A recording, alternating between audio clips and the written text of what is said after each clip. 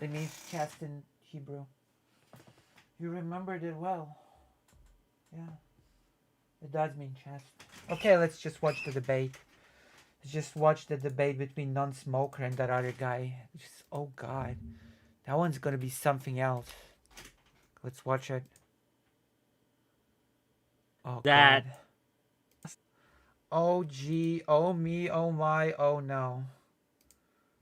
A non-smoker debate. That one's gonna be epic and awesome. I'm sure. I'm sure I'm gonna be amazed. Blah blah blah blah blah blah blah blah blah blah blah blah. Okay. Okay. Bloop. I never ate that fish. Deactivate. Is there a reason why they're being so quiet? Yo. Howdy. Hello. Smoker, how's it going? Hello, non-smoker. Hello. What's up? How's it going? It's been a day, but we're get it through it. We're gonna get through God, it. I don't know. Hey, he's got taquitos, okay? So got he's taquitos. definitely. I don't know. Yeah, We'll see who has the worst take here. I'm betting this guy, but I don't like to eat on stream I would be still polite to Sansol, but never normally, but mind. I said my piece on non-smoke. time Making made an it so exception for that us. it's either this or wait till after to eat, and I don't think I can handle both of you talking about the Holodomor without something in my stomach. So Or are they just gonna I agree? see. Are those 7-Eleven taquitos? no, they're a Walmart brand, and I just put them in the microwave. So all good. You're a high-class guy, Wick. It's cheap and it's easy. Wow. That's a joke that's very easy for me to make. So I'm just gonna not make it. I'm just gonna skip it. That's all I need, buddy. All I need. Can you get to it? Okay. Hello, Emily S. So first of all, First of thank all, you both for agreeing to come on. Sansol was the one that reached out to me to moderate this, and I appreciate that. So I'm very grateful for you being here. To my audience, we are going to be debating. How many people watch this actually? 714 views. That's not a lot. How many subscribers does Wick have? 5.85. So bigger than me. 5 times, basically. I didn't know that people needed this thing called food to survive. What even is this thing called food? Non-smoker blaming America for the Holodomor was not on my... Okay, that's gonna be a debate. Oh god. Oh no.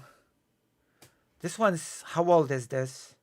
7 months ago? It's not even that old. It's from 7 months ago. It's not even that old. Hold on, what? I'm gonna count on my fingers.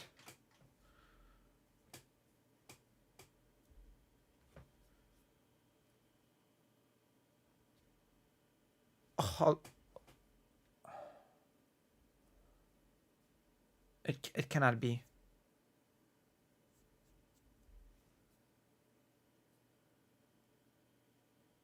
Holy. Wow. Wow.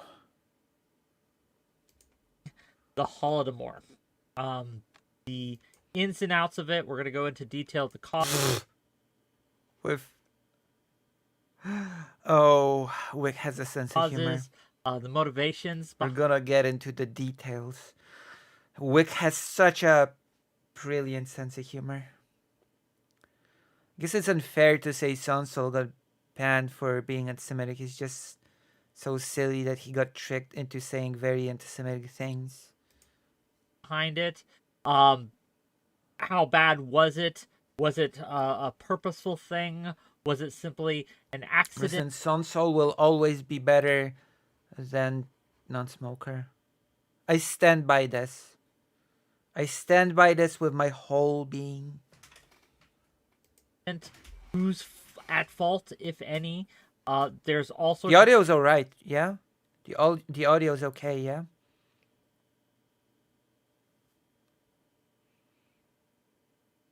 angles to tackle this from, but we're going to let our debaters here lead.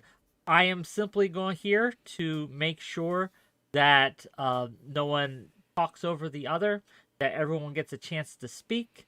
If I can't understand what you're saying, I will ask for clarification, because if I can't understand what you're saying, likely my audience does not either.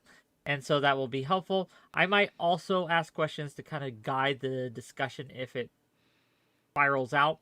But we'll do this until you No, I guys mean the video, not me. are done. So an hour, 2 hours, we'll see how it goes. But I assume the entire audience here is familiar with non-smoker, right? I assume the entire audience here understands why I'm not the biggest fan of this person here. we might, if you both. Well, he's very anti-Ukraine. Let me just put it that way. And he has insulted a friend in a very hurtful way. Are willing, have audience questions after, so the audience Yeah. members will call in and can either ask either of you questions. But we'll see how it goes. Are there any questions from either of you before we begin? Not on my end. Nope. Okay. With that, we're gonna let console open first. What do you think? So, when speaking about genocide, Yeah. intentionality is often the most important thing to prove or to create. Well, not often. In the legal UN definition of genocide, it is the thing always to establish intent. So it's not often, it's always the thing you need to establish, you need to prove. If we are going by the UN definition, then you always have to establish the intent, not just sometimes or often.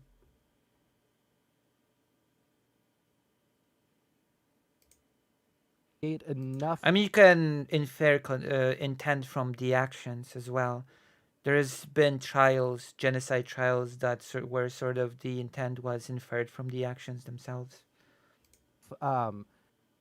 Enough of a case to prove beyond a shadow of a doubt that there was some sort of intentionality behind the killing of a group. Not only does there have to be intentionality, but it has to be a specific kind of group. So nationality, ethnic groups, religions, Keep race. in mind, again, that the definition has been narrowed down because the USSR did not like certain groups to be included in the UN definition.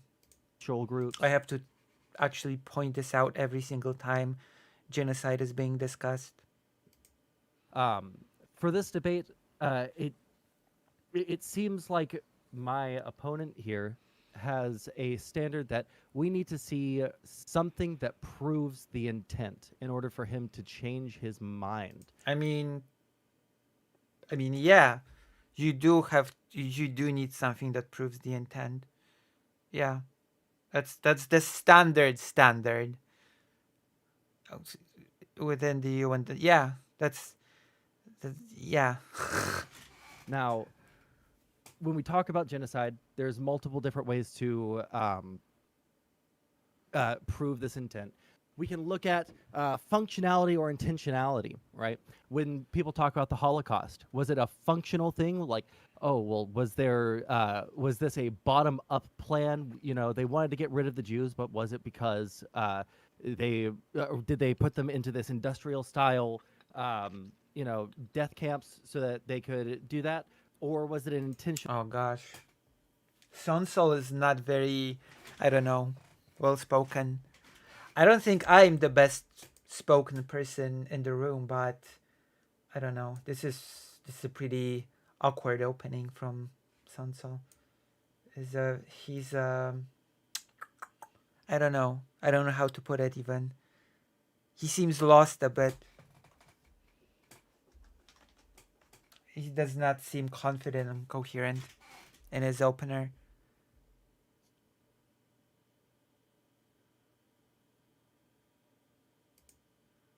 Thing from the very beginning. It was the grand plan from the very beginning. This is a legitimate debate, but nobody questions whether or not it was a genocide, right? There was intentionality to kill a specific group of people.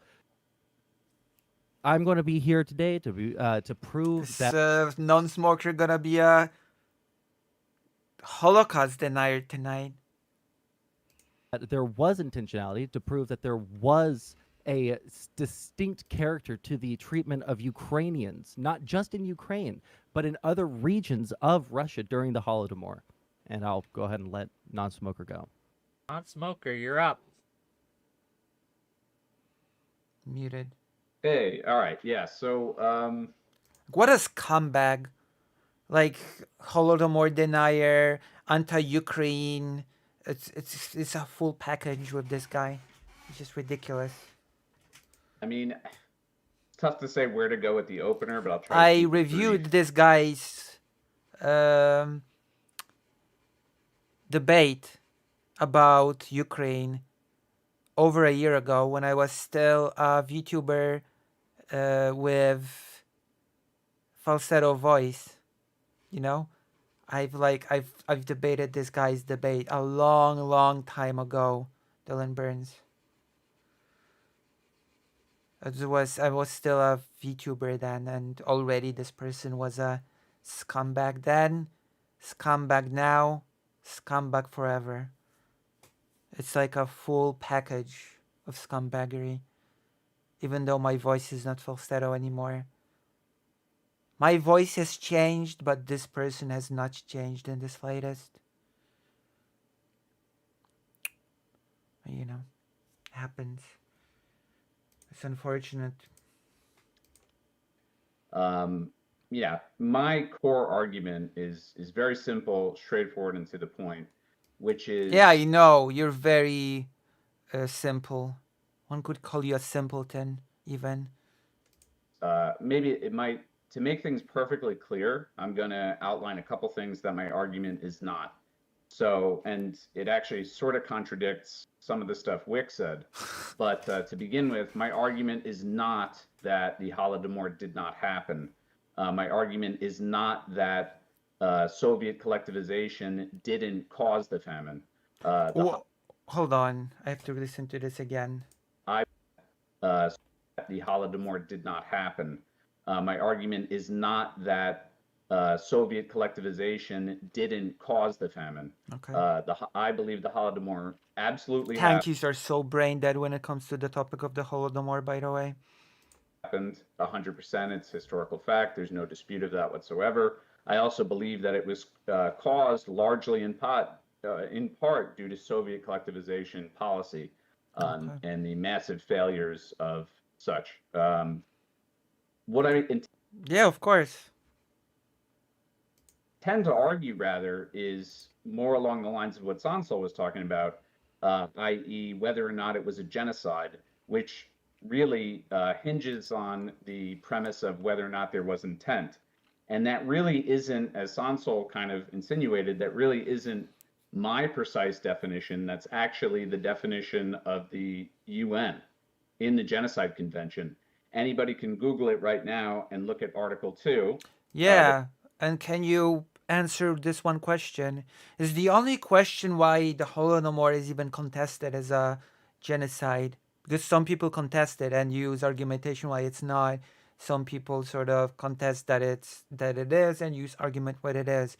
But the very reason why it's even contested is exactly because the Soviet Union insisted that the social group be crossed out of the definition and political group to be crossed out of the definition.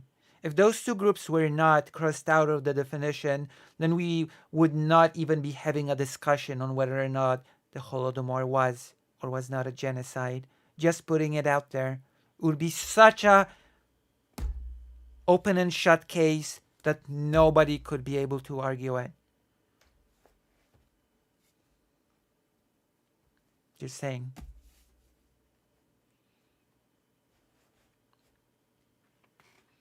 Just saying.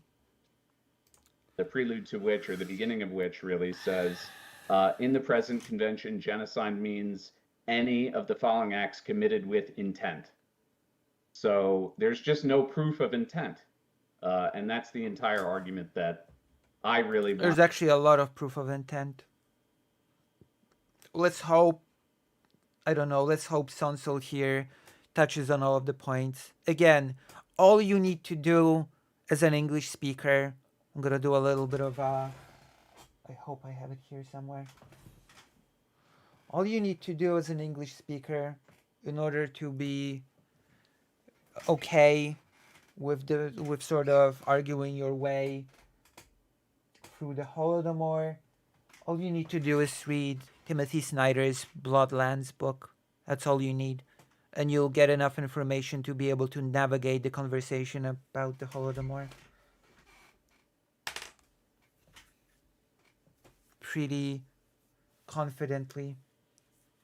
The Tankies actually hate Timothy Snyder, by the way.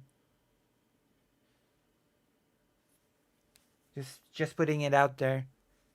Tankies hate. Bad Empanada hates Timothy Snyder. Want to make, but in a bigger way, and I'll make this really quick. I think that even though we are arguing about the Holodomor and whether or not it was a genocide, for me, this topic really stretches into a lot of the discourse about tankies, MLs, communism, and all that stuff. Okay. He did a whole lecture. Who? Timothy Snyder? About the Holodomor? My name is Abby Kratz. I'm very happy to be able to be here to welcome you. Oh, about the Bloodlands, yeah. Yeah, it's a good book. I'm still reading it, but it's a very good book. Yeah, it might be worth watching, yeah. We might watch this on stream. It is a history stream, after all. It's a history channel. Although I don't think it'll get us a lot of butts in the seats, but it's worth watching. Online in general. So I'd be interested in having that discussion as well, but wherever we go, I'm pretty open to whatever. Whatever. That, I guess we'll start off with a response from Console. But yes, if this tends to go beyond the scope of the Holodomor and into general imperialism, talking about socialism, communism, capitalism, etc., that's fine. But for at least the beginning of this, let's stay on the Holodomor. Is that okay? What's wrong with your audio, Wick? Fix it. Everyone? Cool. Okay. Console, what you got? Yeah, so I have this annoying sound that it pick, pick, pick. We're here. I'm going to just go ahead and quote one quick paragraph from it, if you don't mind. Come on. According to documented correspondence between Stalin and his closest circle in the summer of 1932. Wait, hold on. What is he quoting? Quick paragraph. I'm going to just go ahead and. Yeah, so I have a paper here. A paper. Okay. I'm going to just go ahead and quote one. Wonder whose paper is it? Quick paragraph from it, if you don't mind. According to documented correspondence between Stalin and his closest circle in the summer of 1932, Stalin stated that a massive Ukrainian resistance front had been formed from ordinary Ukrainian peasants. In particular, he affirmed that they had refused to deliver agricultural goods to the state, which were required to supply food for Soviet cities and export. By the way, I'm just gonna say that it was a part of a broader Stalinist thought that the peasant question was fundamentally a national question. That the peasants were sort of representatives of the national question. Let us emphasize that the issue of the Ukrainian peasants... Which means that by targeting peasants, he targeted the Ukrainian nation, because to Stalin, the peasant question was the national question. And I have quotes to sort of demonstrate this if need be. if somebody needs me to read Stalin's own quotes about this. Peasantry was highly crucial for Stalin since the peasantry was the driving force behind the nationalist movement. Therefore, destroying the Ukrainian peasants meant destroying the most strong nationalist force capable of challenging the Soviet leadership. Stalin had written to his close associate, Lazar Kaganovich, I hope I said that right, that we are at Kaganovich, yeah. risk of losing Ukraine, referring to the fact that Ukrainian leadership is riddled with nationalist and foreign agents. Now, after this, what And Stalin of course, Poland was also heavily implicated into the whole theory. did was to dispatch a whole bunch of groups, including the famous Molotov of the Molotov-Ribbentrop Pact, over to to Ukraine and the North Caucasus. In particular, let me make sure I'm going to say this the correct region here, because there were a bunch of regions that were affected by the Kuban. The Kuban region, which is directly across the Sea of Azov from mainland Ukraine, where Mariupol is. So, when we look at where he sent these agents, where he sent these, Also, there's a pretty interesting quote of Stalin basically saying that starving Ukrainians is acceptable, that taking away grain from Ukrainians is acceptable, but scolded the commissars for doing the same in Georgia, saying this will destabilize this region. It is acceptable in Ukraine, but it's not acceptable here in Georgia. That's a pretty significant quote from Joseph Stalin. people from the NKVD, the secret police of the early Soviet Union. They were all places that had majority or extremely high concentrations of Ukrainian citizens.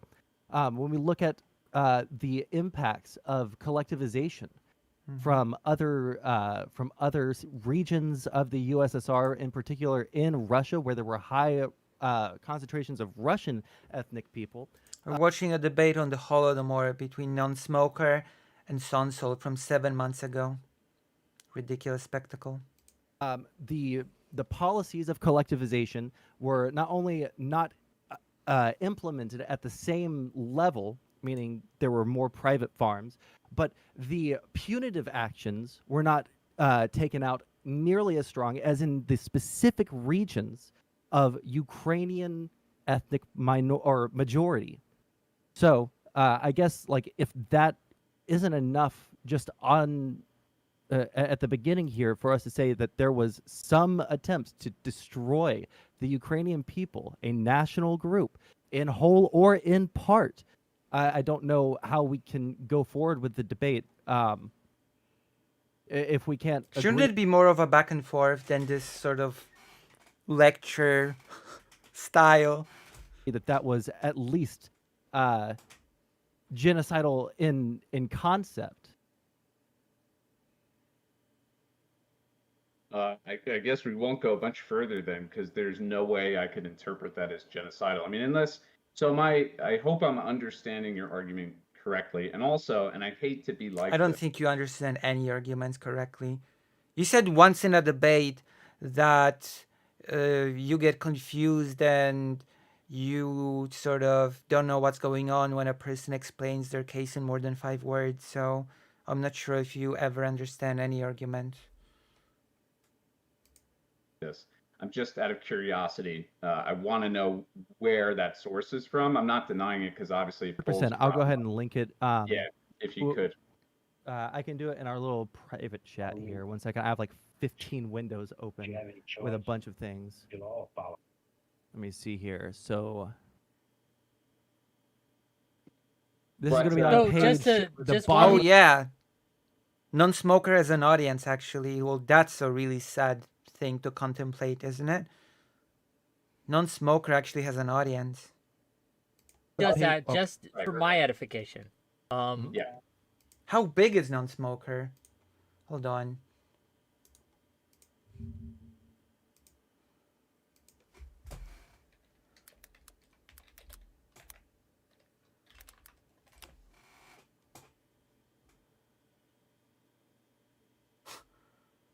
How do I find that guy's channel? How do I actually find this guy's channel?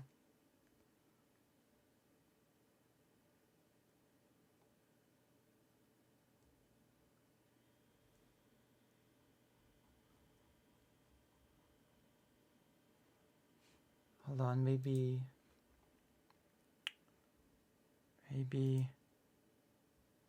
Nope. I have no idea.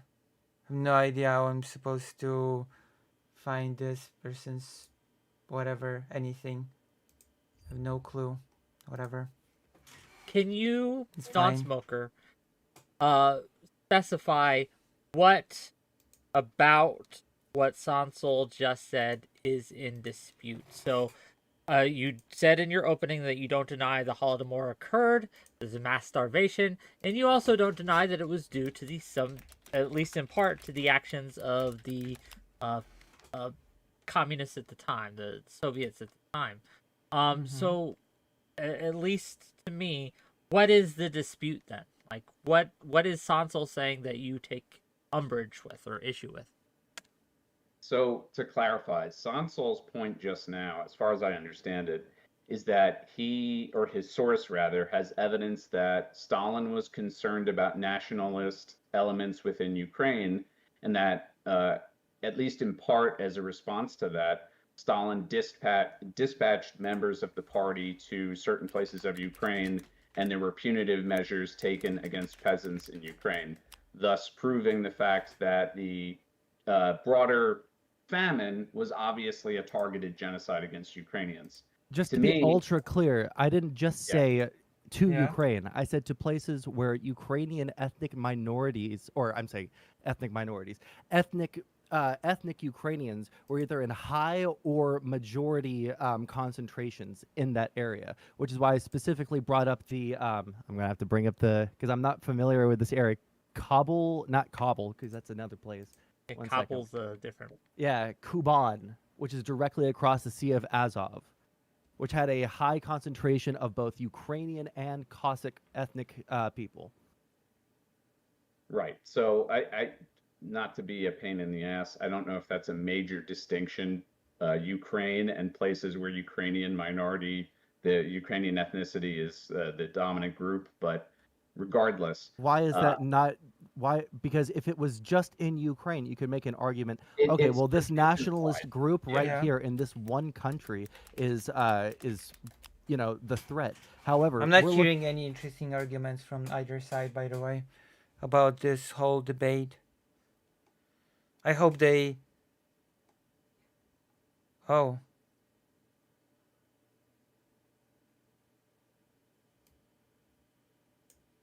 "80 subscribers on YouTube. And Smoker has. How big is he on Twitch? How big is he on Twitch? God, he's such a small creator. I'm a bigger creator than Non-Smoker. How am I a bigger creator than him? How?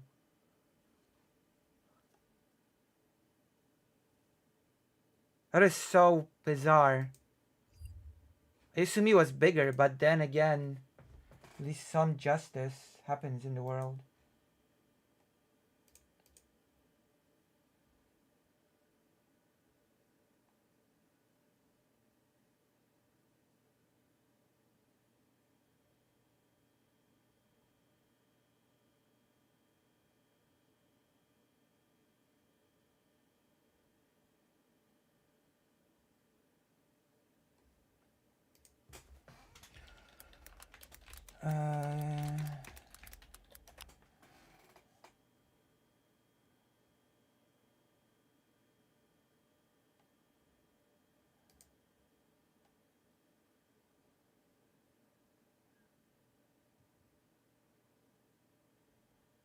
Oh.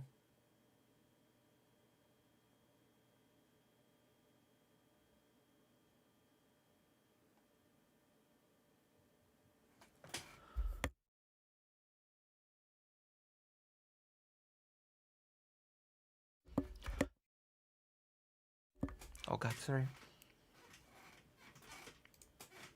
looking at not just the ethnicity within the borders of the Ukrainian SSR. We're looking at the Ukrainian population outside of those borders. How could a nationalist group outside of those borders, which isn't even able to assist, they're across an entire sea, how is that group of people relevant to the same kind of nationalist movement that's brewing? I still can't believe he's such a small creator. He's so loud for such a small creator. Why does he keep being invited to stuff? Why? Why? Oh.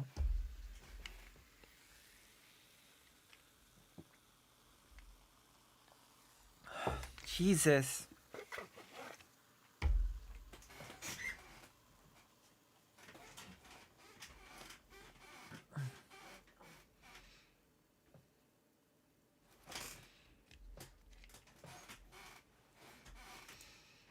Inside of Ukraine proper. Right. I understand the distinction you're making.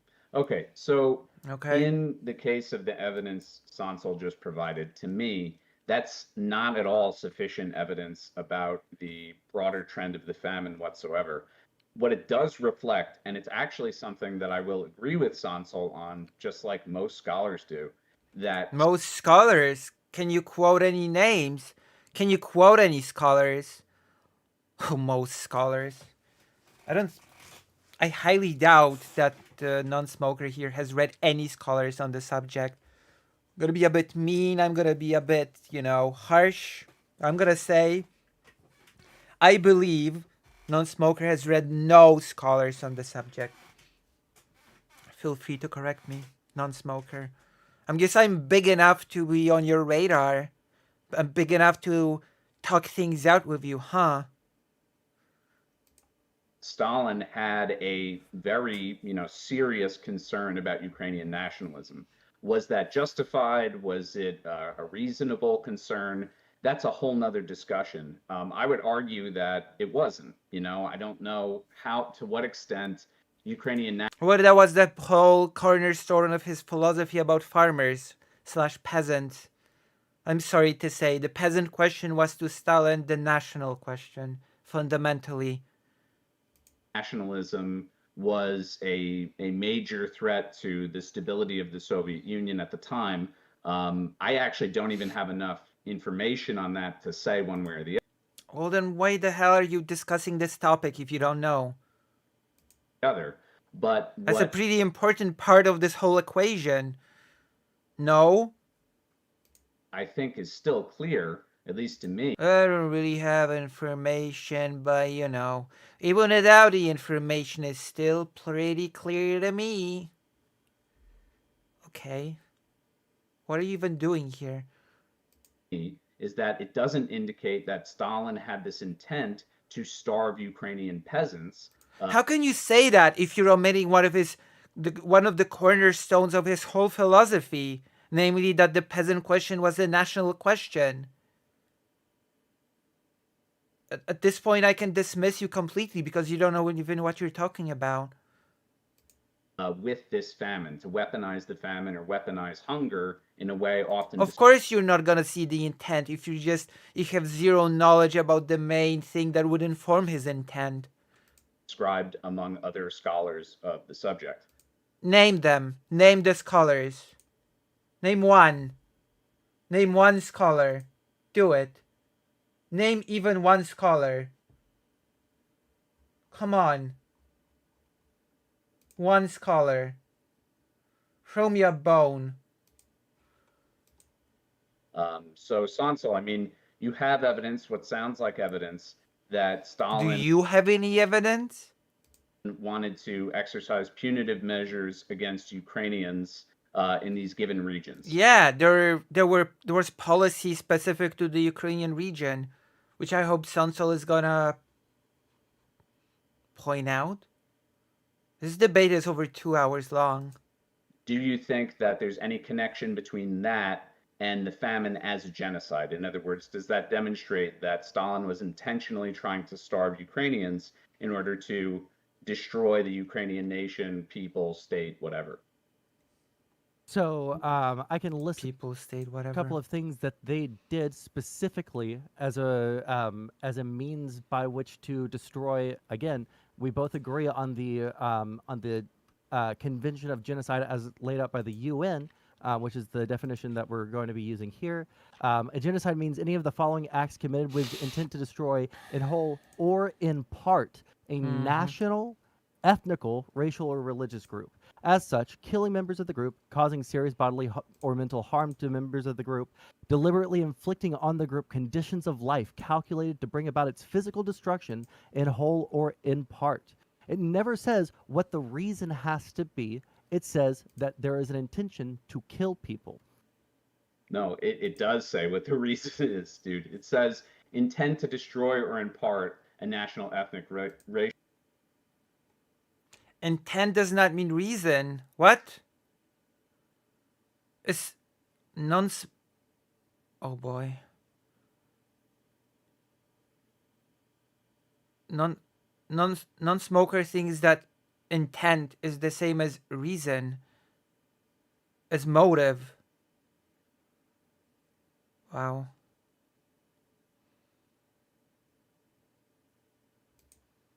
Racial or religious group. That would be the reason. But with The all of the things, reason is just to destroy them? Oh no! What? Are you an idiot? No, that's not the reason. No. Oh God.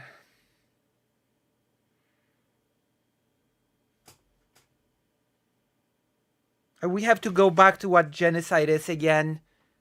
Yeah, the reason, right, for genocide, for most perpetrators, or even all perpetrators, is to enact a better world, right, without the group existing that they want to genocide. Okay? That's the reason. The reason, like, is wanting to achieve that world without the group. Group being the group is not the reason in itself.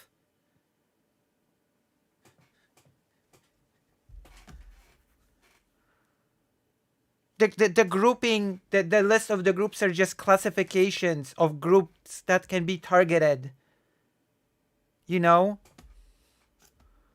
Groups that perpetrators can view as groups that are standing in their way, sort of. For them to enact that better world.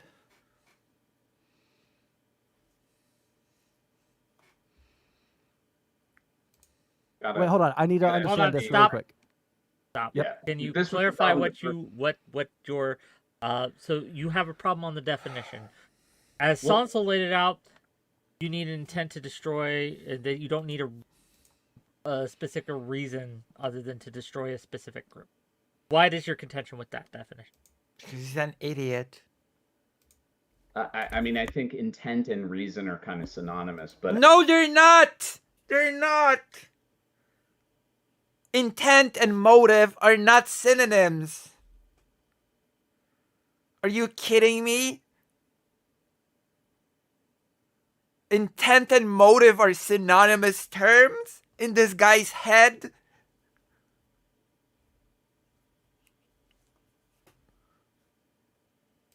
I think the point I was trying to make maybe Like, let's take today's assassination attempt, okay? Let's go. The guy intended to kill the Prime Minister of Slovakia. Oh, what was his motive? Well, motive and intent are kind of synonymous, aren't they? Dude! Come on. Wow.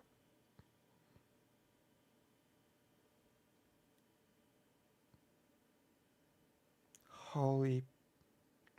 Well, what was the... Oh, wait, let's take this further into non-smoker logic.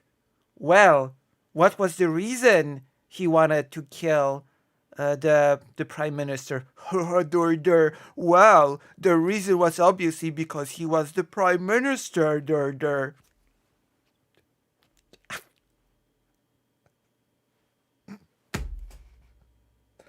Oh my God. Oh boy.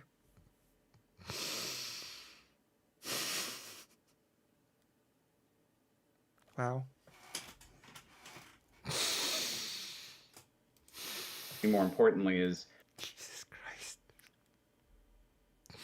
when you go through Article 2, all the points, all the bullet points, A, B, C, D, and E, none of those are covered. None of those cover what Sansol's source described as actions taken by Stalin against Ukraine. You interrupted me before I even got to list off the 4 or 5 things that are listed. Sorry, go ahead. All right. But also the idea that Let's start with intention. one. Yeah, the idea that intent and motive are synonyms is just.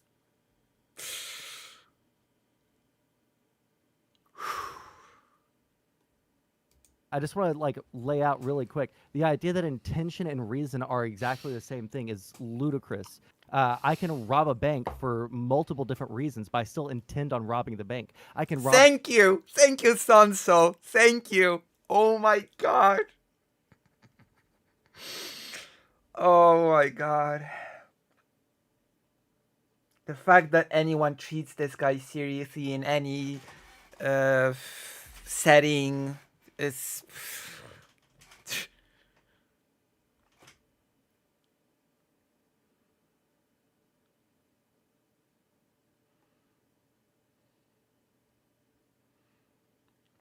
That's the thing about being ESL person. Those Anglo-Saxon Americanites are barely able to speak their own language and have no idea what the words they smugly utter mean. Oh my god. The bank because I have a sick mother who has cancer and I want to make sure that I have enough money to get her medications and all that stuff, or I could rob it because I'm a greedy bastard, but that doesn't. Listen, I had zero respect for non-smoker because he was an awful person. Now I have even less than zero respect for a non-smoker because he's an idiot. That I intended to rob a bank. But go on. Just clear their balance. What do you mean? Yeah, there are 2 reasons that I just laid out, but both of them intend on robbing a bank. So intent and reason are 2 different things. Yeah, intent and motive are different things. Intent. I intend to rob a bank. What is your motive? My motive is that, I don't know, I played GTA a lot and I decided to be a bank robber because video games affected me in real life or something. Intention for robbing the bank would be the reasons you're giving.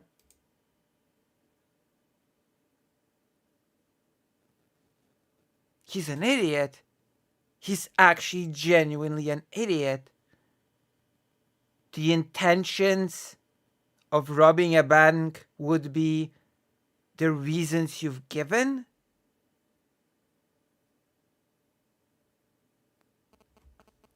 Well, that explains his Ukraine takes.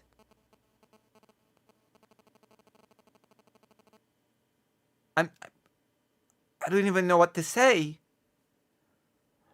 I'm starting to rethink all those debates that he has had in the past.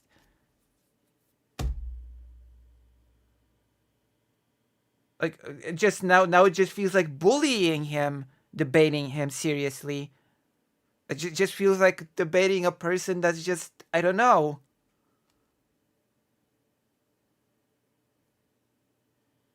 Is he being serious? Like in the debates in the past that I know he was being stupid in the debates in the past, but not to this level. Not quite to this level. I thought he was just being, I don't know, dishonest or something. But no, it's just... Wow. Okay, I did not see this coming from this debate. Intention, the way they're using it in the definition, is synonymous with reason. No, it's not. That makes no sense at all. The way the word intent is used, okay, in the UN definition is they intend to destroy the group in whole or in part. Okay? It means they want to do it. They have a plan to do it. And they will do it. Okay? It doesn't need to be super planned. It can be emergent. But they have the will to do it. That is basically what it means. Okay? Intent. Okay? There's no reason attached to the word intent. Reasoning, you discuss separately. Motive. That's why you have two separate words. Intent and motive. It's not rocket science. It's not complicated. It's not some linguistic higher level. And you need to be a student or a professor of languages to understand, to grasp. It's very simple. Saying you need to have I can see that Sonso is going to be struggling in this one because, oh boy. Oh boy. Oh boy. intent to do X. Your reasoning for, in the case of the genocide, is you have this intention or reason. Your reason for doing it is the destruction of a national, ethnical, racial, religious.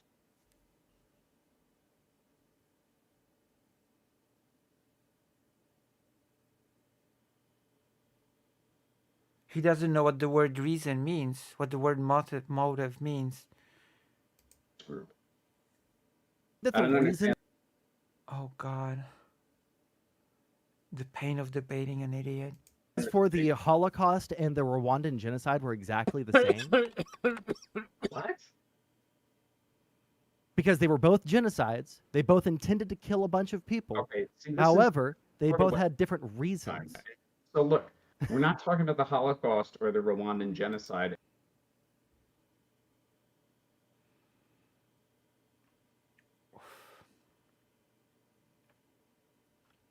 And how But they're we're different. talking about Yeah, genocide, stop, so one at a these are time. relevant.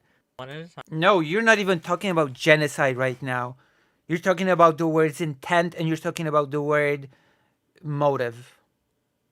You're not even discussing genocide right now. You're just discussing basic words. One at a time. Go ahead. Would it be helpful if I simply read out the definition of reason and read out the definition of intent? Is that something that'd be helpful to you? No, because this is matters that much, but if you the reason it doesn't matter to you, but you Oh God. continue to fight on it is because this is your only way of like fighting back against the idea that there really was an not. intentional You got idea. into the meat of the argument. I just feel like you're saying, you just said that the Genocide Convention mentions that you need to have intent, but it doesn't say that you need to have reason. And Can you so to find me, I me, don't like I mean, there is a reason. The reason is wanting to have a world without the group. But that's different from intent itself. Okay? It's, oh God. I'm flabbergasted. like understand anywhere in the that process Convention means. on Genocide, what reasons are legitimate causes for calling something a genocide, or Okay, is it only I talk mean, about the intent to destroy dude, these groups? this is like a stupid thing to get stuck on. I'm fine moving past it. But Okay. just to clarify my last position, when Sure we're hope saying so. reasons, like when you mean reason as in why would you go and do something, right? I assume that's what Yes! That is what that means! Yes! Yes! you mean by reason. And Like why you do a thing you do? the motivation, right? So Article Yes, the motive. Yes. Correct. 2 mentions for something to fall under the category of genocide, the perpetrator, supposed accused perpetrator, needs to have demonstrated that they had the intent. Yes! Intent, which is not the synonym of the word motive.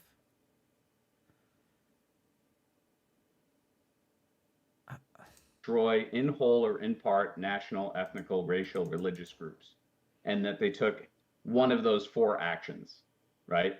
So that would be the reason, I would think. You would think wrong. You would think wrong.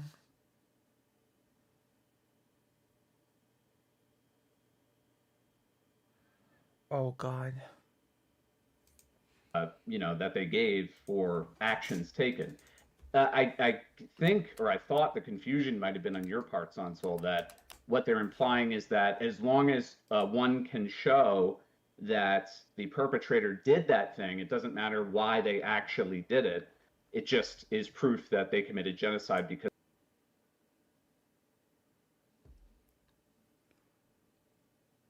Oh my God. No. As long as you can demonstrate that they wanted to destroy the group, they had the intent, the intention was to destroy the group, that's genocide in whole and part. Right? And why they intended to do that is a separate question, the motive. This is because they did the act, when that's not at all what the convention is saying. The convention is saying that you need to have demonstrated intent. This is, So you know what? again, I've read this I don't. before, and I know I'm the Yeah. moderator here, but just for clarity's sake, I need to know if I'm like crazy, Wick. So okay, please. you are crazy, but not for this reason. Okay. So when it's speaking, at least in legalistic terms, of intent, did you mean to do it or did you do it on accident? It's the difference between manslaughter and murder. Manslaughter, you don't intend to kill someone, but you do so anyway based on your action. When it talks about this in the accord, what it's saying is this can't be the result of an accident. It couldn't be like, okay, we just mishandled the policies and it accidentally happened. that still says nothing of the motive, you idiot. Why are you gesturing like this?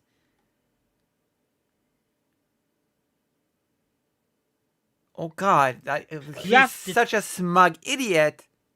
Demonstrate that they, by whatever actions they took, they intended to destroy, kill, etc. That is what it's talking about. Right. That's exactly. But it says nothing of the motive. Exactly what I'm trying to say. Maybe we're just getting confused, but okay, continue. Oh yeah, your native language is very, difficult for you. Yeah, sure.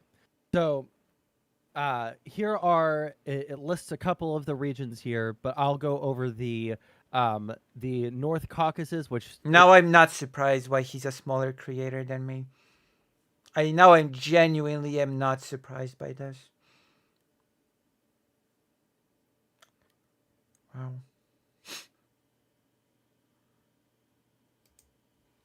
Is where Kuban is. So pathetic. And the Ukrainian SSRs, right?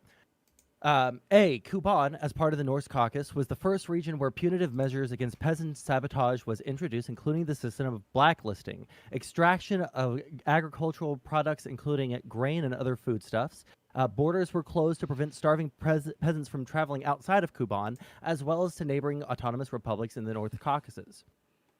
In the Ukrainian SSR, all available grain funds, including seed reserves, were confiscated from collective farms that did not meet their grain quotas. Fines in kind, in many cases, confiscation of all foodstuffs were widely implemented.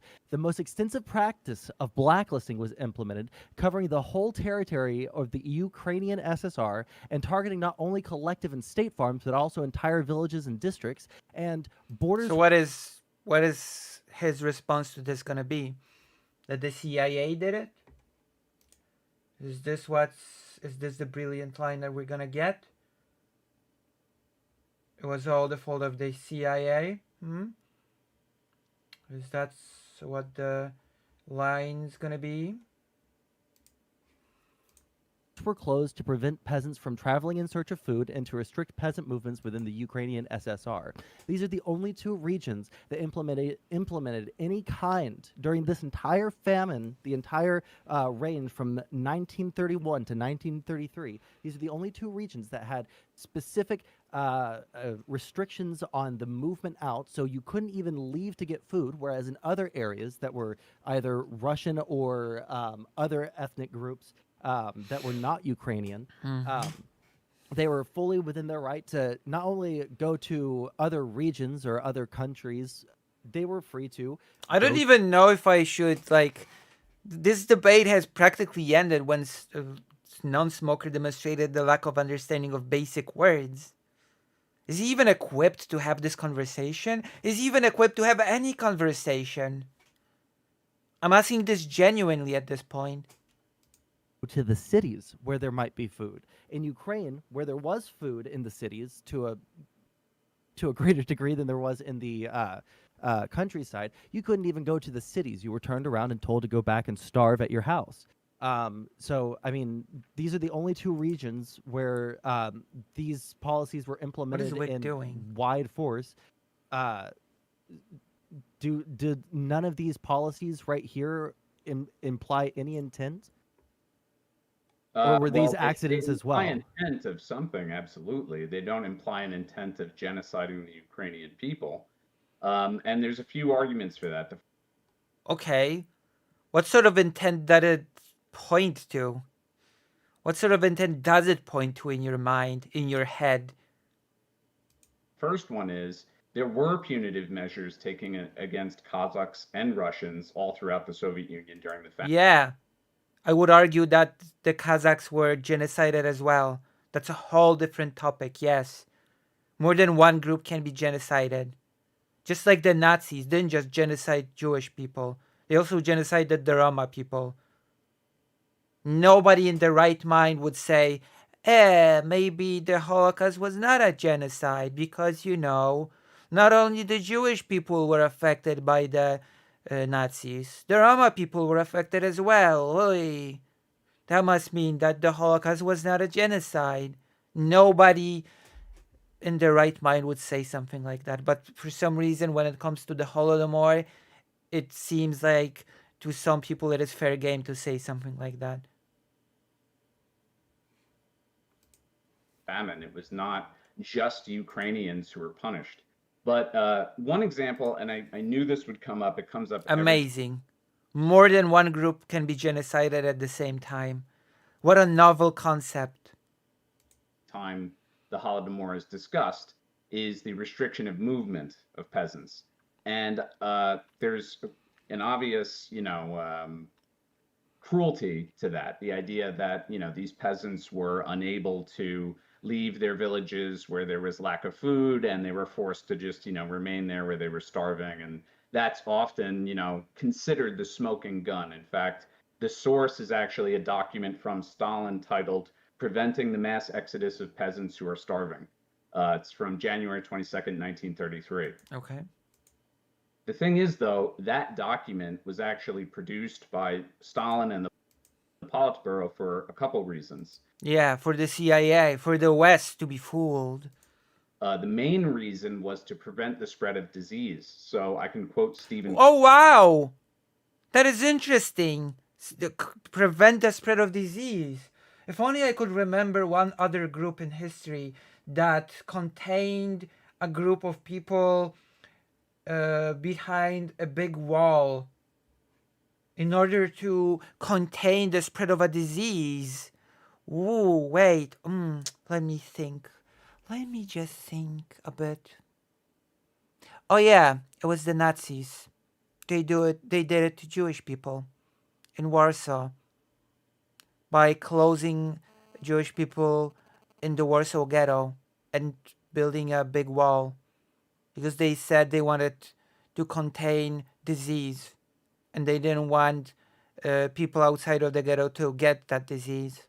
How interesting. Maybe the Nazis didn't genocide Jewish people after all. Maybe they just wanted to contain disease. Is that what non-smoker would argue? Completely seriously. that the Nazis actually just wanted to contain disease when they built the Warsaw Ghetto Wall. Well, they didn't build it. They didn't build it. They forced Jewish people to do it and finance it. Kotkin, who wrote the book Stalin Waiting for Hitler, the decree, in any case, was consumed with forming local detachments to enforce a draconian decree on January 22nd, 1933, ordering interdiction of peasant flight from grain-growing regions and blaming local authorities. Stalin waiting for... Hold on. Detachments to enforce decree, in any case, was consumed with the book Stalin to prevent the spread of disease. So I can quote Stephen Kotkin, who wrote the book Stalin Waiting for Hitler. Stalin waiting for Hitler. The Holodomor policy was part of Stalin waiting for Hitler. I wonder where the purge of the Red Army fits into Stalin waiting for Hitler. I wonder where that fits in. Killing the generals, the officers, hampering the modernization of the army, basically crippling the Red Army. I wonder where that fits into the whole Stalin waiting for Hitler. That is an interesting question to contemplate, isn't it? The decree, in any case, was consumed with forming local detachments to enforce a draconian decree on January 22nd, 1933, ordering interdiction of peasant flight from grain-growing regions and blaming local authorities for allowing an exodus, which helped spread epidemics and became a weapon for discrediting regime policies. So in the case of that particular policy, there was actually a practical reason for it. But what's interesting is that... Oh, wow. All you have to do is give an official reason, and suddenly the official reason is true. So in non-smokers' mind, actually, the Nazis did just want to contain disease when they built the ghetto wall. Good to know. Because that was the official reason. That was the practical reason, quote unquote. How interesting. And interestingly enough, Jewish people were also starved within the ghetto. But that's okay. It was just there was a practical reason for it. Interestingly enough, identical to the one presented here.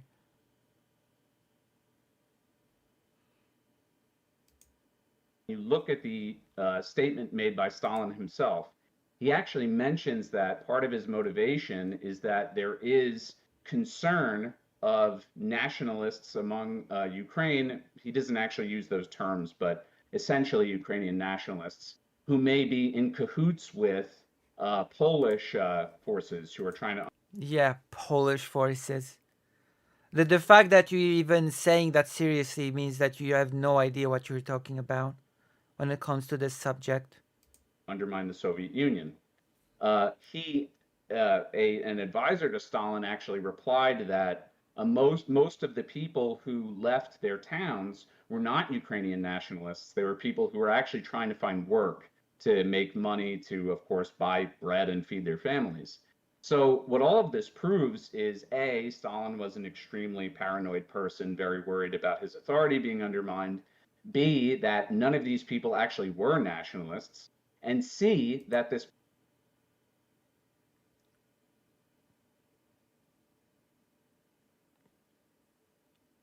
I don't even know what to respond to this. They were not actually nationalists, therefore it could not have been genocide.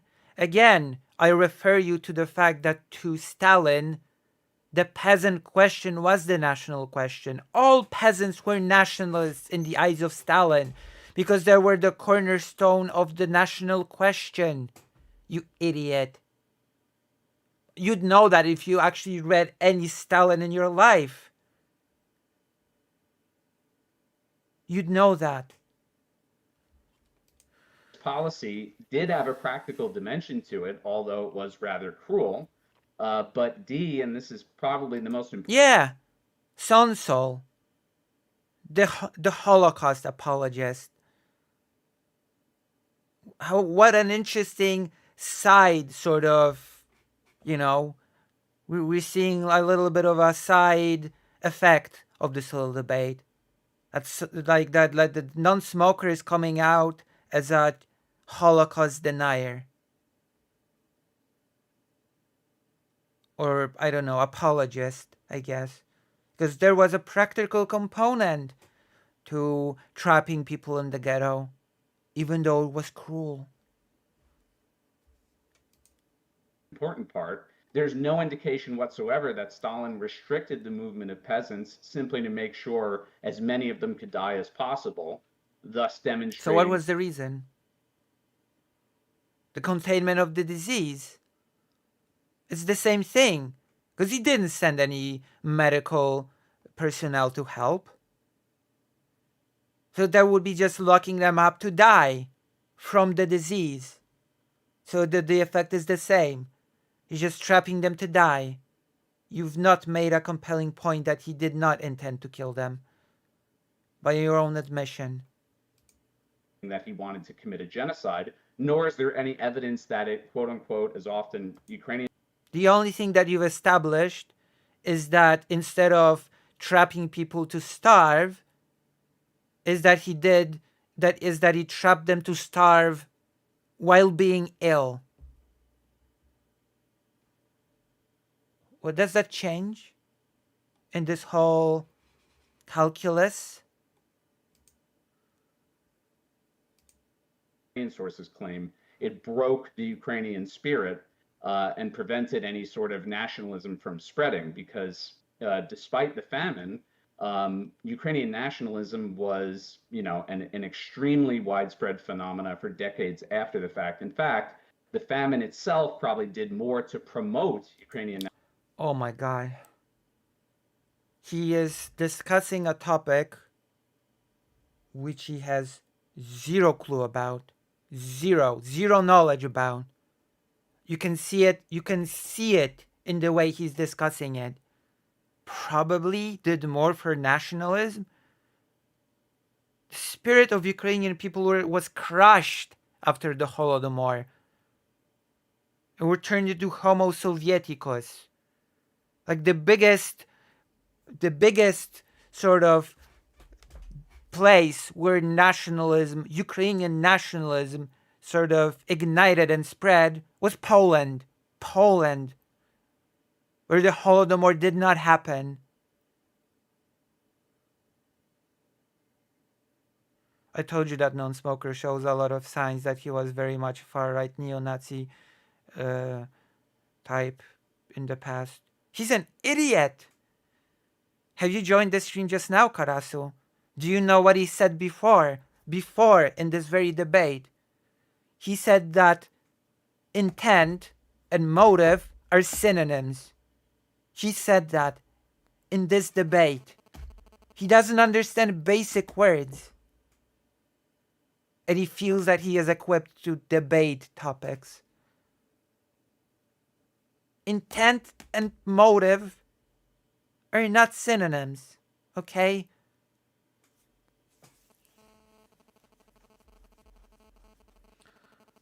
Oh, man. And no, Ukrainian spirit was actually crushed, basically, by the Holodomor. Which is why the biggest sort of nationalist groups, organizations were formed in Poland. OWN did not form in post-Holodomor Ukraine. UPA did not form in the post-Holodomor Ukraine. Or did non-smoker here forget that Western Ukraine existed and that it was part of Poland?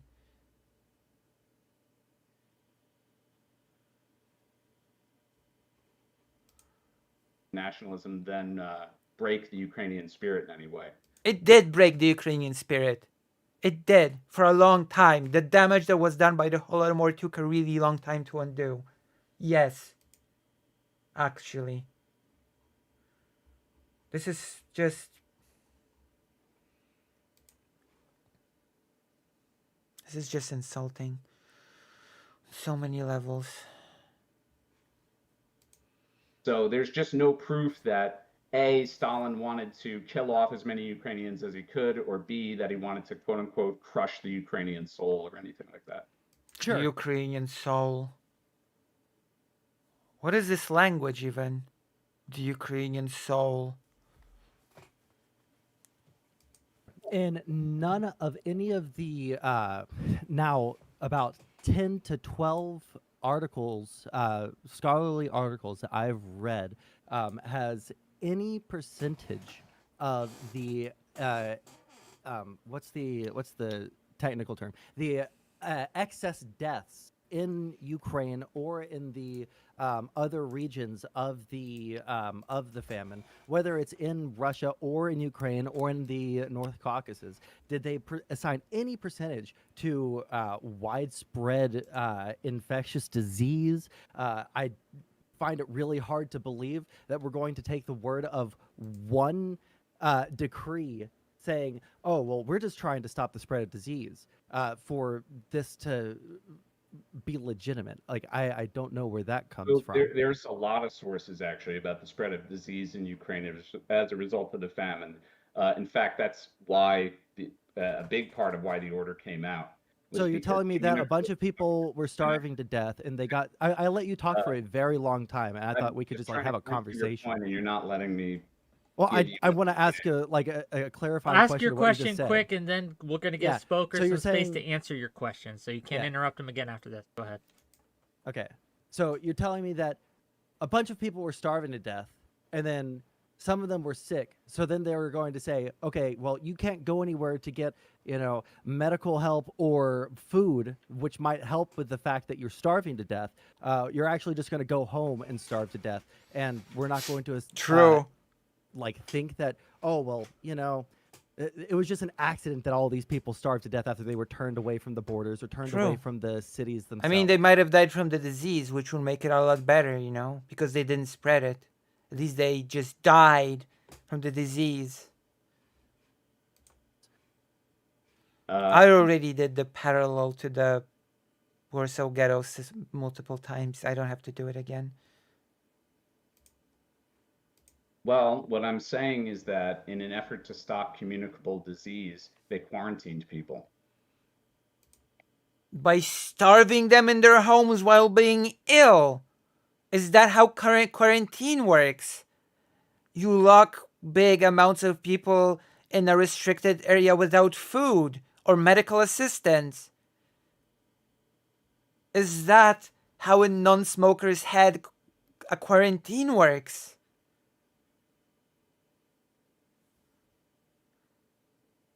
Because if you do that sort of quarantine, I would say that it's a quarantine with the intent to kill. Okay?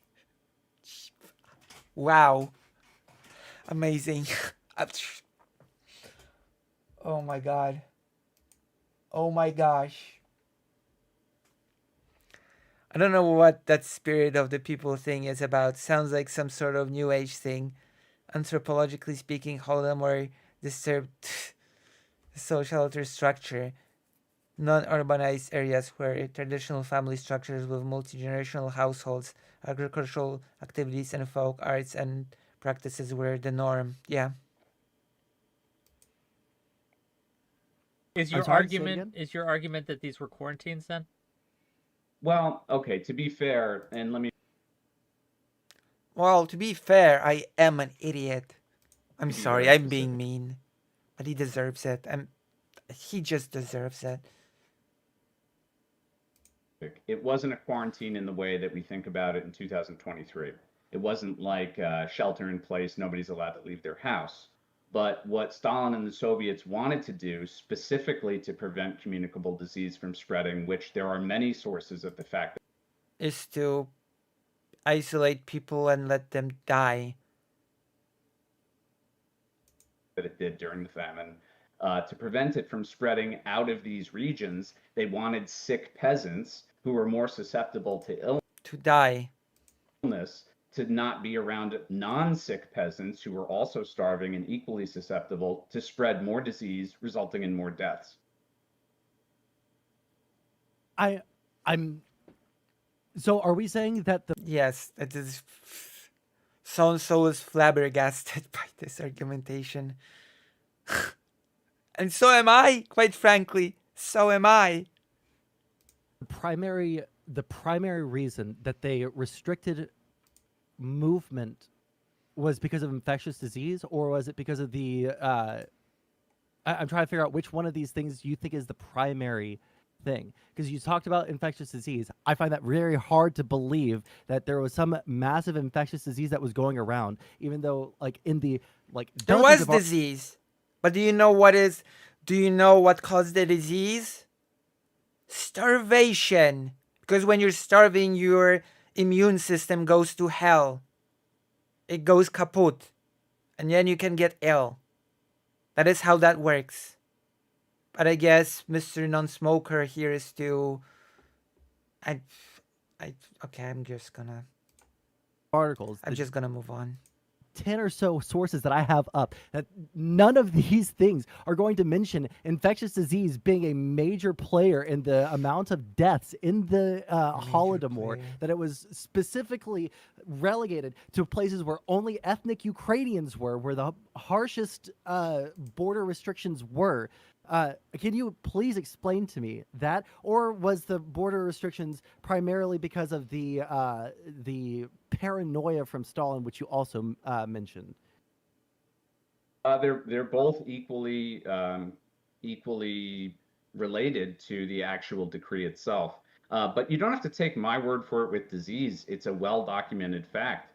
Stephen Kotkin wrote an entire book. Okay. I have a quick question. Was it infectious disease, or was this disease as a result of people's immune systems being compromised by the simple fact that they had not eaten in 6 months? The two are not mutually exclusive. You can be more susceptible to infectious or communicable disease as a result of starvation. Think that the Russians might have thought, well, you know, we have all these people that are starving to death. They have a bunch of infectious disease now because their immune systems are completely compromised as a result of them, you know, not having any food as a result of us taking all of their food. Maybe the fact that we're taking all of their food away is killing them, and therefore we should do, you know, maybe something else besides keeping them all in their cities and quarantining them, or maybe we should do something else. Yeah, I think there's something else they should have done would have been provide aid, which, although they didn't provide sufficient aid... Wait, Non-Smoker can read? I highly doubt it. They did provide aid. There's evidence that they provided aid in the first half of 1932, and they stopped providing aid until the second half of 1933. Do you have a source for that they didn't provide any aid in 1933? I can show you sources that show that there were the overwhelming majority of the landmass of Ukraine was completely. Hold on, I'm yes, because the all. What? Okay, so non-smoker here is making an argument with a straight face that there was some unspecified lethal, I assume, infectious disease, right? During the famine, people were isolated not to spread it, but Stalin actually provided aid and kept providing aid with food, I assume, to the people of Soviet Ukraine throughout 1932 and 1933. So I guess the reason why why millions died was what? Due to that lethal disease? What is he even saying here? All these towns, all these regions, all these districts were on the blackboards or the blacklist, which means that they were not eligible for any amount of aid, any amount of resources, or any amount of trade with the broader USSR. That's true. And certainly not with anyone from outside of the borders of the USSR. If you don't know about that, then you have no business talking about this topic at all. And if you can only cite one book, then I'm sorry as well. You have no business discussing this topic. If the only thing you can do is, oh, I read a book on this subject once. Yeah, there is. I mean, I need to know a source on that because I'm super confident that there's zero proof whatsoever that the Soviet Union provided no aid to Ukraine. Prove it! Prove it! This is not a negative statement. Prove it. Demonstrate that aid was provided to Soviet Ukraine in 1933. This is not a negative. You should be able to provide evidence, receipts for aid provided for Soviet Ukraine. Instead, I have here somewhere in this book of sources a document explicitly describing an org wanting to form to help in Soviet Ukraine and it being forbidden from doing so. So what are we even talking about? In the second half of 1932 or 1933. In fact, all evidence is to the contrary. And provide it. Provide this evidence. It's so easy to say all evidence is to the contrary. Provide it. Show us. Not only did they provide aid, this is once again Kotkin talking about the... Kotkin. Can you provide any primary source? Reduction of quotas. In September 1932, back from his 3-month holiday, Stalin quietly softened his August 7th law. No death penalty for theft of tiny amounts of grain. No death penalty. How generous. No death penalty anymore.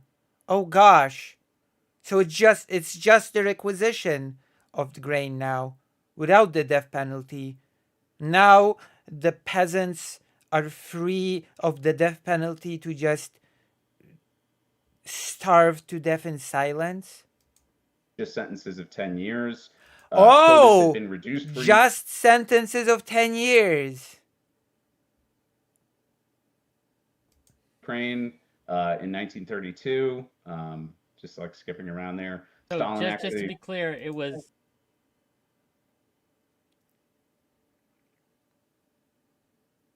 If you took any amount of food, small amount of food, to feed yourself when you're starving, you don't get killed anymore.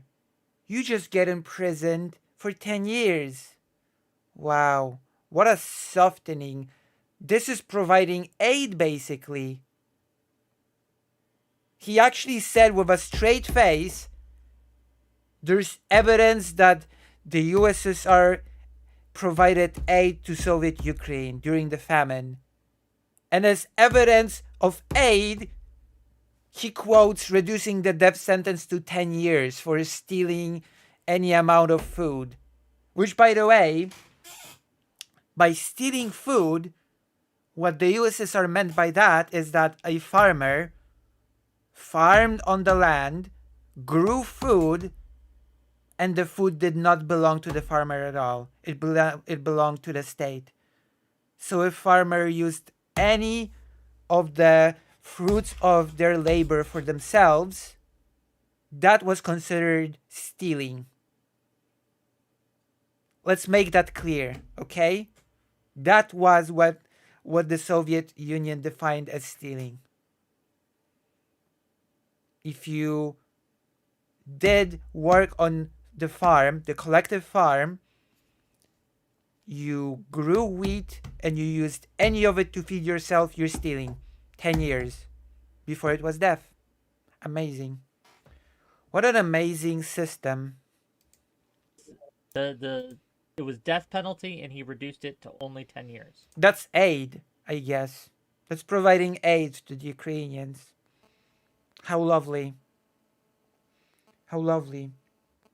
I love such aid. It's the best type of aid in the universe. Yes. Okay. Which, again... It is such evidence of the fact that Stalin had the Ukrainian people in his heart and he simply wanted to provide aid. Look. Sonso looks so perplexed as to what's even going on. it puts me in a weird position. It does. It does make you. It does put you in a weird position to be saying such blatantly stupid things. To be putting forward such, at best, apologia for crimes against humanity, at worst, genocide apologia, depending on, as a scholar, if you are agreeing that the Holodomor was a genocide or not. This is ridiculous. Because I don't agree with the way that Stalin handled the famine whatsoever. I thought, yeah, I think it's an obvious sign of an extremely callous and in many ways, inhumane way of dealing with an obvious crisis. But in no way does it indicate that Stalin wanted as many people to die as possible.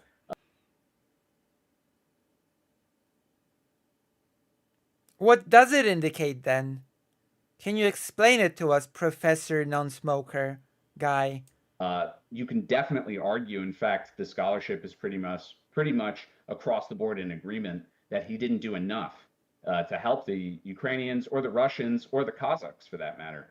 But the scholarship also agrees that there were attempts made. What scholarship? You only quoted one guy and one book. That's your scholarship? To reduce the effects of the famine. There was, emergency grain provided to people. Quotas were lowered. Party officials were fired. Well, you've not demonstrated that emergency grain was given to people. Also, which people? Which people was the emergency grain given to? Fired. Sentences were reduced. In fact, this limiting of peasants' movements, even though it looks bad, and I understand a lot of the argument against that, it actually was an attempt to reduce the severity of the impact of disease on the people who were starving across. Again, Warsaw Ghetto. Eerily similar argumentation. Ukraine. So, I mean, all of this is a sign that Stalin didn't want the famine to be as bad as it was, while also not wanting to acknowledge his own failures and the failures of the party. Okay. Do you know what the blacklists were during the Holodomor? Yes. Okay. So we both agreed that For my audience, can one of you explain it? Yeah, I was just about to. I was going to say, Sansa, why don't you? Yeah. The blacklists were it could be either a town, a district, or a region could be blacklisted as a result of not meeting grain quotas, for not paying the meat tax, which was if you didn't. The meat tax was introduced, also as a result of Ukraine not being able to meet the quotas. Like, if they didn't have that, the simplified version of explaining the meat tax was if they didn't have the grain, their livestock was taken away. That's the easiest explanation of what it actually was. Your grain quota, then you had to pay the difference in all of your livestock. So if you didn't produce these things, then you would go onto the blacklist. That means that you are essentially cut off from engaging in. And in fact, if you didn't meet the quota, then you'd have to give even more grain, because the penalty for not meeting the quota would be that even more was expected from you next time. Economy in the entire world, including the economy of your own socialist, socialist Soviet Union. And Ukraine is the breadbasket of Europe. This is ridiculous. So this includes any amount of supplies down to matches, so that they could matches and kerosene, so that they could cook their food. So even if they were able to get food, they wouldn't be able to cook it because they didn't have the supplies available to make a fire. So do we even have to go into the cannibalism that happened in Soviet Ukraine during this famine? Is that even going to be discussed? Yes, there was cannibalism. Yes, if there was any aid at all, any region that was blacklisted would not be eligible for any of the aid. Okay. That's the definition of blacklist, sure. Can you, do you know where the origin of the blacklists come from? Like who was responsible for, uh, implementing that policy? What relevance does that have to the fact that they did this and you said that everyone was getting all of this aid but still starving to death when there were Because entire the regions, burden, including almost the entirety of yeah. Ukraine, on the blacklist? The reason it matters is because your overall argument, at least as far as I know, is that there is evidence of a Soviet policy or various Soviet policies which are Several designed. policies. You could just crack open the Bloodlands book of Timothy Snyder. He actually describes them in detail. Designed to purposely make sure Ukrainians suffered the brunt of the starvation and death and misery, and I'd say so, that yeah. this piece of evidence, the blacklist in particular, is one It's of your part of it. smoking guns that Stalin and the party It's part of it, yeah. wanted to purposely make sure that Ukrainians in particular suffered more than other groups. Is that correct?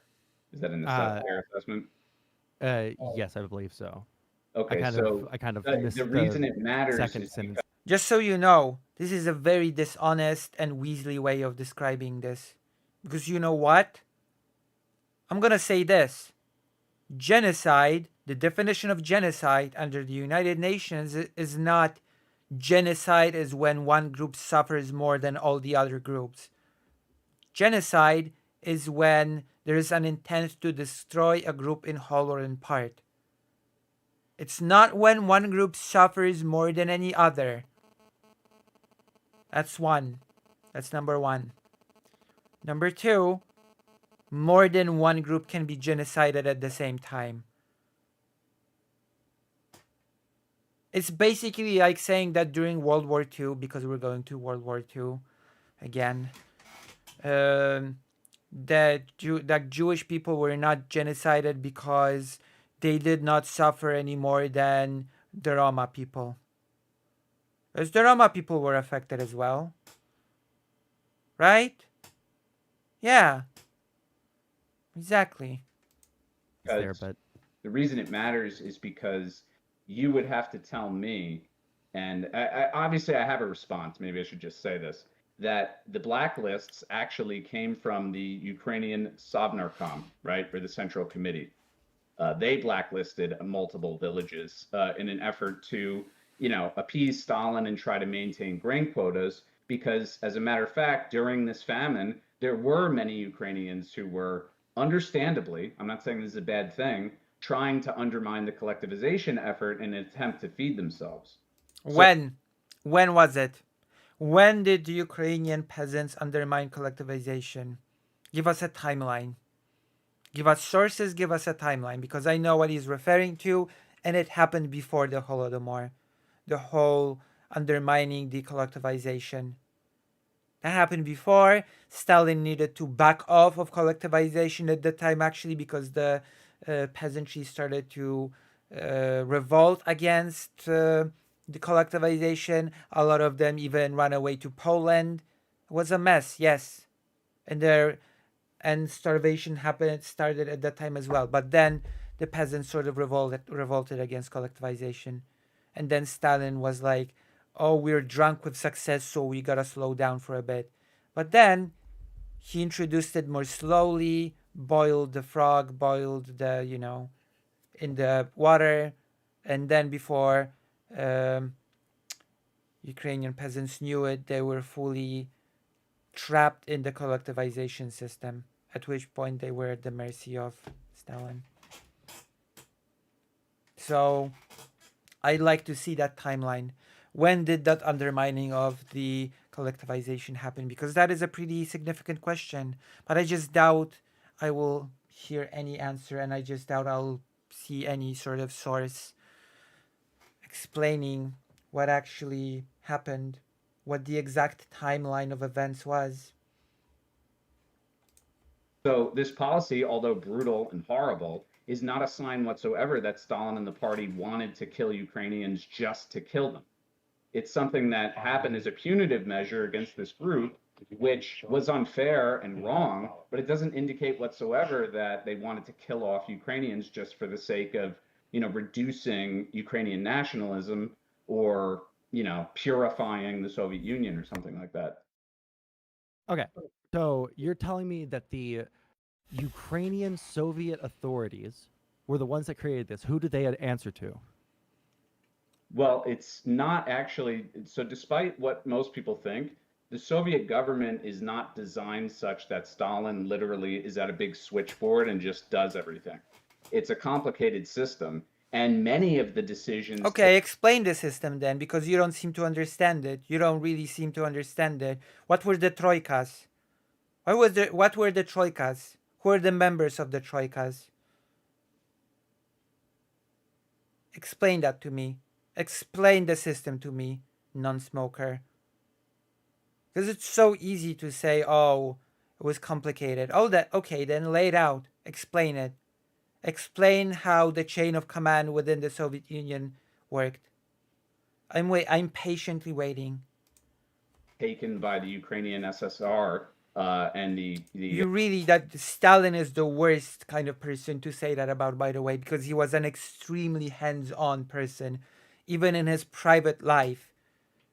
Like he actually later in life had like this garden of his own, and there are still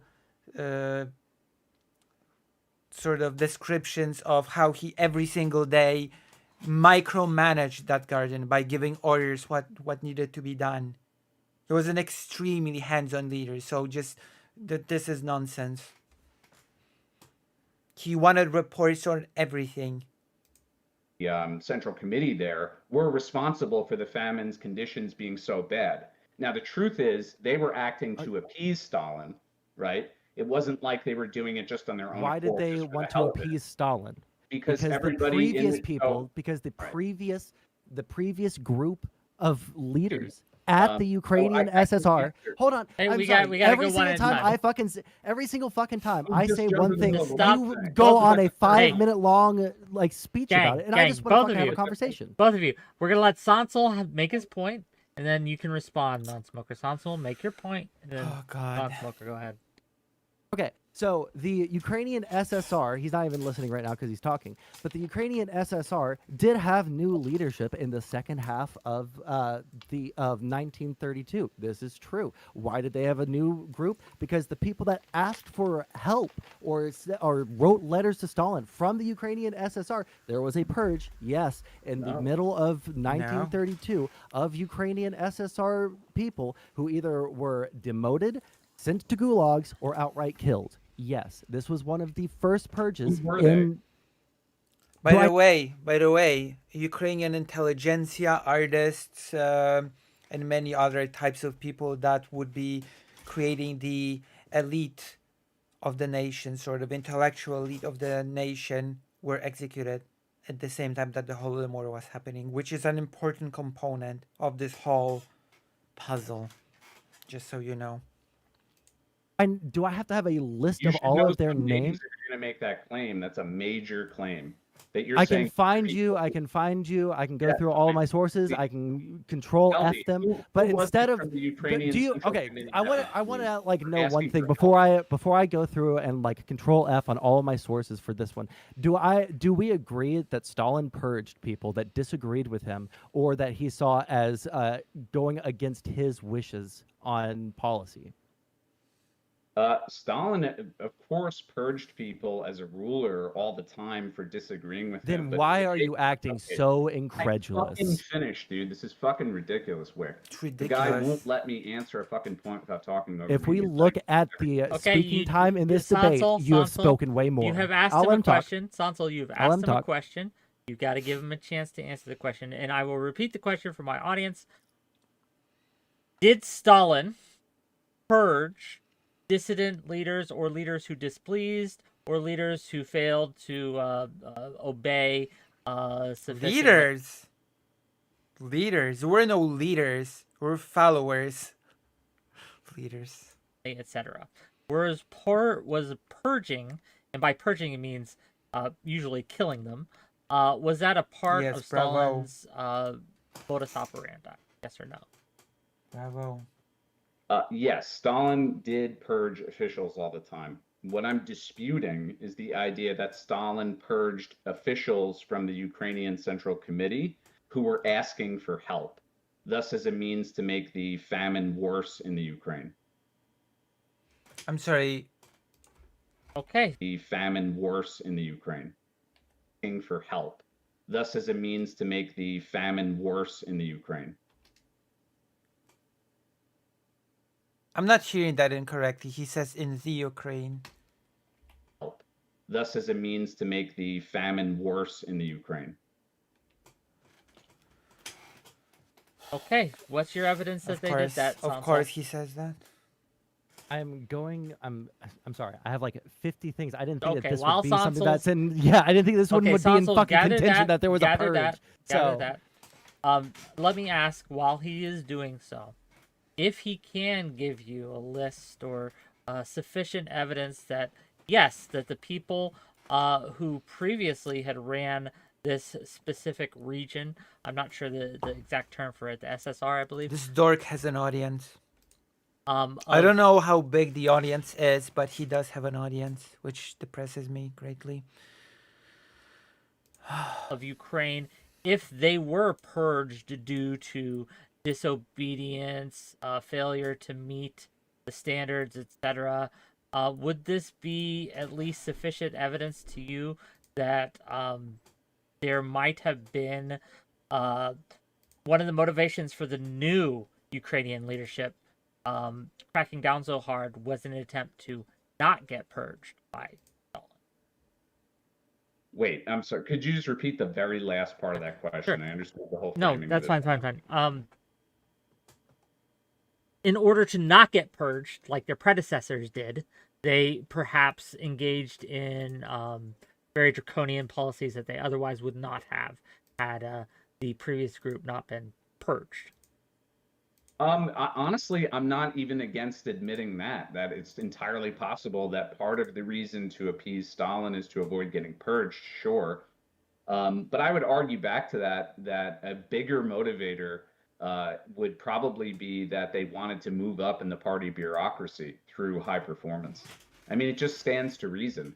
Like, yes, there were purges in the Soviet Union committed by Stalin and under Stalin. Okay. In fact, many people were purged after the Holodomor in the around the 1936-37 time period, including some of the members of the Central Committee of the Ukrainian SSR. But which would also probably disprove Sansol's point that even if he could find a source that said Stalin got rid of. Correct me if I'm wrong, but saying the Ukraine is like to imply it is a territory or it is implying that it is a region rather than a country. Yes. Correct. Because this person is an extremely anti-Ukraine person in general. When it comes to the Holodomor, when it comes to the current war in Ukraine. These people because they were less, willing to go along with what he wanted and put in other people that he liked more. Well, he killed not all of them, but many of the people who were put in place after the sacking in 1932. But I think, the Soviet bureaucracy was structured in a way that advancement in the party relied on being dishonest. It was like a pretty much universal feature in the system that people wanted to lie about the performance of industrialization. Sorry, I just got a fucking stupid chat thing. Lie about basically the achievements of their particular committee, right, to try and advance. Okay, what does that have to do with anything? Reason, and sometimes a very dogmatic adherence to, Marxist-Leninist doctrine, and just this overwhelming belief that everything had to be done a certain way in order to be truly communist. Irrelevant. Those were just as much, if not more, motivators to lie than the fear of getting purged. Okay. I'm not gonna lie. Of the 20 fucking links that I have open right now, it's going to be really hard to find exactly the thing that I read just about 30 minutes ago. This isn't really that important, and I don't want to like sit here and fucking control F on 20 tabs while he gets to spout out more stuff to muddy the waters, because this ultimately isn't that important. Ultimately, like I would like to hear like some like explanation for the other parts of this argument that we've been talking about. Why is it that the regions that had the harshest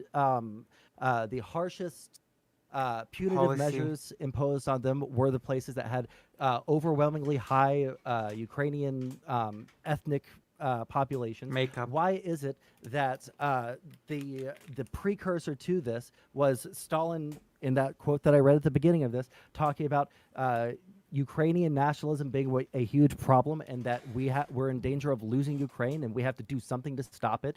Subsequently, increasing all of these punitive measures, sending out his top agents, again, Molotov, one of the most infamous people in cocktail. Stalin's regime, like why are we discounting all of these I things? wonder if non-smoker is also at the nihilist of the Ribbentrop-Molotov while I'm at it. I wonder if he'd take the Hakim route with the whole Ribbentrop-Molotov. I would not be surprised at all to hear that he was. I would, unironically, I would not be surprised if he was, but things as intention to snuff out Ukrainian nationalism by means of killing as many what happened, Wick? What the hell? Her profession. I'm not even gonna finish. Ukrainian peasants as possible. I mean, admittedly, I feel like I didn't quite catch every single point you just made, but I think I get the gist of it. The Repeat it back reason to me, because if there's To be fair, I am a bit of an idiot.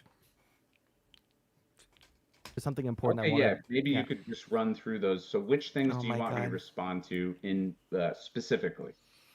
I want to know why it was that the harshest punitive measures happened in areas where there were the highest concentrations of Ukrainian ethnic people. Why is it that these measures were implemented immediately after Stalin, in letters and in telegrams to his officers, said that we are in danger of losing Ukraine? Ukraine nationalist sentiment is strongest in the peasant class, right? And subsequently, the overwhelming majority of the deaths that happened as a result of during the Holodomor were of Ukrainian peasants, directly as a result of all of these policies. Why did it not happen in the cities where the workers, the proletariat, were only where the peasants? Actually, in the cities, Ukrainian cities, people starved as well. Not to the same extent as in the villages, where the peasants starved. But yes, in fact, starvation was a huge problem in Ukrainian cities as well. It was not a big problem in Russian cities, surprisingly, but Were. Well, so I'll start back to front. So the main reason it didn't occur in the cities is because the famine mostly affected the countryside where, the food is produced, right? The heaviest hit areas in the I'm sorry. If the area where the food was produced was hit the most, like, I'm sorry, the Ukrainian cities have huge queues for food. Okay? Maybe I should also throw out a name.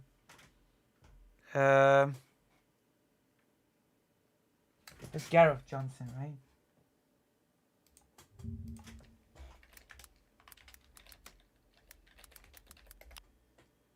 Yeah. Hold on. No, it was Gareth, journalist. I'm blanking out. Gareth Jones. Gareth Jones. Here we go.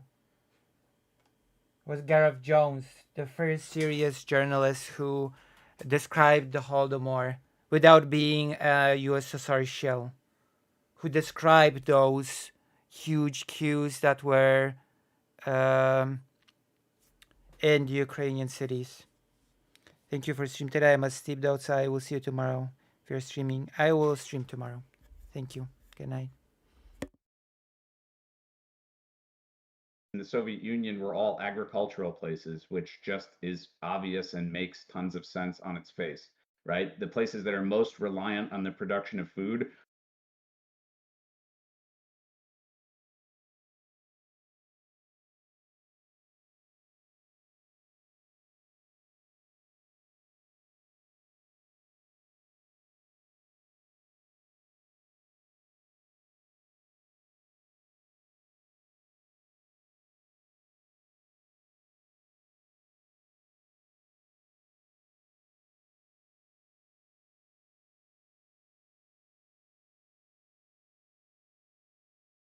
are going to make tons of sense. The Soviet Union were all agricultural places, which just is obvious and makes tons of sense. The Soviet Union were all agricultural places, which just is the heaviest hit areas in the Soviet Union were all agricultural places, which just is obvious and makes tons of sense on its face, right? The places that are most reliant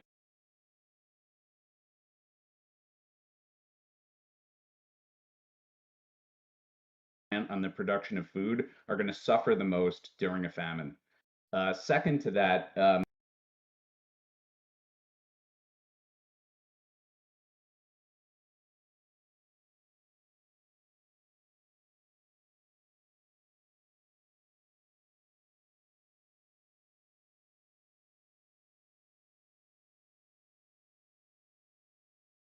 you know, in Wait, terms of the that's harshest. Okay. What I'm saying is that that's not the. That makes no sense at all.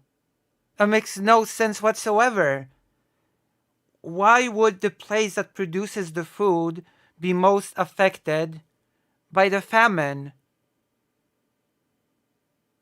Like, there was enough crop to feed the people. It was all taken away to be sold abroad. So no, it doesn't make the most sense on its face for the areas that produce the food to be starving the most.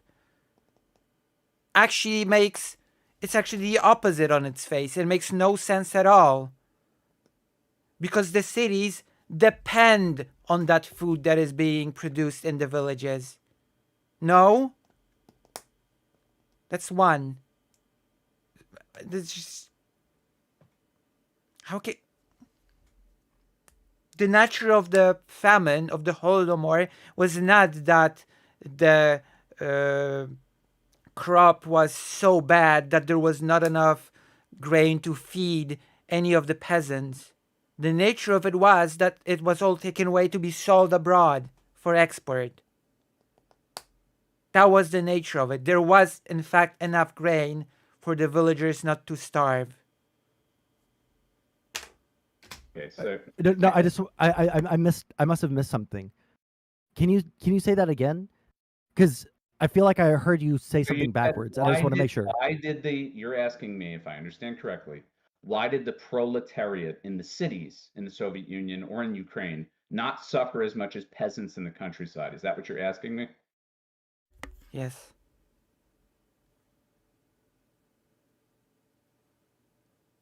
Where does this person think the people in the city got food from?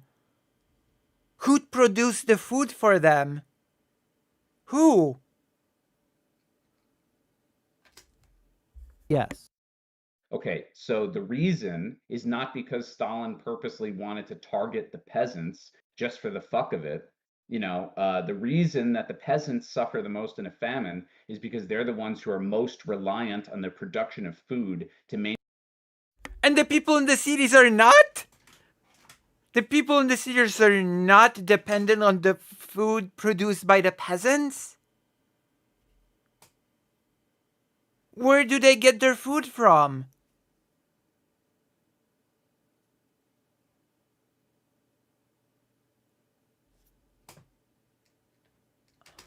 Maintain their livelihood, i.e., they need to obviously produce food to eat. But in many cases, peasants, although many of them were collectivized by the time this happened, many peasants are producing food as a job and they rely on food for sustenance, food that they produce.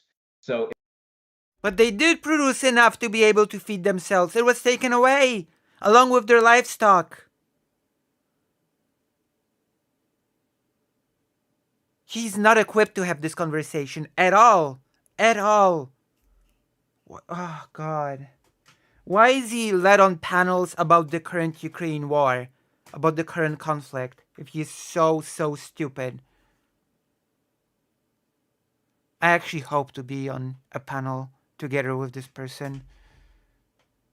I actually hope that a panel on Ukraine happens sometime soon, and this person will be on it, and I'll be on it. It will be very interesting to see. For people, not for me. If there's a lack of overall availability of food and collectivization makes the distribution of food such that food is taken literally away from them, of course they're going to suffer the most.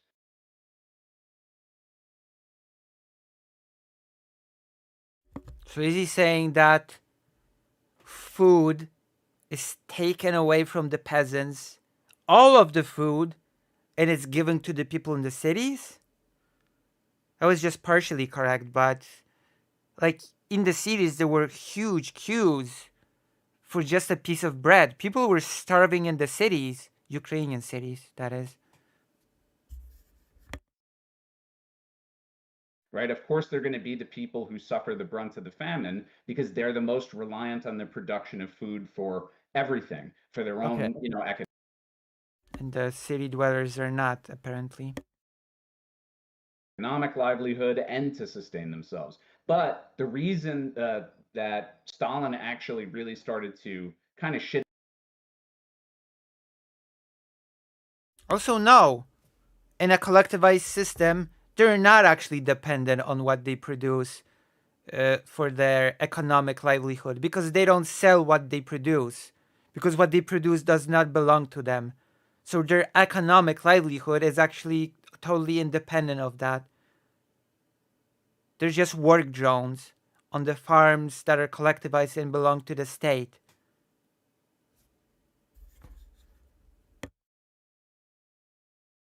His pants was that by 1933, the famine did begin to impact the cities. It actually was one of the last places affected by this. And part of that is and that's because when they started. Stalin wanted to ensure that food networks were such that the cities were able to continue receiving food because the Soviet Union was undergoing industrialization. Okay, so you're saying that, if I understand you correctly, it wasn't targeting the peasants to take away their food when they were the most reliant on household farms or anything like that. It wasn't targeting the peasants. It was supporting the workers in the cities, and the callous disregard was the reason. Is that what you're saying? Sort of. Okay, so it's not, to be clear, I'm not saying that Stalin took food from the peasants just to give it to the people in the cities. What I'm saying is, yeah, correct. He also did it to sell it abroad, but that changes nothing. Because he could have paused the, even for a few months, he could have paused the whole export of grain and given it to Ukrainian people. And that would have sort of actually stopped the people from dying. It's actually true. there's a famine and a lack of overall food, and Stalin's highest priority. Incorrect. There wasn't a lack of overall food. There was actually enough food for people not to die from starvation. But that grain was taken away for export. So that is a lie that there was not enough food. That's just a lie. Was making sure the cities were able to receive adequate food because industrialization was the primary concern of Soviet officials. If I may ask, if that was his primary concern, what policies did he implement in order to ensure that this happened? Yeah, to be honest with you, Wick, I would have to probably do some digging to.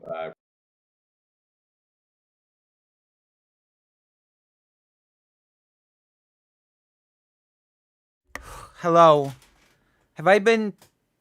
Hello, not Brooks.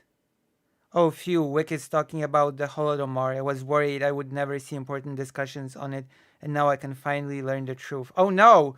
You're actually watching something far worse than Wick talking about the Holodomor.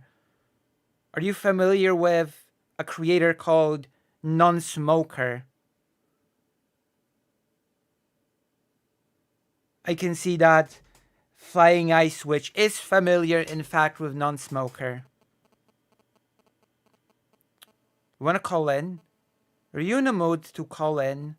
We still have some ways to go. Want to help me? You want to help me with this? Can't working, okay. So, Non-Smoker is this tanky type anti-Ukraine in the current war dude that has taken part in several panels talking about why Ukraine should not be receiving any aid, why actually the Russian perspective on this conflict is pretty valid and, cool. Both sides are pretty bad, but actually Ukraine should not be receiving any help at all. Several panels of this nonsense, several debates with different creators on this topic. And now we're also seeing Non-Smoker here basically saying that the Holodomor was not a genocide because and that is an actual real position that he holds. When Stalin forbade Ukrainian peasants from leaving their villages, it was just to contain a disease. It was just to contain an infectious disease. Which just reminds me of how the Warsaw Ghetto was built by the Nazis when they wanted to limit the spread of the disease that Jewish people supposedly had. Oh yes, and the best thing of all, the best statement that I've heard today during the debate was when Non-Smoker, with a straight face, without joking, said that in his opinion, the words intent and motive are just synonyms.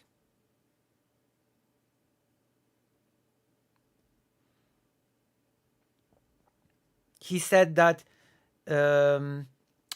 he basically said that when a state has the intent to kill a group in whole or in part, then that at the same time is the reason.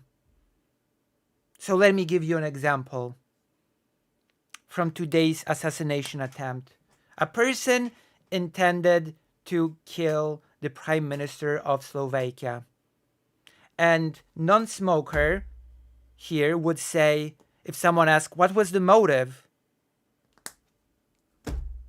Non-Smoker here would answer, oh, the motive. Well, the motive was the intent to kill. The motive of the killing was the intent to kill the Prime Minister. Because intent and motive are apparently synonyms in this guy's mind. I have no idea what motive this person has. What business does this person even have discussing subjects if he does not comprehend basic words?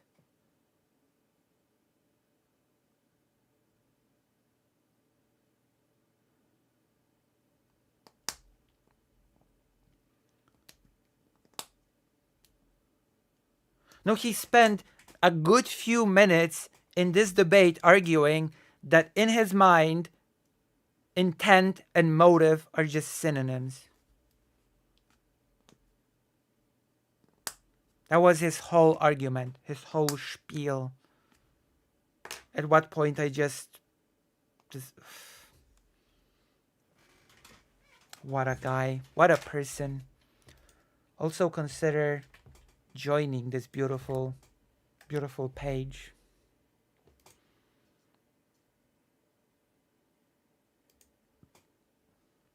Hello, Vodka.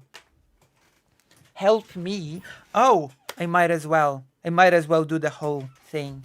Because I've been visiting organizations that help sort of uh, people that help refugees. I've also visited a refugee house, which I'm going to have to sort of switch gears with. I'm going to have to follow up and sort of maybe change strategies with that place.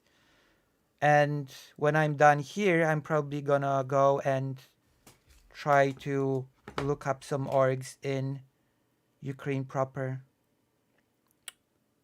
So you can help me. You can help me with this endeavor by being generous and giving Lucy your money.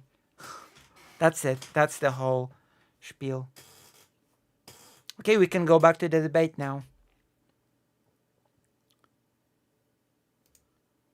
Really verify that. Because But I there's think that's lots going of to be the linchpin here. Like, Oh yeah. Also, he does not know that Stalin, that in Stalin's mind, the peasant question was the national question. So he basically does not even know the cornerstone of Stalin's whole philosophy, whole reasoning in this whole thing regarding the Holodomor. what policies were in place that ensured in Stalin's mind that the cities were taking care of his priority. And if those policies were punitive in nature towards the farmers in the countryside, etc., I mean that's a thing, right?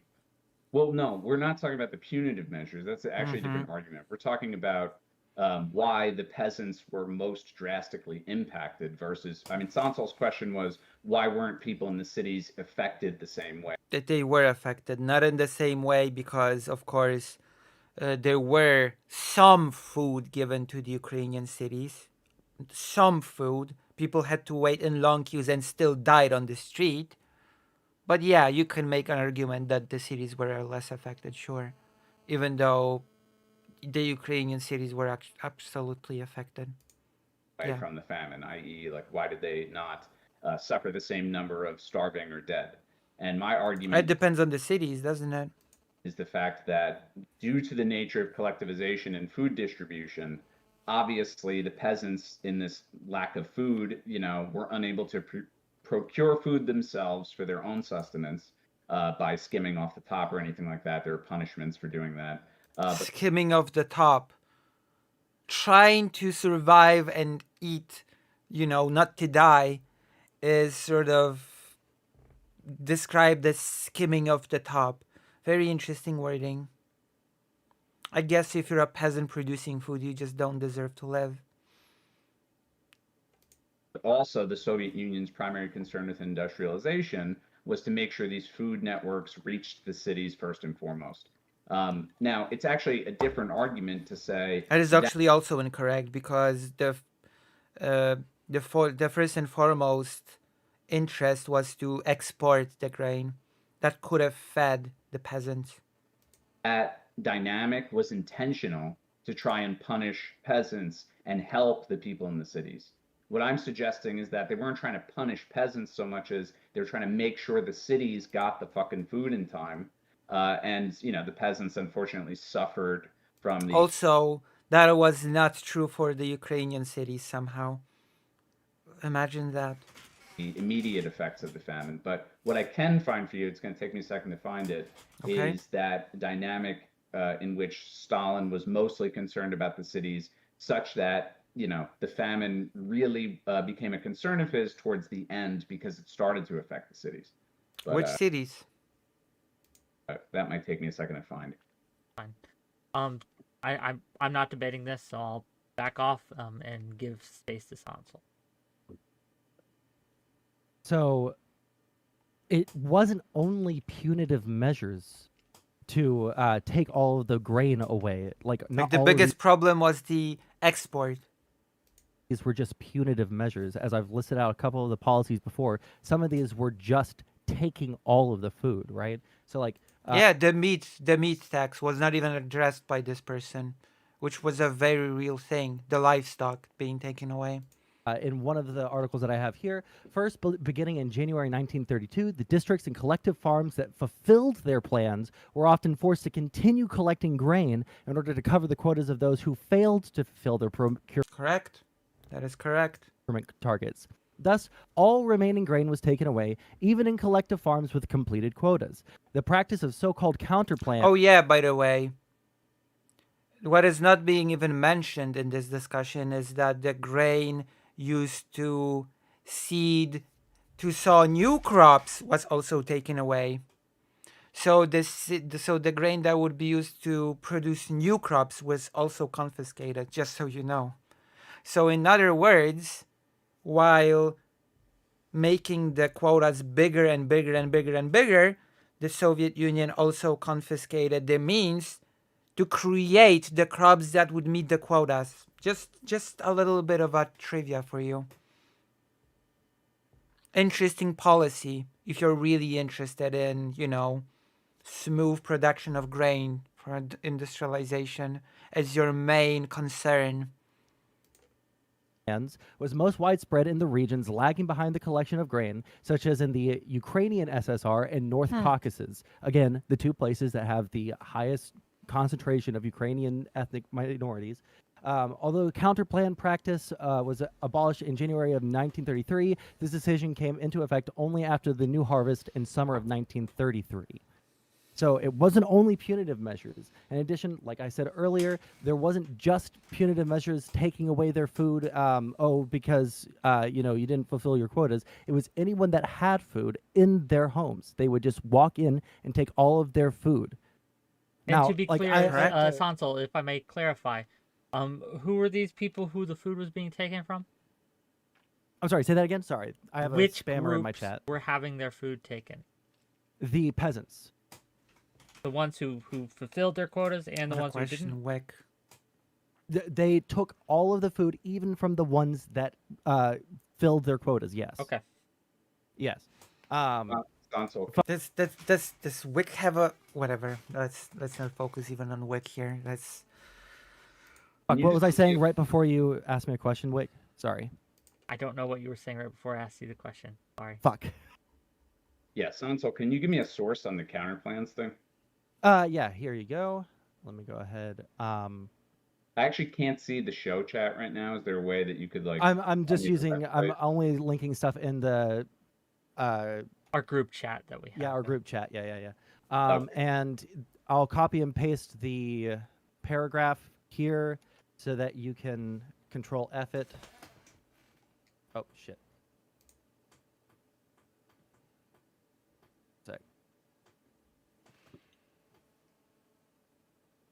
Gang, while they're doing that and they're looking it up, gang, if you're enjoying this show, hit that like button, hit that subscribe button. True. If you're enjoying this show, join the page, the White Forest page, and I don't know, subscribe and hit the bell, and throw a bone my way, throw a little bit of a donation in appreciation to show me some love. Don't take away all my grain, okay? Right? Distribute all your resources to me, centralize it on me, and I'll make sure that it goes to good use, and I won't purge you. So yeah, super chat if you got them. Throw me some subs on Kick. We're monetized on Kick. Be great. Kick. Great. Really appreciate you. Thank you. Cool. On Kick. Okay, so the counterplans thing, my only main argument against this is, and I'm not denying that it happened, I'm not denying the veracity of the source. Oh. Is just that I don't see how this demonstrates whatsoever that there's that this policy was in any way intended to destroy Ukrainian nationalism or kill Ukrainians. I'm sorry.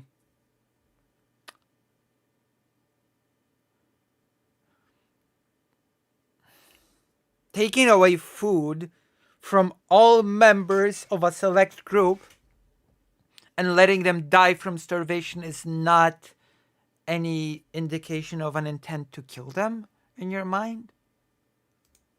If anything, it sounds like they're trying to adjust the failure of certain collective farms or communities of producing enough grain.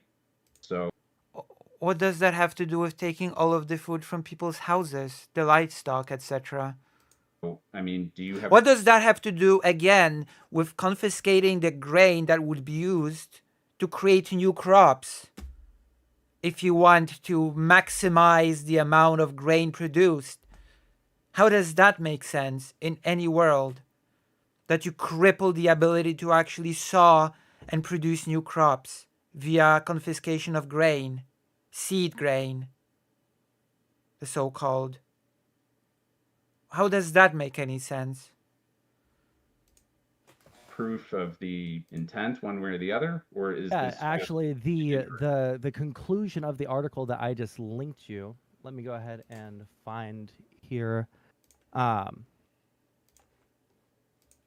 scroll down to the conclusion. Da-da-da-da.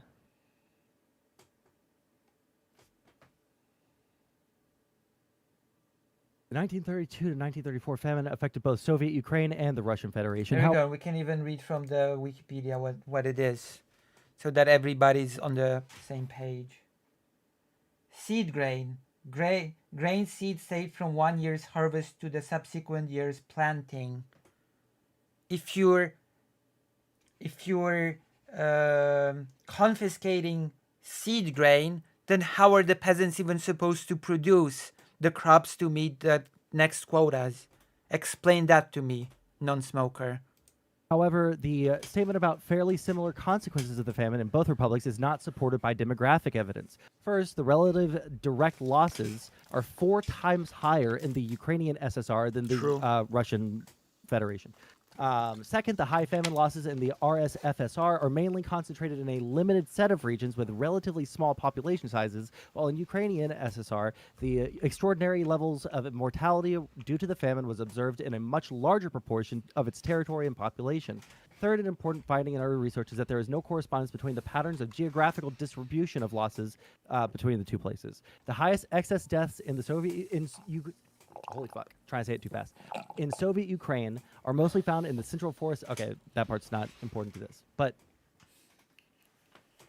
what they're saying is they or like Ukrainian even side when than you're Russian. constant, even when you are Let Sansel finish real quick, and then we'll get to you. I promise. Go ahead, Sansel, finish your even point. when you are fuck, I'm losing a word here. Like, I'm sorry, non-smokers are just not equipped to have this conversation. Controlling for Or other any factors, conversation like, for that matter. Well, let's look at this factor, that factor. The ethnic differences in the amount of deaths, right? Whether we account for weather patterns in all these areas, whether we account for which patterns of policies that were out there, all of these things were higher in the areas where there were Ukrainian ethnic people rather than Russian or other ethnic peoples. Yeah, so I mean, the abstract of the study is actually pretty revealing. I mean, it just says Okay. that what they were attempting to prove in the study with the data, which honestly, I mean, is not even something worth disputing whatsoever, is that more Ukrainians died than Russians, and that there was a disproportionate number of Ukrainians who died relative to Russians who died So what was the cause, non-smoker? What was the cause of that? as a result of the famine. But this doesn't whatsoever prove intent or demonstrate any relationship between policy and a supposed attempt to kill Ukrainians on purpose. What it proves is that more Ukrainians. I mean, of course you're gonna say that if you don't even understand the basic premise of Stalin's mentality on the subject, that you don't even know that to Stalin the peasant question was the national question. You just don't know that, so you lack the basic knowledge to even discuss this subject.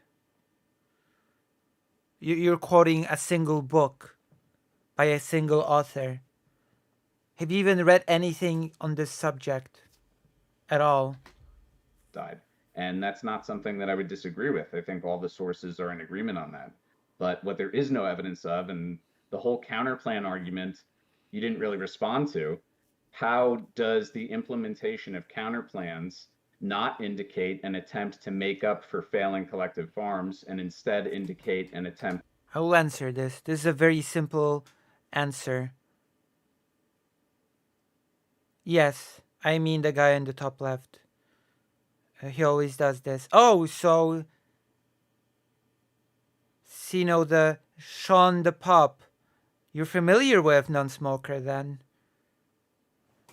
Is it okay if I ask you where have you seen non-smoker before?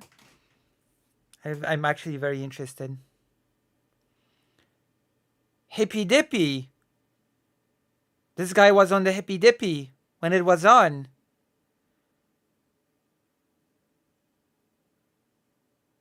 Really?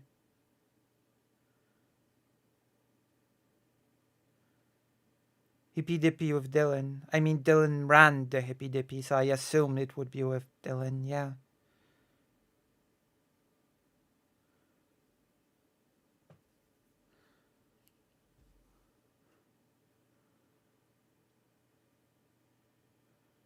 I think so. That's what I saw him before. Wait, didn't you see the panels in which he was defending the Russian invasion of Ukraine, or his debates about the invasion of Ukraine? It was more debate and less hippy dippy. This guy was on hippy dippy? This guy's a veteran of hippy dippy? Oh my god.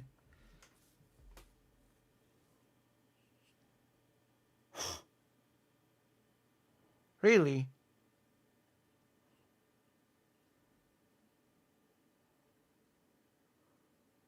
The guy bottom middle was more debates with Dylan, not hippy dippy. Sorry, I can be confusing. Non-smoker was in hippy dippy. Wait, what did the middle guy debate Dylan Burns on? What happened there? He was more of a ref.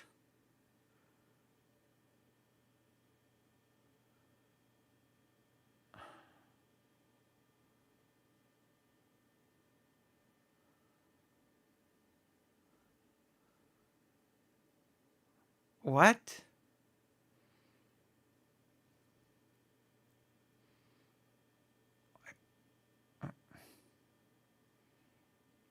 I watch a lot, so hard to keep track. I imagine non-smoker would defend Russia, but I wasn't there for that. Yes.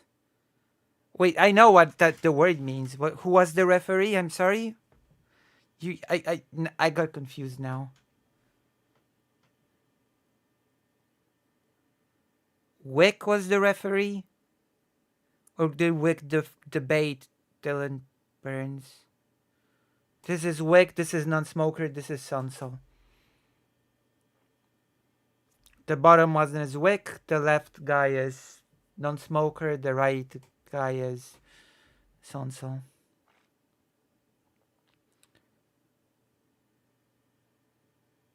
Wick? Yeah, debater mod, referee. Yeah. But that was not on Hippy Dippy.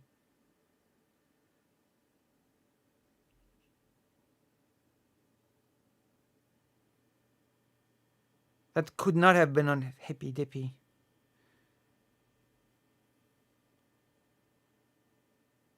That was with Dylan, but not Hippy Dippy. Yeah, exactly. Yeah. Okay.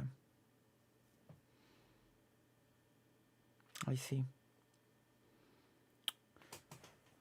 So yes, in this debate, which is sort of, in this debate,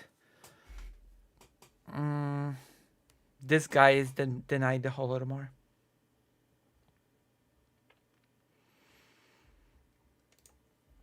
To try and kill more Ukrainians.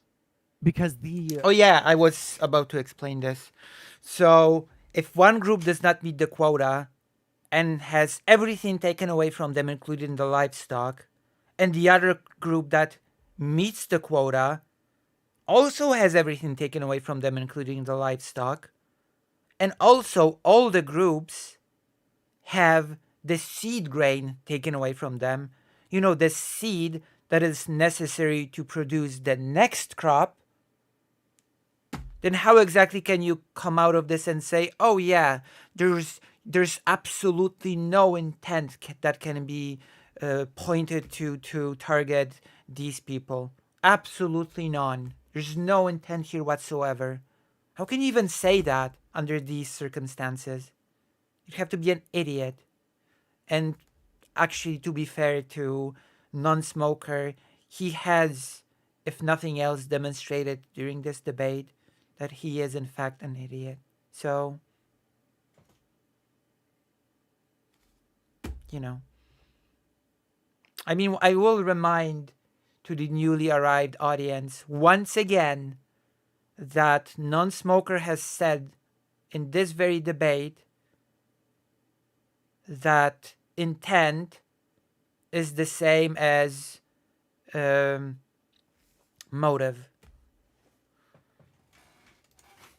The counter plans were mostly given to or mostly implemented in places like the North Caucasus and in the Ukrainian SSR. And you're missing the last sentence there at the end of the abstract. Extremely high losses are mostly found in the regions where repression policies were much more severe than those introduced elsewhere. And oh, how interesting. What an interesting thing to omit if you're a hack.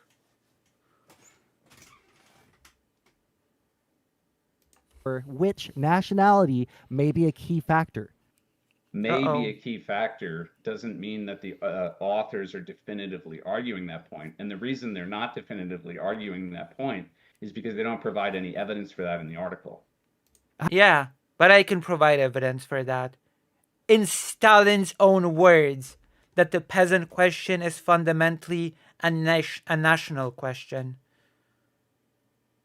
How do you know? You've never seen this article. They do present evidence. If you scroll down and you look at the graphs, right? No, Sanso, the graphs, all of the data prove that more Ukrainians died than Russians. So Have you ever read this? Hold No, on, that's stop, not all it says. Stop. Okay, hold on. Okay, You stop. can't let me- Don't go to the abstract. Go to the whatever. Like, this is ridiculous. Let me A respond to moment, that. because I think we could clear this up, okay? With a simple question. Can we? So, in the abstract, at the last sentence you read, it says, the more repressive policies were implemented in these regions. Can you, Sansol, point us to which of those policies were implemented in those regions that were not implemented in other Meat tax. regions? I read out those list of policies near Okay, the so it was beginning the of the debate. previous policies that you mentioned, such as counter plans. Meat tax. What were a few others? Yeah, I can find them super Please, quick here, really quick. Find them really quick, just for my audience, and then after you do so, and For if my that's your audience. claim, then my question to non-smoker would be, and please let him read them out before you answer, please. My question to non-smoker would be, is that not evidence It's for the best that you have not heard of, Sansol. Actually. that they at least had some intentionality to make these regions in specific suffer more than the others? No, I think it's a much more logical conclusion to reach that punitive measures were taken in certain regions for various reasons, and it had the byproduct of more people dying. What are those various reasons? Sorry. What were those reasons? If not to make sure that these regions suffered more, what would the There's this hilarious retort often coming from Russian, post-Soviet Russian speaker to a statement Holodomor was a crime of Soviet government. Notice how, yeah, I know. Actually, by most estimates, there were more deaths and displacements occurring in RFSR and Kazakh SSR than in Ukraine SSR. So the whole focus on Ukrainian lost life is kinda something. So even if Holodomor was not under its current legal definition, Kazakh and Russian didn't come out with a scary sounding word like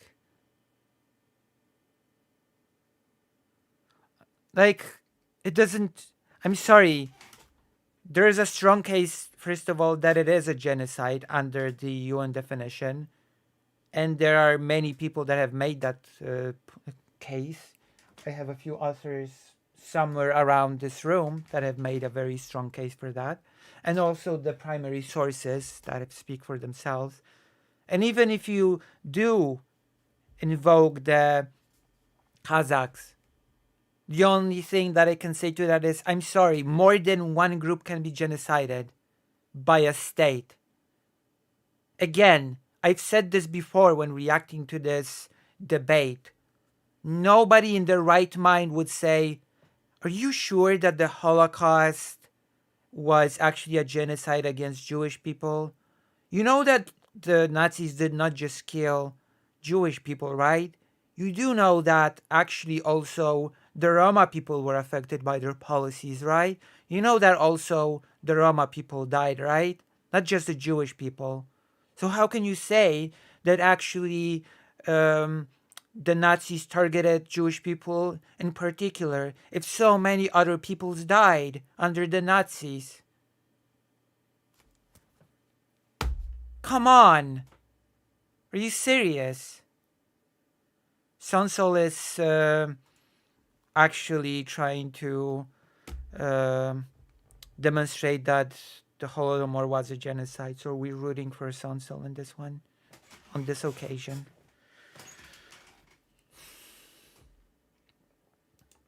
The reason they would implement these policies. That's of all the claims that people that deny that the Holodomor was a genocide, this one's by far the weakest. That more peoples were affected. Okay, so more peoples were targeted for death. That's great. It doesn't make it any better. In one area because again, the Nazis also targeted more than just Jewish people. Not implement them in the others. Okay, so for example, the counter plans. I mean, it depends on the policy, but for example, the counter plans, they didn't implement counter plans to punish successful farms. That doesn't make any sense. They implemented counter plans to it makes perfect sense if you target the groups. Try to have successful farms make up for the failures of unsuccessful ones. Okay, if you wanted to create successful farms, and if you wanted successful farms to make up for the unsuccessful farms, why was the seed grain confiscated? And let me remind for the 5th time that seed grain is the seed necessary, well, for seeding, for sowing, for creating the next crop. Why would you cripple the peasant's ability to create the next crop while also upkeeping the high quotas for grain? Does that make sense? What would the purpose of that be? Please explain it to me, non-smoker. So it might be a bad policy and a terrible way to resolve an obvious issue, i.e. some of these farms failing to produce what they're supposed to, and a better... Also the meat tax. The meat tax was just totally ignored. Why would you need to confiscate the livestock of the peasants? What would the purpose of that be? Solution would have been lowering quotas, et cetera, et cetera. But to me, what this demonstrates is, a sort of stubborn commitment to trying to meet goals of collectivization versus some intentional killing of peasants. Why would you want to kill off your most productive peasants? That doesn't because make they were sense. being rebellious. That would be the reason. Yes. But as the quote that I read at the very beginning of this. Wait. You have spoken like fucking 10 10 times more than me. I'm debating fucking you, not Wick, but I want to respond to Wick's point. So if they were being rebellious, Wick, how is it that they're producing more than all of the other collective farms? If they're meeting these quotas, isn't that a demonstration of them not being rebellious? No. When I say rebellious, what I mean is they don't want to be... I'm sorry, non-smoker is a real idiot. I don't know what to say. Under Stalin's Soviet Russia anymore. So they're doing everything they can to meet the quotas? That's your proof of that? Yeah, they're trying to survive. There's a timeline here that you have not established. When the collectivization was first implemented within the Soviet Union, a lot of the peasants actually did rebel. and a lot of the because already then the sort of the peasants started starving because, believe it or not, the collectivization is a really bad system. Okay, it's a crappy system that creates worse results when it comes to crops, etc. So peasants started both rebelling and also running away to Poland, for example. Okay, some of them begging for Poland to invade, actually, unironically. And then Stalin sort of reluctantly moved away from collectivization temporarily, saying, "Oh, we are so drunk on our success. The success of the collectivization is so great, in fact, that we actually have to stop it for a bit." And then he stopped it for a bit. The peasants sort of sighed with relief, thought, "Yeah, okay, we won, right? Okay, that nightmare's over." And then, instead of abruptly introducing collectivization like he tried to before, Stalin used the strategy of boiling the frog in the water bit by bit, introduced the collectivization much slower, used different methods to sort of incentivize or even force people to join the collectivization program, or, without any other alternative. And then once all the people were sort of without, before knowing it being part of the collectivization, boom, got you now, you cannot revolt now, game over. That is basically a simplified timeline on how it happened. And then it moved on to the whole Holodomor mess. I don't have proof of that. It's simply another You're just reason. making a guess. You're just Yeah, I know, because the people here discussing this subject know nothing about it.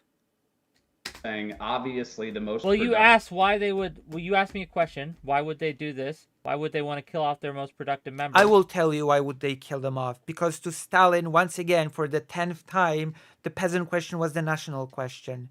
And he was afraid that Ukraine would want to actually, that the peasants would create a national movement, because the peasants are the armies of nationalism, as Stalin himself said.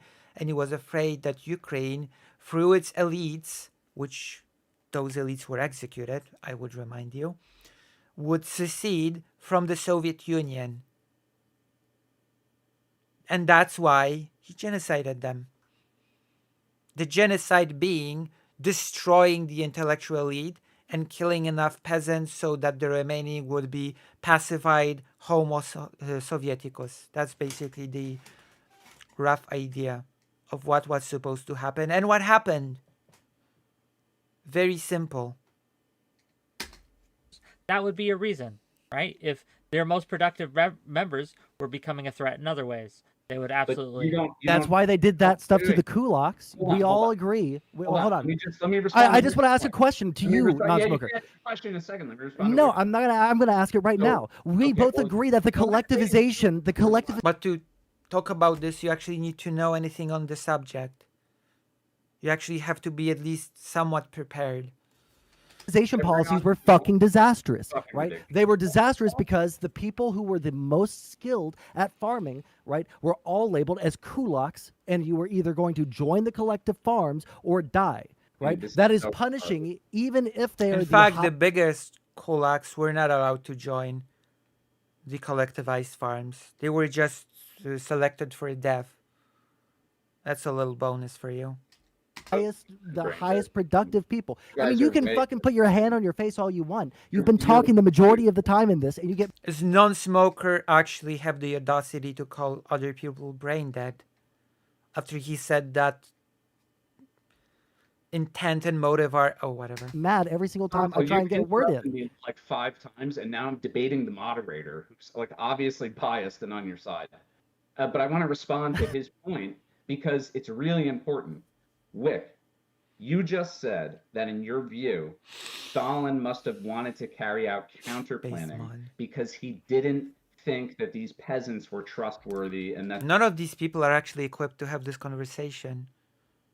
That is why you actually need to do some reading before doing this. Which is, you know what? Credit where credit's due. I'm gonna give credit to Lonerbox. Okay? He didn't choose the road of non-smoker and be like, yeah, let's go, let's stock it out. I'm just gonna throw some BS at you. No, he was like, I have to do reading before discussing this even. Which apparently non-smoker was, I don't know if he reads anything ever. He quoted that one book, but beyond that, no idea. No clue. They have some, resistance to being part Not of the what I Soviet claimed. Union. Okay, can you repeat the claim Sure. one more time? You, again, in the context of why I even said anything, you asked a question. Why would they want to kill off their most productive members? So I listed one possible reason. I am not claiming this is the reason, because I am being a moderator here, but that is a possible reason that you, as a ruler of a country, would want to eliminate some other productive members of your countries because they were a threat to your leadership. So you don't know? No, I'm a moderator. Okay, so I can kind of push that aside then altogether, because you don't know. And like you said, you're moderator, it's irrelevant. But my bigger question to Sansol would be... Oh, maybe I'm he included could again. have it, Okay, cool. What's up? Well, you can, talk to the moderator about that. He felt like he needed to respond to what I was saying. No, every single time I speak, you get frustrated. So Okay, let him finish his go ahead. statement, and then I'm going to Go give ahead, the go time ahead. to you, Sansol, and you will have uninterrupted time to ask your questions, do whatever you would like to do. Oh my Non-smoker, finish. Yeah, really quickly. So, Sansol, maybe you can tell me, why would Stalin want to kill the most productive peasants? I've already answered this, so I guess I don't have to talk anymore. Okay, so as I said I've at the very actually beginning of answered this, this. what the reason for the Holodomor, especially in the Ukrainian SSR in the North Caucasus, was that there was a nationalist sentiment within the peasantry, at least perceived. I don't know whether this is factually backed up or not. I haven't seen any studies. It doesn't matter if there was a... this is fundamentally missing the point because none of them have actually studied this subject. It's irrelevant if there was a perceived or not national sentiment within the peasant movement because to Stalin, that was irrelevant. To Stalin, the peasants themselves represented the nationalist movement. It wasn't about the sentiment existing. They were fundamentally nationalist. And led by the elites, the Ukrainian elites, which were again executed at the same time as the Holodomor, they would serve as the army for the purpose of nationalism. That was the whole thing, which was not even mentioned once by any of the people involved in this debate, because none of the people involved in this debate are actually equipped to have it. Unironically. Because none of them actually really care about this subject. I doubt Sansol is really all that passionate about the Holodomor. Like, this guy is passionate in the sense that he has his tanky brain disease and he has to defend anything that the Soviet Union does. He actually, to the point that he has to defend modern day Russia's invasion of Ukraine. So this person's just not even gonna verbalize, and this is a moderator, so on like what the level of nationalist sentiment were in those areas, but whether or not they had nationalist sentiments doesn't really matter. The Soviet Union, the Central Committee, Stalin, all recognized or perceived this nationalist sentiment within the peasants of the Ukrainian SSR. Why did they kill off all these people? Well, because the Ukrainians were the largest group of people that had nationalist sentiment. They were the largest threat within the Ukrainian. They were the second largest group of people after Russians, yes. So Ukrainian people leaving the USSR would be disastrous for the USSR, yes.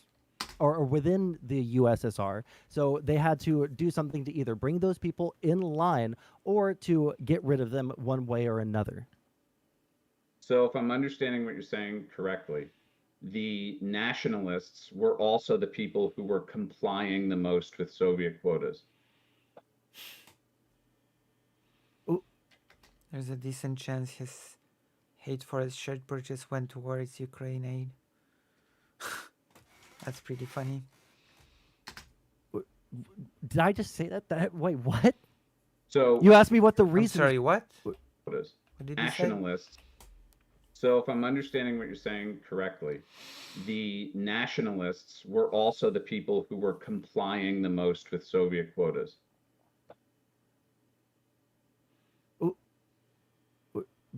Did I just say that? Wait, what? So You asked me what the reasons were, and so I Yeah. gave you the So answer. you're saying they weren't nationalists, that Stalin thought they were nationalists with no proof. I don't whether you they don't were know or either weren't way. nationalists. It doesn't matter. Well, it does matter. Thank you. Thank you. Finally. Like someone should brought up the whole whatever. Because isn't your entire argument that Stalin was trying to target nationalists? No. So doesn't it matter if they were nationalists or at No, least he was trying to target peasants because Stalin I'm thought not they gonna were? I'm not gonna repeat the whole shtick for the 10th time. Targeting an entire group of people based off of But some sentiment in the case is of counter planning, it's not an entire group of people. This policy specifically, in your view, was a target of the most successful collective farms, right? the collection of all of the policies that were implemented We're not across talking all about of the. We're talking Yeah, about no, this policy. that's because that's what the argument is. The But you collection of can't all make the. an argument about every policy. Hansel, You need to finish I, your I argument. absolutely It can might make be an argument about the helpful. collection. It might be helpful. I'm sorry, this is just embarrassing.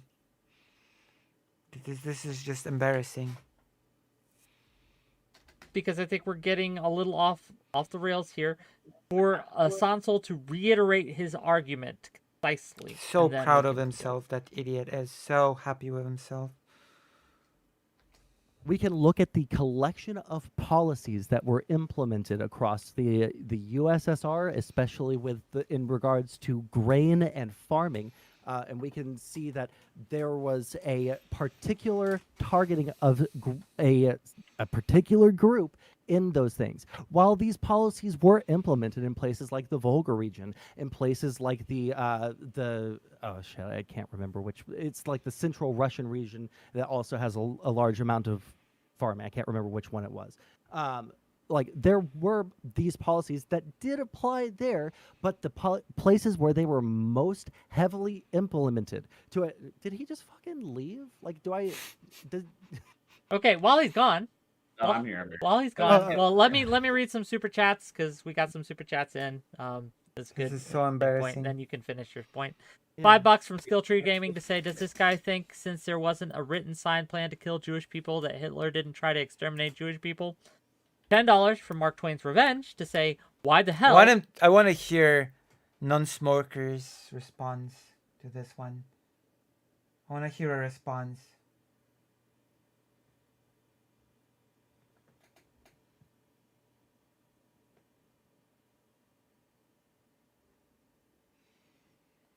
I want to hear a response. Would you starve yourself en masse by not farming well to show defiance?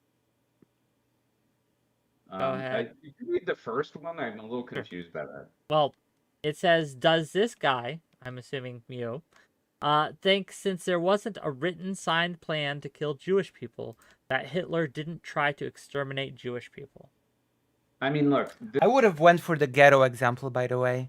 I would have went for the throat. I would have went and asked about the ghetto and how the wall was built in order to isolate a disease from spreading. But since none of the people involved in this conversation probably know about this, it's not gonna come up. This will open up a whole nother discussion, but just to answer him, since you brought it up, there's like shitloads of evidence that the Nazis and their co-conspirators, Hitler, all of these people had every intention to ethnically cleanse Germany and carry out the extermination of Jews. It's probably one of the most well-evidenced, phenomena in history. There's mountains of evidence. There's zero evidence whatsoever that this was Stalin's intention. That's the difference. Zero evidence. What kind of evidence did they So all the scholars that actually provide the evidence, although those are all incorrect, there's zero evidence. bring up when it comes to? I mean, I agree Zero. with what you said there. There is a mountain of evidence that the Nazis did want to exterminate the Jews, right? And now we're going What to was- the Holocaust. I've pointed out at the very beginning of this, there are two kinds of ideas of how a genocide can happen. Either functional genocides or intentional. Like the intent is just, I want to kill as many people as possible, and this is what our plan is from the very beginning, right? Whereas functional will be, we don't like this group of people. There's a reason that we don't like this group of people. We're going to get rid of them, right? Ideology versus like why we're doing this because it's like a functional thing. So, I mean, there were literal speeches from Adolf Hitler talking about the annihilation of the Jews. It's written into Nazi ideology and repeated by its many proponents. Its entire propaganda. What was Stalin's ideology when it came to the peasants? And the question that they sort of formed. Can you answer that, non-smoker? Oh, no, wait, you don't know. Because you've not prepared for this conversation. Oh, no. Oh, damn. The campaigns were based on the idea of Jews being a, parasitic, problem race of people who needed to be cleansed. Hitler wrote about the annihilation of the Slavs as well, and all these other groups. It's like literally the backbone of the entire, political movement.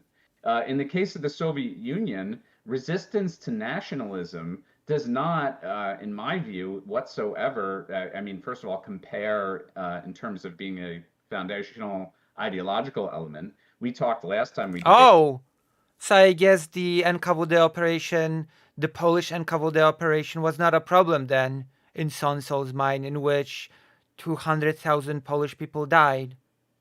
I guess that was not a problem in Sonsol's mind. No problemo. That was just pushing against nationalism and spies and, evildoers. Debated about Soviet policies meant to maintain the integrity of national minorities. We could go into language, culture, whatever, all these other things. I will grant you that nationalism became a thorn in the side for Stalin, particularly in Ukraine, more than any other republic. But there's no indication whatsoever that the events of the famine, which were far-reaching, although yes, of course, they impacted Ukraine more severely than other regions, there's no indication that that was an intent or intentional by Stalin, and that he wanted to exacerbate that to try to break Ukrainian nationalism. I think there is a mountain of evidence, actually, starting from the deadly policies, not allowing the people to leave, the destruction of the intelligentsia, artists, etc. of Ukraine. Like, I'm sorry, is that a coincidence that all of these things just happen to be implemented at the exact same time frame, roughly? Am I supposed to believe that it's all just a happy coincidence? As a lot of tankies would have me believe. I think the best evidence for that, just, again, not even using like a direct... Like, the whole destruction of the elite is not even part of this conversation, by the way. Documented source is the fact that it objectively failed miserably. If anything, it gave the nationalists tons of fuel to try and recruit supporters during the Second World War with the rise of Bandera.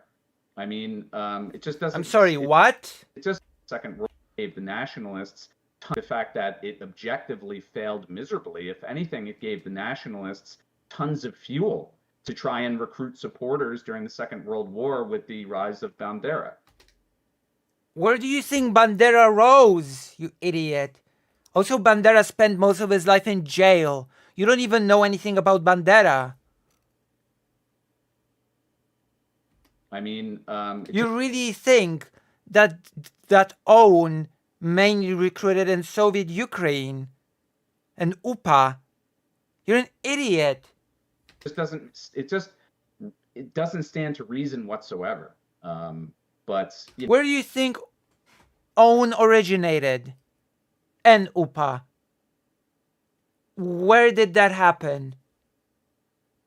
I'll give you a hint. It did not happen in the Soviet Ukraine.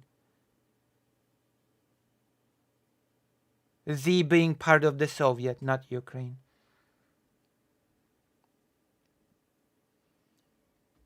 Just in case anybody thought I said the Ukraine by mistake, I didn't. I don't know. I mean, if you want to respond to that, or we could go back to your point earlier about all the different policies, because I did have a response to that. I don't know if you want to restate it or hear that now. I'm not. Like invoking Bandera here. It just shows that this person has no clue what he's talking about whatsoever. Bandera is hated in Eastern Ukraine.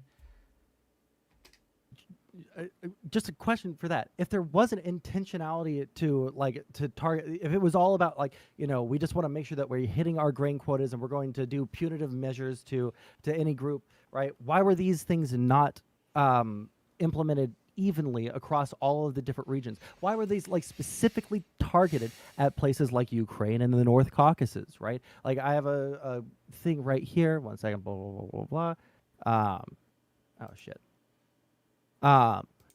It is important to note that Stalin did not target Russian regions for obtaining extra grain after they had eventually archived in full their grain collection plans.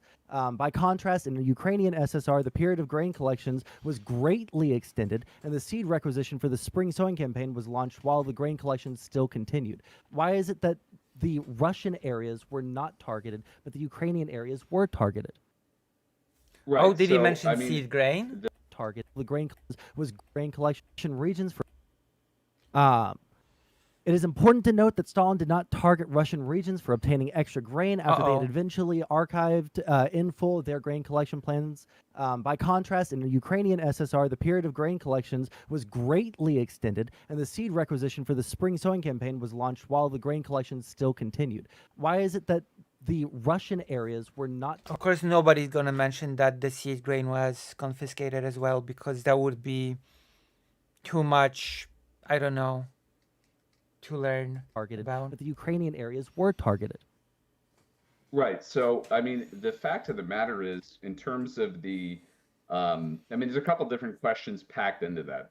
So I want to try to get to each thing. The first one, and the most important being, the aspect of targeting. So in the case of targeting, when you talk about that, you list a whole bunch of policies, each of which has a practical explanation. Yeah. You can put a practical explanation on anything. I already gave this example a few times. The Nazis gave a practical explanation for locking Jewish people in the Warsaw Ghetto. Ironically enough, it was the very same practical reason that was given to Ukrainian peasants to not be able to leave their villages. Spreading disease. You can put a practical reason on anything to excuse anything. And little non-smoker would just eat it up.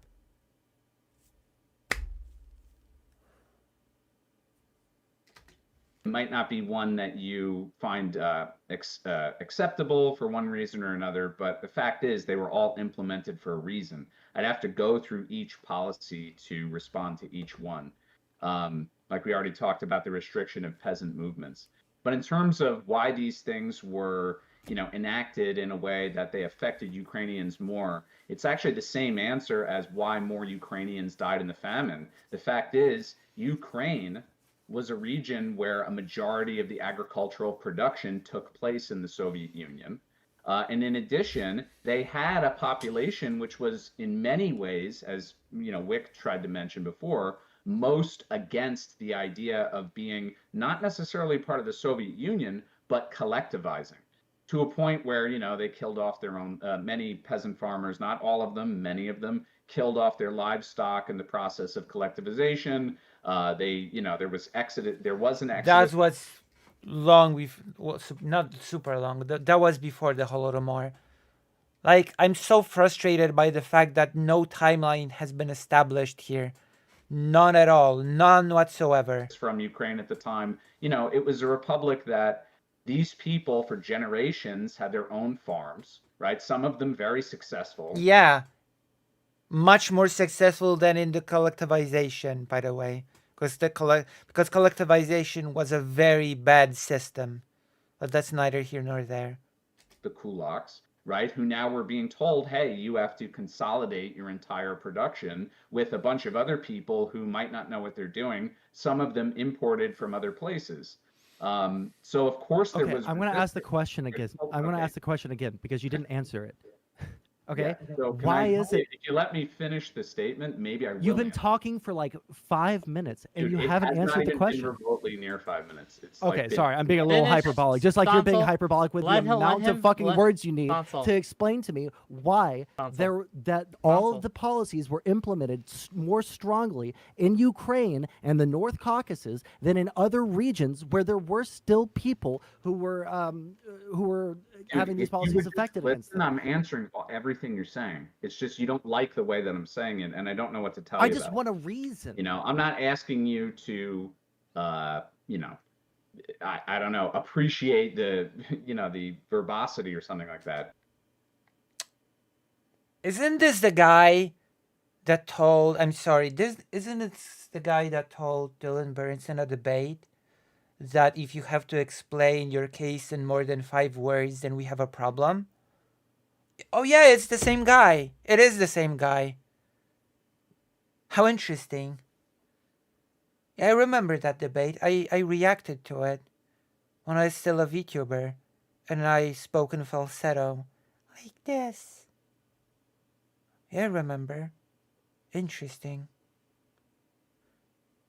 And now he wants his verbose to be appreciated. But this is just the way. And just so you know, this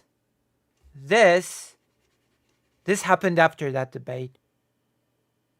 Because this happened in 2023. That debate that I just referenced happened in 2022. At the end of 2022. That I need to talk to try to hit everything that you asked me. You asked me several This questions. is one question. No, it's multiple questions. You asked me, why did these policies target Ukraine? Why did, the impact of that hurt Ukrainians so severely? No. Why did... No. Okay. That's not what the No, question is. let me question- reframe the question. Maybe I need to translate the question here. The question is simply, why did they implement these policies in the Ukrainian regions with at least an heightened perceived nationalism versus the areas that did not have the Ukrainians? So can I respond to the question with a question, Sonsel? Absolutely. So Which is an absolute thing you should not do in discussions, but whatever. do you think it's possible that there's any answer to that question that could be contradictory to Anything's possible. your preconceived conclusion that it had to be the intention that they wanted to kill off Ukrainians? That is such a stupid question. I don't even know if this question should be entertained. Hey, non-smoker, is there any possibility that the answer to this question does not involve your preconceived notion that it is absolutely not a genocide? What sort of a question is that? Yes, it's possible. There you go. Can we move on? Anything's possible. The sky's the limit. I don't care what's possible. I care about what's true. Like, this question can be just reversed back at him. All things considered. It's just a ridiculous... This is just a... You think that there's a practical answer to that maybe these policies all served a purpose and maybe this happened to be a region that... Yes, the God... Yes, indeed. God works in mysterious ways. Yes, there's a purpose to everything. Like, everything has a purpose, and only God knows the purpose behind his ways. Yes, correct. That's right. full of people who were So against being true. collectivized? Do you think in any way it's possible that there was some What happened? Oh my. Collectivized? Do you think in any way it's possible that there was some other reason for that? Do you really want to know the reason, or do you want me to just tell you, well, it had to be because it was genocide? Well, if you're saying that the reason that the policies were implemented more strongly in these regions was because of this heightened sense of nationality, I would say no. Is that not what you're saying? No, Implying right no. there? Okay, then go ahead. There Tell was me. a resistance to collectivization, and Okay. which was not only because of nationalism. This is what I was trying to say when I talked about small farmers. The reason I was going on that there's a purpose to this. These small farmers, it's not that they're ardent nationalists. Sorry. It's that They were My whole thing went bad. It's okay. That's fine. resisting and they collective- want to support collective. their families with their fucking farm work, and they don't want to be nationalized, or they don't want to be collectivized, so they're going to resist collectivization. How does so by that logic, because they were resisting collectivization, they're going to implement stronger penalties or punitive measures against those communities in order to bring them into line and make them like collectivization by Yes. starving 3.5 to 4 million. No. What? Oh my god, is this for real? In non-smoker's mind,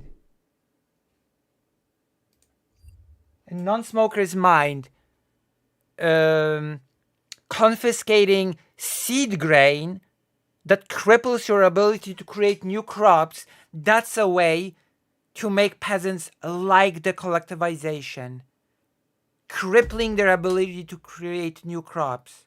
That is a brilliant strategy.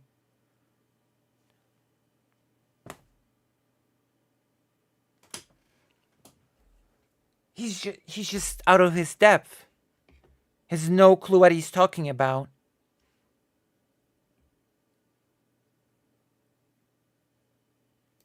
Ukrainians. The starving was a byproduct of The starving was a byproduct. It was not because they went into their houses and stole their personal food. The reason that they killed their livestock. Byproduct. This cannot be real.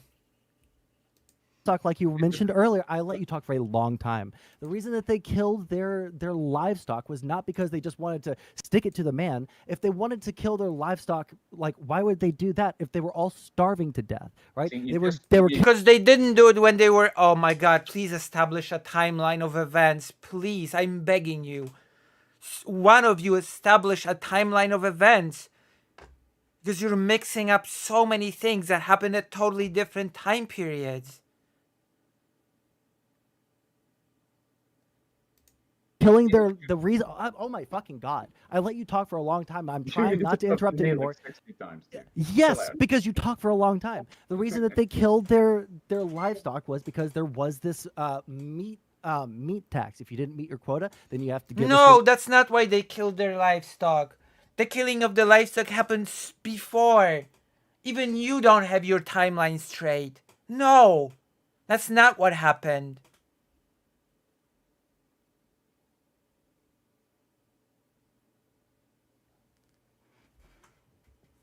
The killing of the livestock happened at a totally different time.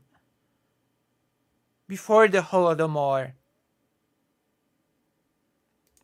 Livestock. Well, if you take all of their fucking grain and all of their personal bread from their homes, what is the only other source of food? The fucking livestock. Why did they kill their livestock? Not to stick it to the man, to fucking feed themselves. Sansol, the deaths of livestock happened. No. That's not what happened at all. No. Why would they do that? That makes no sense.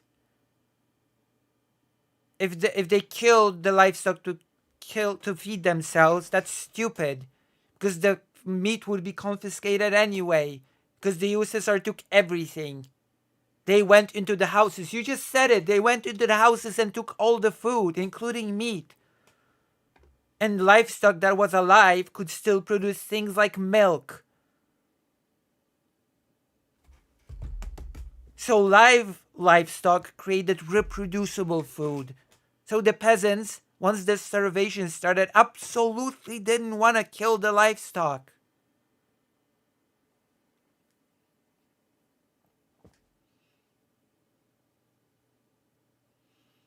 No, no, they didn't. They starved. They didn't hide any of the seeds and animals. That's why millions died. And when the seeds and the animals ran out, people started eating people. Yes, that's a topic that's not even been mentioned with a single word in this entire discussion. But yes, cannibalism was very much a thing during the Holodomor. I guess it was just a byproduct of people, of the Soviet Union wanting to make the peasants like collectivization more. Happened before the Holodomor. The mass killing of livestock started during the early period of collectivization, 1931. The meat tax that we're talking about here, and the reasons why people were sent to the Like you have many like parents would kill their children to eat them. People would dig out bodies from the graves to eat them. Family members would attack one another and kill one another to eat. You know? There was this very grim description of a child a child that was alive, lying on the ground and other children eating the child's leg. Yes, it happened. All in the name of making the peasants like collectivization more, surely, in non-smokers' head. Logs or killed or in other ways punished was during the Holodomor. It was the meat tax was implemented in the second half of 1932, but you can double check me on that. Yeah, I will go. Yeah. So essentially, the meat tax was there to quote unquote shore up or meet the quota while still Not really discussed topic among tankies when debating the Holodomor, is it? The cannibalism. Even if you missed your grain quota, but this was their only other source of food because they have been taking all of their grain, taking all of the grain for the people that grow it, right? Not leaving any amount for them, and taking all of the extra food that they could survive off of afterwards. And past that, that's when the last sentence I want to say, the last sentence, past that, the last policy that they implemented, like towards the end of 1930. And of course, nobody here is going to mention the seed grain. Again, the grain that is needed to actually produce the next harvest. And at the beginning of 1933 was directly taking food from inside of their homes to this was allegedly to shore up the amount of grain procurement, but we're talking about like a pound of flour. We're talking about any amount of food that they had in their homes, right? I don't think that and it wasn't just grain food, it was meat, it was anything that was edible, which is worth mentioning as well. Any other situation we would ever look at a situation where you're taking literally every means of eating from someone and say, okay, well, they're just too retarded to know that not letting someone eat for several months is enough to kill them. I'm not arguing they're too retarded. The discussion about sorry, I was implying the USSR was retarded, not you. No, I know what you're saying. I'm not. Okay. Sorry, was that Wick? No, I'm saying it's fine. Go on, non-smoker, go. So, two things. One, the death of livestock absolutely occurred before the Holodomor. The killing off of livestock started during. Yeah, and it's unrelated. Stop with this subject. It's unrelated. In the early part of collectivization, I am scouring my source for that now, but that's yes, it's unrelated true. to the Holodomor. In terms of the Holodomor. meat Stop. tax, the only thing I could find upon a very cursory Google is a Washington Post article, which does not include a source for that and is paywall. Oh, how well prepared you are for this debate. That you don't even know what the meat tax is, and you hope to find all the sources that you need from a cursory Google search. Bravo. But it's not my problem that you're not prepared for a debate.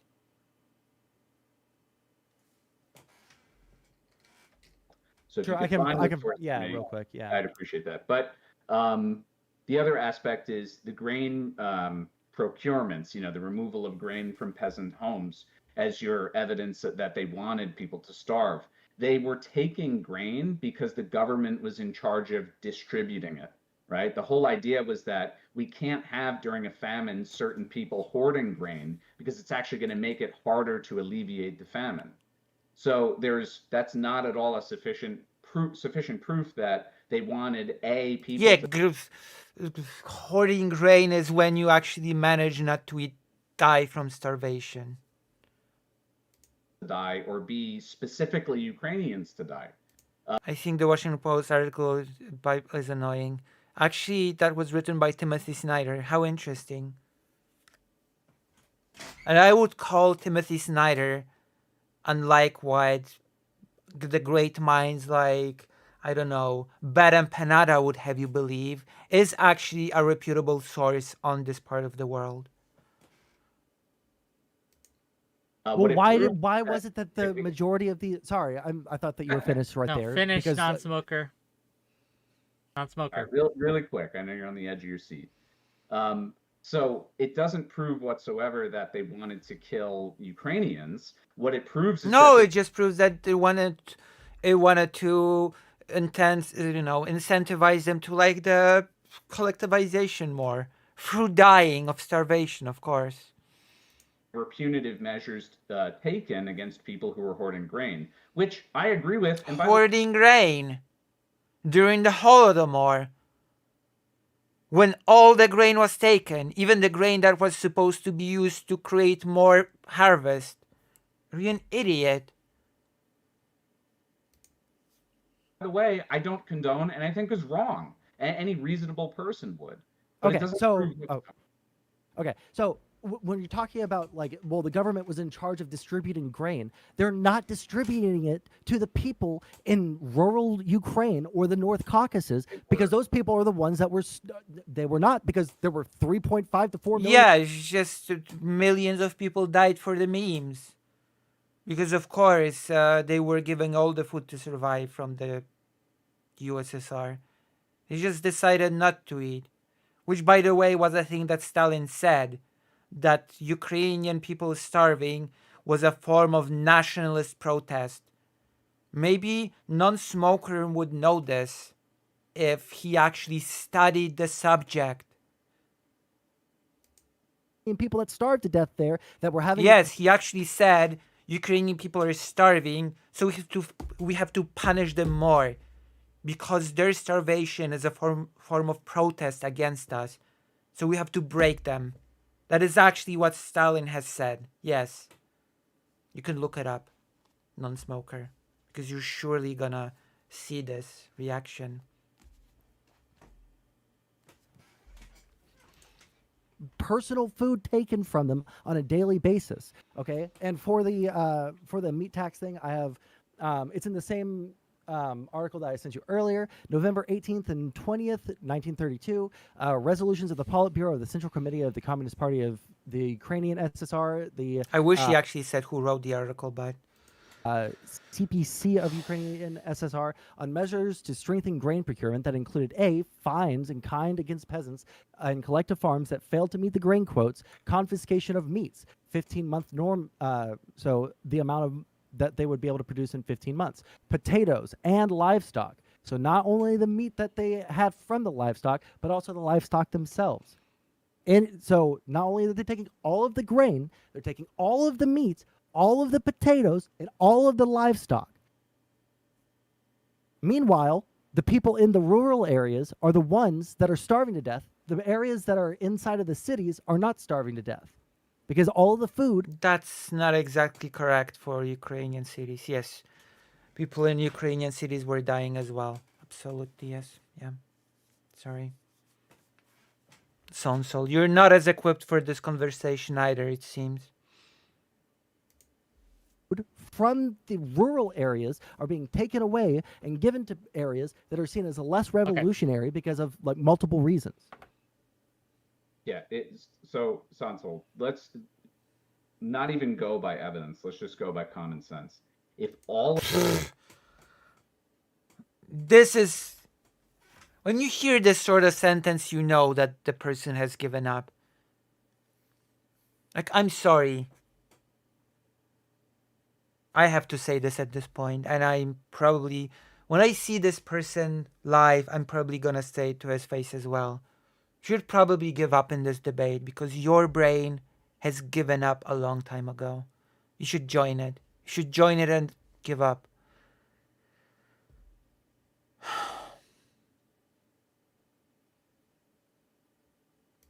of the food were taken, literally everybody in the region would have died. There was obviously food available to some people. It was not sufficient, right? The food that was provided to people was provided by the state, and it was woefully insufficient because it would have meant missing out on grain quotas. Towards the end of the famine, Stalin, too little, too late, lowered grain quotas and increased aid. I mean, there's tons of documented evidence. Yes, there's tons of documented evidence. USSR provided so much aid, millions never died. Are you kidding me? Of that. But again, in terms of all of the stuff you're describing, this is all very horrible and callous and cold and brutal. Hold on. Let me hear that again. All of this, there's, missing out on people was provided by the. It was not would have died. If all of the food were taken, literally everybody in the region would have died. Millions died, you idiot. Millions. Literally millions died. And people survived through cannibalism.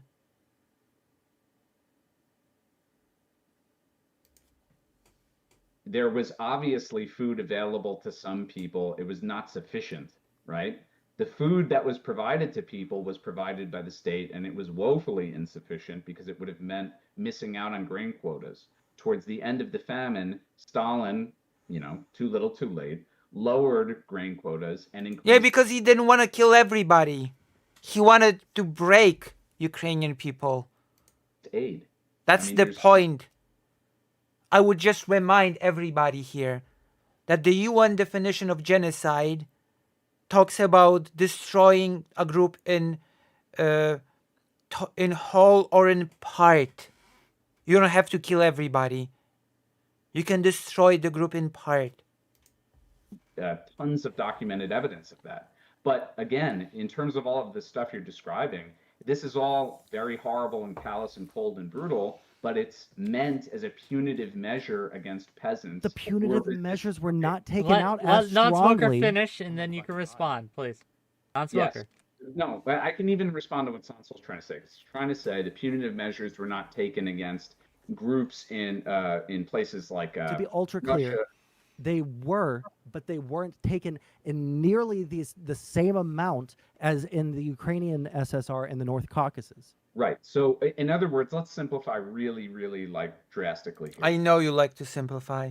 Again, I said this at the beginning. I will say it now. You're a simpleton. It's a punishment, and more people were punished in Ukraine, or more Ukrainians were punished than Russians or Kazakhs. Okay. So you could view that one of two ways. Either there were more Ukrainians who were doing things to get punished, or that the state was targeting Ukrainians to punish them. Now, my argument and the core... Your argument is that more Ukrainians did things to be punished. More Ukrainians did things to be punished.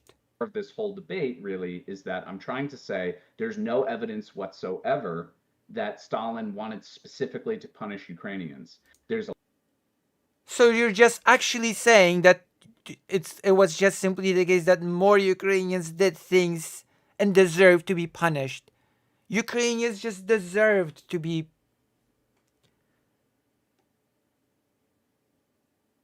starved to death. They just deserved it. They deserved to be punished. A lot of evidence, though, that Ukrainians resisted collectivization and were probably doing lots of things to try and get... That is the argument. They resisted. Are we back? Are we back?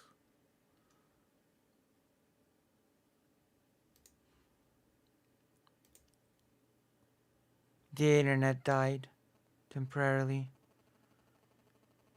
We back. Oh, I've lost most of the viewers.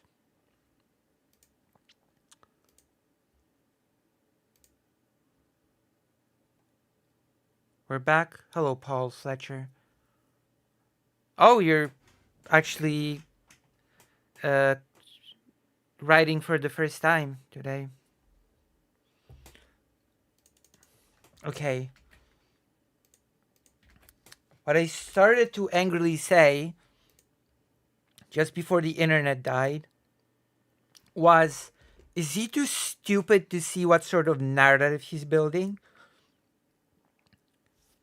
Ukrainian people defied collectivization, stood in the way of Stalin's biggest project. That's right, that was Stalin's personal baby. He wanted to implement it no matter what. This group stubbornly resisted it, and so this group had to be targeted for punishment, for destruction, for starvation. So non-smoker, by trying to refute that Ukrainians were targeted as a group, single-handedly built the narrative along with the motive as to why Ukrainians were targeted as a group, because they defied the collectivization, so they had to be punished for it. Which side are you on again? What are you trying to prove again? Are you trying to prove that it wasn't a genocide, or have you actually switched along the way, and are you trying now to establish that it was a genocide? I'm losing track right now. Because if the timeline was they defied it, and then they were targeted for destruction, then what do we call it? We have a word for it when a group is targeted for destruction in whole or in part. Also as punishment.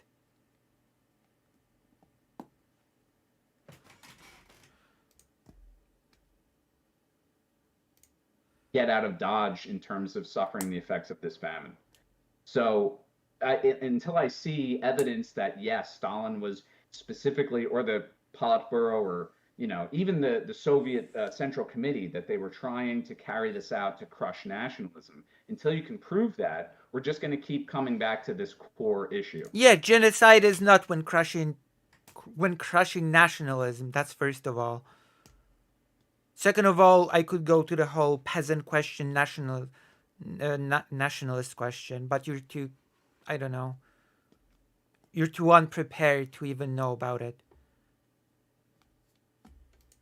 If I may, I think I just want to say one thing. I mean, we can look at intent, and like we said earlier, we can see that there was a negative feeling towards the Jews in Nazi Germany by all of the speeches that were given by Hitler and other Nazi leaders, right? We both agree on that the Nazis really didn't like the Jews, right? They also didn't like Eastern Europeans or lots of different groups.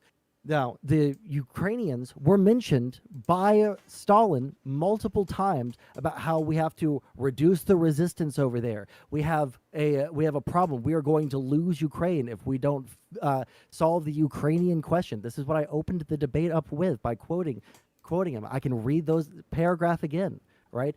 Stalin said that a massive Ukrainian resistance front had been formed from ordinary Ukrainian peasants. Right? What was the second quote here? Referring to the fact that Ukrainian leadership is riddled with nationalists and foreign agents. and we are at risk of losing Ukraine, followed by all of the different policies that were implemented the strongest in Ukraine, like to the point where the Ukrainian peasants were not allowed to enter the cities where there was more food, where they were not allowed to leave so that people could not tell anyone that they're starving to death. If we were to take like a mother and a child, where the mother didn't allow the kid to ever go to school, the mother didn't give the child any food, right? The mother constantly searched through the child's room to see if they had like snuck away any snacks, right? And then the child died of starvation. We would never say, well, the mom's just too fucking retarded to feed her child. We would say, hey, this woman starved her child to death. Okay. Before you answer that, before you respond, $5 from Skill Tree Gaming, and this goes along with his spiel there, so you can answer both at the same time. Since the Soviets killed all the anarchists... This is a very silly conversation. After the revolution, doesn't that show that they'd be willing to starve the Ukrainians for wanting nationalism? Well, first of all, I would need proof that they killed every single anarchist. They definitely crushed the anarchist movement, but... It is very convenient how often the in part fragment is left out of genocide definitions. But okay, sure. Second of all, no, I don't think it would. All it shows is that the Soviet Union would be willing to take out, in the case of just after the revolution, during a civil war, by the way, that they're willing to take out, brutal measures to ensure political control. Oh, so just like in the NKWD Polish operation, which I guess in non-smokers' mind was okay as well, because that was also a way to get rid of political opponents, which, by the way, was a group that was crossed out of the Genocide Convention because the USSR demanded it. Political groups. How interesting. Isn't that interesting? I think it is. I think it's a bit interesting. But that doesn't necessarily prove any intent to genocide Ukraine. I mean, honestly... Political control by what method? Okay. Well, in the case of following the revolution, outright violence. But in the case... I'm talking about the Holodomor. No, I know. I'm trying to answer you and the chatter at the same time. I was answering the chatter and you jumped in. So. I know, but because we're ignoring the measures that they took to create this more politically homogenous union. They're not okay. The politically homogenous union is definitely something that the Bolsheviks wanted. There's no denying that. What I'm arguing is that the desire for a politically homogenous union doesn't indicate a desire to genocide Ukraine. Okay, and but it sort of does, though.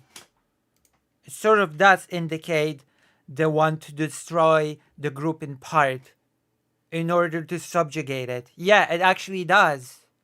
Believe it or not.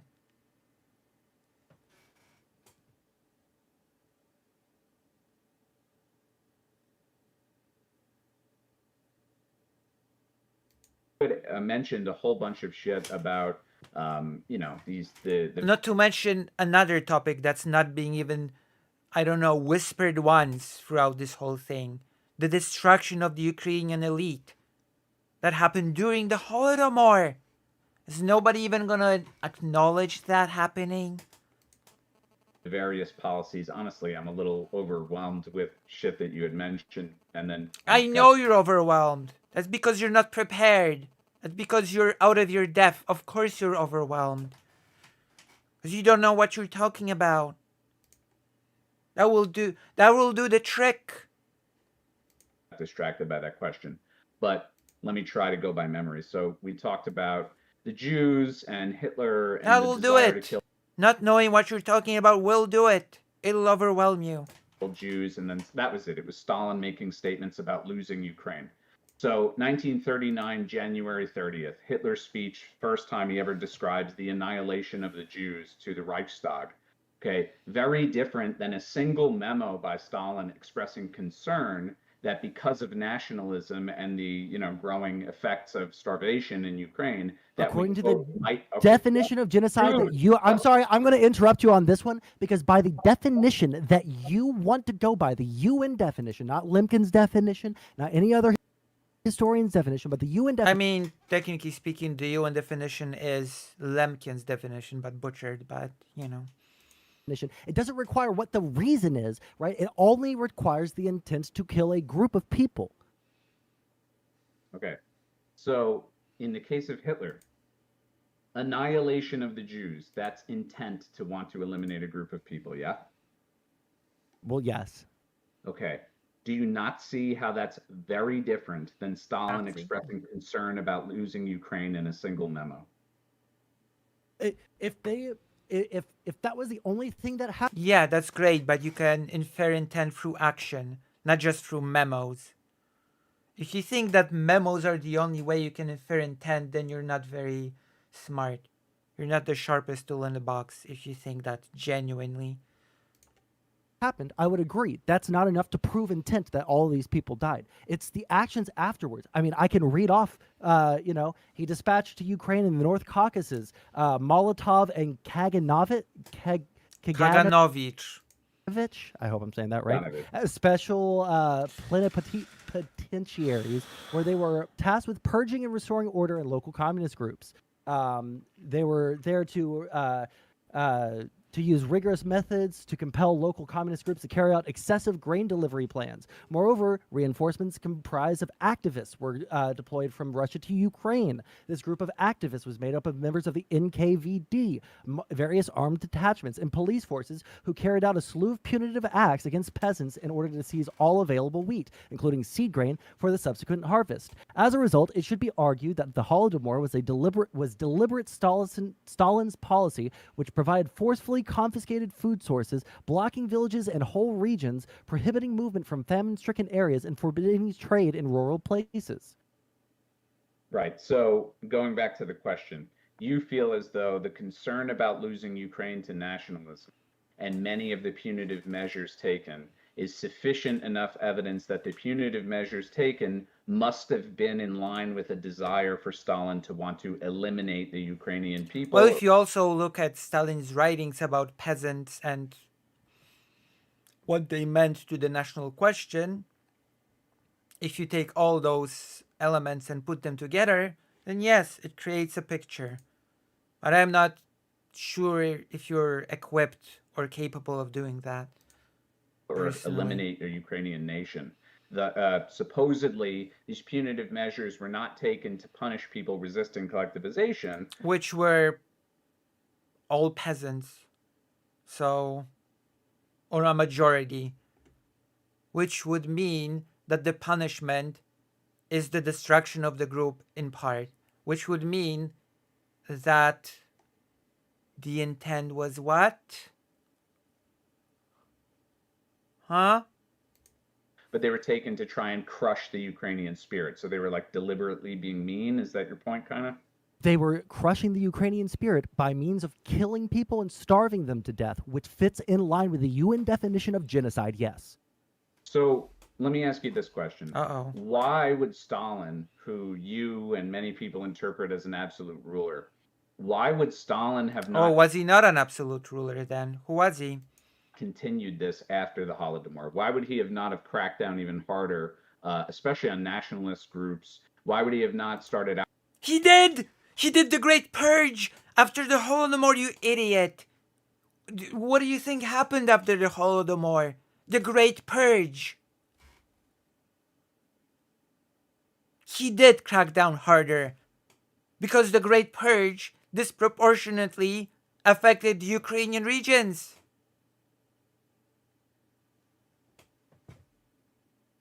Are you kidding me? And also disproportionately affected Polish people in the Ukrainian regions, but that's neither here nor there. He did crack down harder after the Holodomor.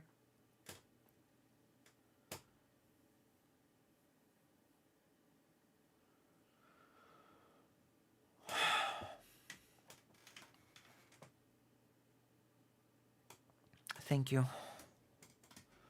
Good night. It's 3:35 a.m. here. So I'm being a trooper. Outright killing people. Why would he have not taken any of the measures that, for example, the Nazis took during the Second World War against Jewish people? Do you think that the only Because no. You could ask this about the Armenian genocide. Are you stupid? The Holocaust was unique as a genocide. The Holocaust is not a blueprint of what a typical genocide is. That was such a stupid thing to say. Why didn't they take the measures? Because that has never been done before the Nazis did it. This sort of industrialized killing. That's why. But the Armenian genocide was still a genocide, even though they did not take the methods of the Nazis.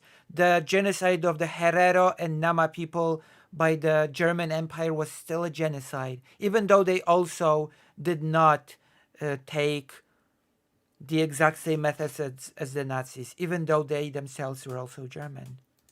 way to commit a genocide is to have an industrial level gas chamber style genocide? No. I mean, but I'm asking why. Why would he not continue going? Why would he stop exactly when the famine ended? Because he achieved his goal, the destruction of the group in part, the destruction of the elite, and he ended up with a subservient Soviet population. And also then he went on to do the Great Purge. So he did continue, actually. Because he had achieved his goal. He had killed all the people that had the strongest nationalist. He did the Great Purge! We're just gonna ignore that? Or maybe none of them know about the Great Purge? Is that a secret thing that happened? Sentiment. He had effective control over Ukraine in. We're gonna pretend that the Great Purge never happened and that it did not disproportionately affect Ukrainian territory. And then disproportionately Polish people would then, but that's neither, because the next step was to, of course, blame Polish people for the Holodomor. Just so you know.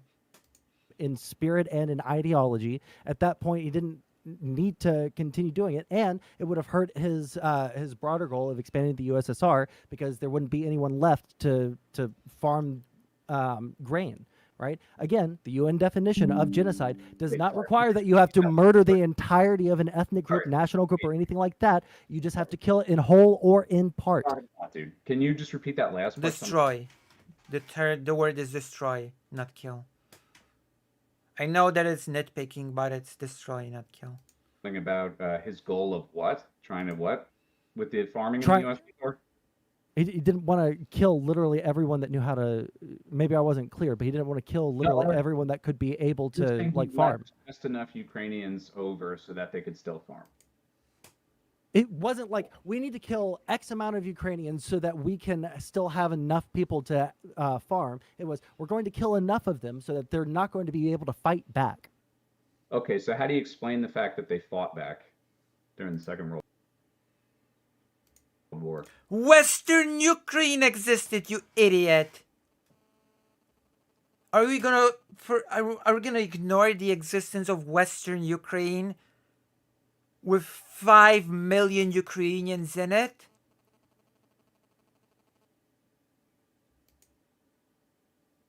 They didn't fight back very well because they didn't. Did they end up? How many? Okay, give me numbers.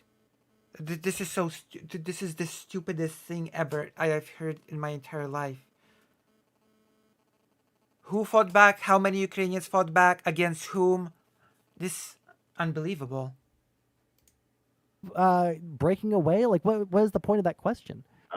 Did they end up breaking away? No, because the Nazis and the Banderists lost. But the Banderists were from Poland, Western Ukraine, not from the survivors of the Holodomor. course, the band. Yeah, Nazi Germany invaded. But the Second World War happened far I- after. Just real quick, the Holodomor was in 32, 33, right? Correct? Am I wrong? Yes. The World War II was the invasion wasn't quite the a bit invasion after of that. Germany They had already into- broken their spirits. No. 8 years later. So my point is, 8 years later, I guess Stalin didn't do a very good job of killing all of his potential enemies, such that within 8 years they would rise up against. You realize that that's not an argument against anything. He thinks OUN, UPA, and Bandera originate from Soviet Ukraine and from the survivors of the...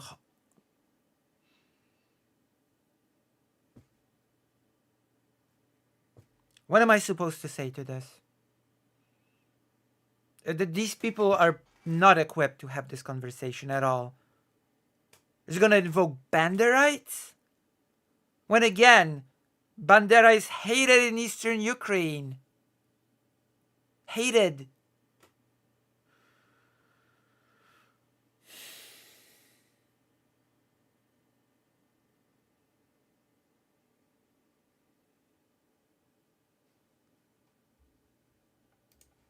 That I just said. Oh, No. they weren't good enough at killing all the people that had an anti-Soviet notion. Therefore, it wasn't a genocide. No.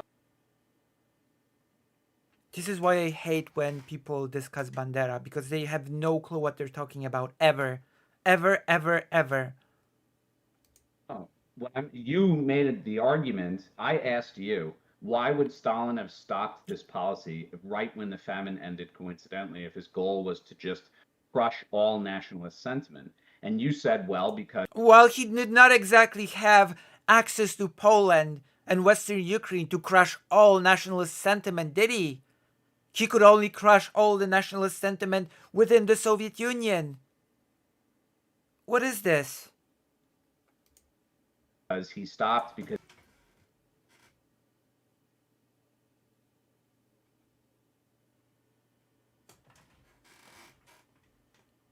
Does he even know that 5 million Ukrainians lived in Poland before World War II? Because he succeeded. There was no threats to his power. And I'm saying if there were no threats to his power and he crushed all nationalist sentiment, why He was did! In the Soviet Union! there a huge nationalist fucking movement 8 years later? Please, please answer with what I just said. Please, I beg you. I'm begging you.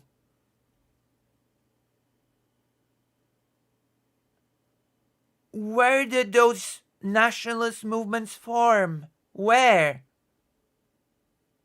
I beg you, answer this. Neither of you prepared. Neither of you prepared for this debate, for this discussion. None of you.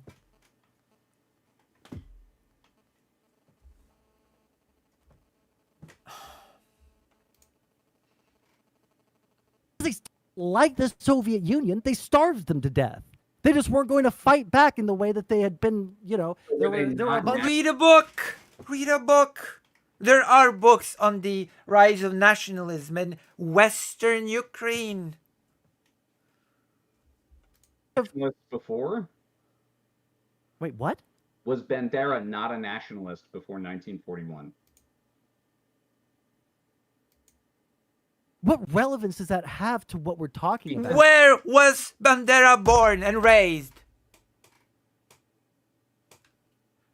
This is either dishonesty or just stupidity and ignorance. Take your pick. That would mean This is a massive nationalist- cope argument that, It's because he didn't you're- literally you're kill like all three- nationalists, therefore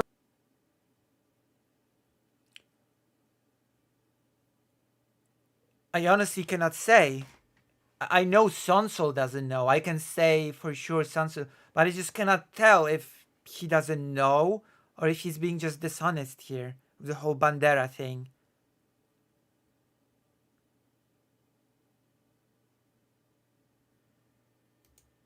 it couldn't have possibly. Like, I cannot believe this.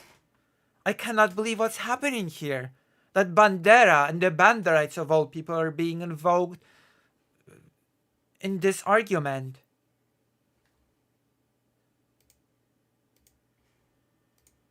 have been a genocide. Sanso, This is like saying Okay, that, oh, okay, well, we're because the gonna- Germans didn't like literally kill all of Like, the Jews, therefore they it's like didn't. the blind leading the blind in this conversation. Like, it's so frustrating. None of them know what they're talking about. None of them. Neither the person that's trying to, make the case for the Holodomor being a genocide, nor the person that is trying to make the case for it not being a genocide. None of them know what they're talking about. They don't know the basics. Commit a genocide. They weren't You're successful in getting their very ultimate goal. How do you even go into the details if you don't know the basic facts of history? How? It's not necessary. What I'm saying is It's that because this is a cope Let, argument. let him respond. Let non-smoker respond to this, and then we're probably going to transition to closing statements then, because gang. Oh, but yeah, respond, please. Yeah, okay. So I actually just had to double check just for the hell of it. Bandera was born in 1909. He was around a long time before the Holodomor, right? And my argument is that the core Ukrainian nationalist movement survived this supposed effort by Stalin.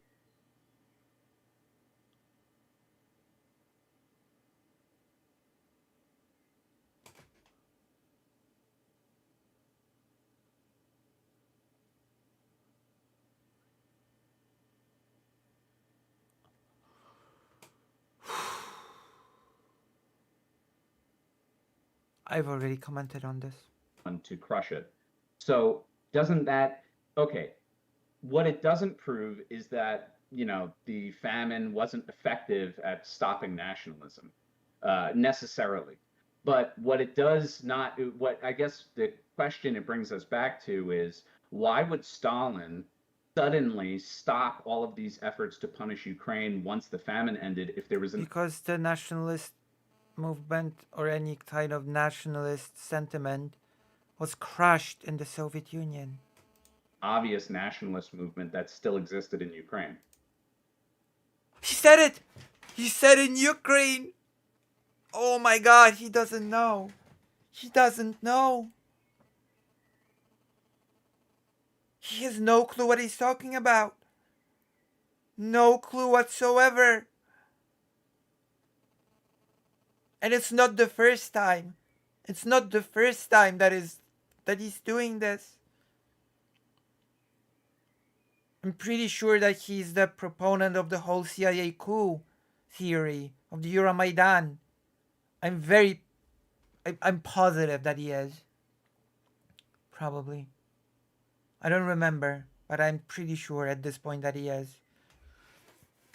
Oh my god. And the worst part about it is that Sonsol doesn't know either.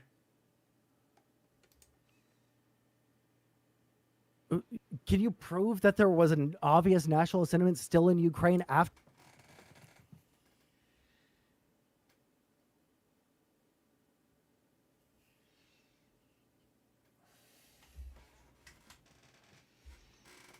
the Holodomor, that they were still capable of like uprising? Did the amount of hold on, were there as many nationalist or riotous or uprisings? Because on the article that I had sent you earlier, there is a list of how many leading up to the Holodomor incidents of riots. Don't debate topics that you have no clue about.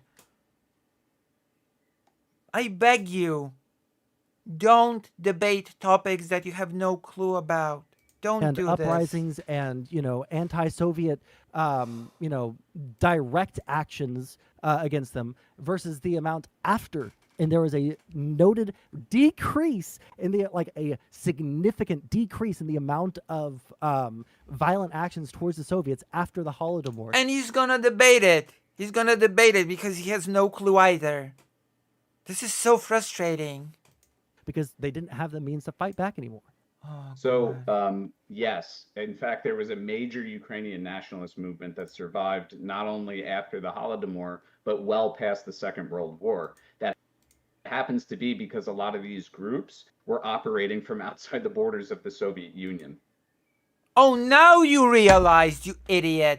But before you said that they survived within the Soviet Union, and now you're backpedaling because now you realize that these movements were formed outside of the Soviet Union. You're an idiot. You're a total idiot.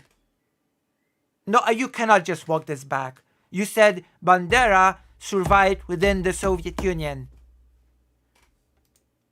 So the OUN, or Organization of Ukrainian Nationalists, did most of its operations out of Poland and then. Yes, they didn't do their operations out of Poland. They originated in Poland, you idiot. All of Western Ukraine was in Poland.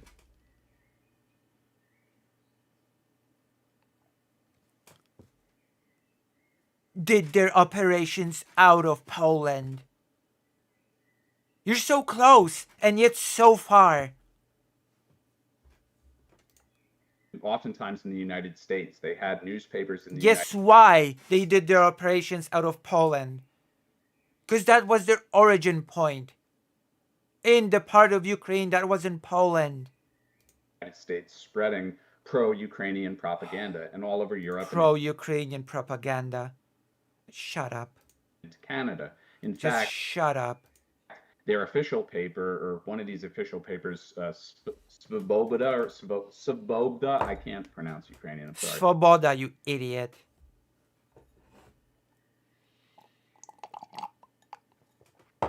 Svoboda, blah, blah, blah, blah, blah, blah, Svoboda, blah, blah. The truth, basically, was actually banned in Canada during the Second World War Svoboda. for promoting Nazism. But the point here is that Ukrainian nationalism, Which means freedom. no matter what Stalin did in Ukraine, wouldn't have been crushed there because it was a phenomena that spread beyond the borders. It didn't spread beyond the borders, you idiot. No, it didn't. It absolutely didn't.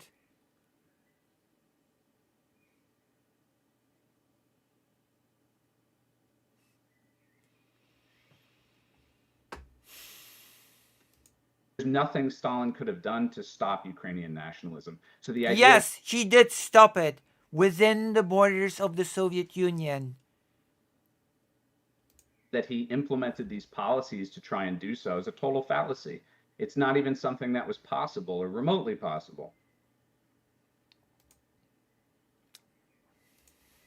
Sorry. Please do some. Please say something. Please, I'm begging you. Please say something in response to this. You said that we were going to move to closing statements. I didn't want to step over your moderators.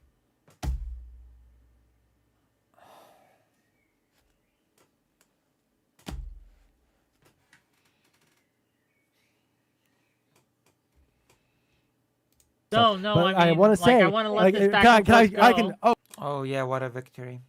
okay. So I can continue. Okay, cool. Yeah, you can so, continue. Like, the idea. But I'm just the warning you. idea- We got about 10 minutes. Before. Oh, okay, gotcha. I thought that you were going to stop me as soon as I started talking. So the idea that because Stalin didn't literally kill all nationalists all over the fucking world doesn't mean, or it means that there was no genocide during the Holodomor is fucking retarded. And you know that, and I know that. And it was the stupidest fucking point for you to bring up. The idea that after the fucking Holodomor, there wouldn't still be secret people that wanted to break away. I give up. Neither of them know what they're talking about. None of them.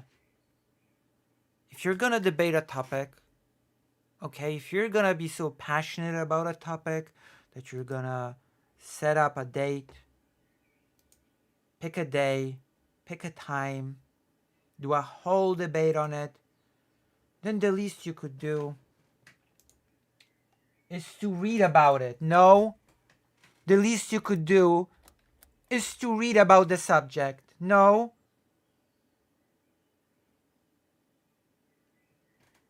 Am I mistaken? Away from the Soviet Union, like that they would all magically be killed. No, that's not what genocide is. That you're 100% successful in all of your goals for the genocide. All that needs to be proven is that there was intent, that they did the mass killings or the deprivation of life, happiness, whatever the fuck, right? That we both agree on the definition of the UN Convention on Genocide, right? All we have to show is that that happened. It doesn't mean that they have to kill a literal. I'm sorry. Yes, that's what genocide is, that we agreed on at the beginning of this debate, was that the Genocide Convention UN definition, that we have to kill them in whole or in part, that we're going to target a national Destroy, not kill. or ethnical or racial or religious group. Intent. There was no intent. Despite showing that, I guess this is going to be our closing statements, because now we're fucking like looping all over the place because you coped about saying that there were Canadian Ukrainians that were still nationalists that didn't starve to death in Ukraine, so therefore there was no genocide in Ukraine, which is the biggest cope I've ever heard in my entire life. But like, I mean, at the end of the day, we can look at the collection. We can look at the collection of all these policies that were implemented in some measure across all of Russia. I'm not going to lie about that. That did happen. There were blacklists that happened in other places. There were people that were sent to gulags in other places. But where were they implemented the strongest? Where were they implemented to a degree that starved the people to death at a calculated rate? Only in Ukraine and the North Caucasus, places where the largest concentration of ethnic Ukrainians were. Why did this happen? Because Stalin and his cronies, like Molotov and the other guy that I mentioned, had to be sent over to the North Caucasus and to Kaganovich. Ukraine to lead the NKVD, the special police, and all of these. I'm doing this as my closing statement. We can look at the. I don't get to respond and make a separate closing statement.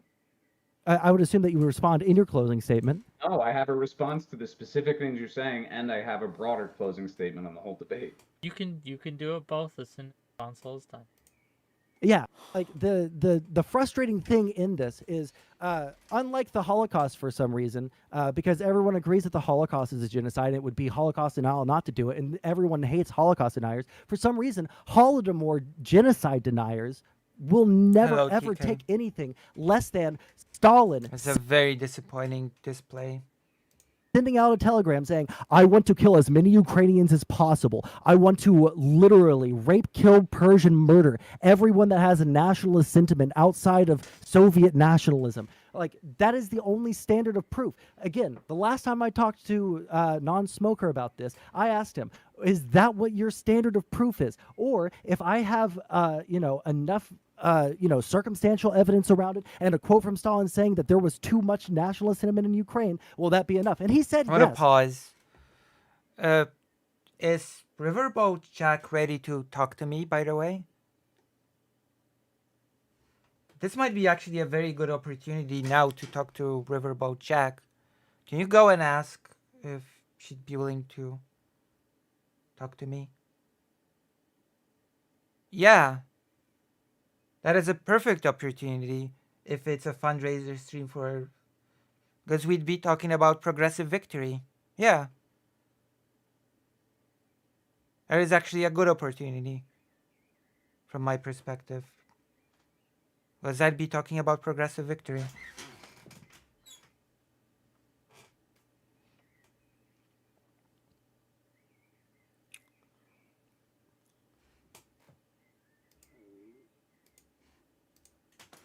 And I feel like I've proven that here in this by citing sources, by linking these sources, and all of that.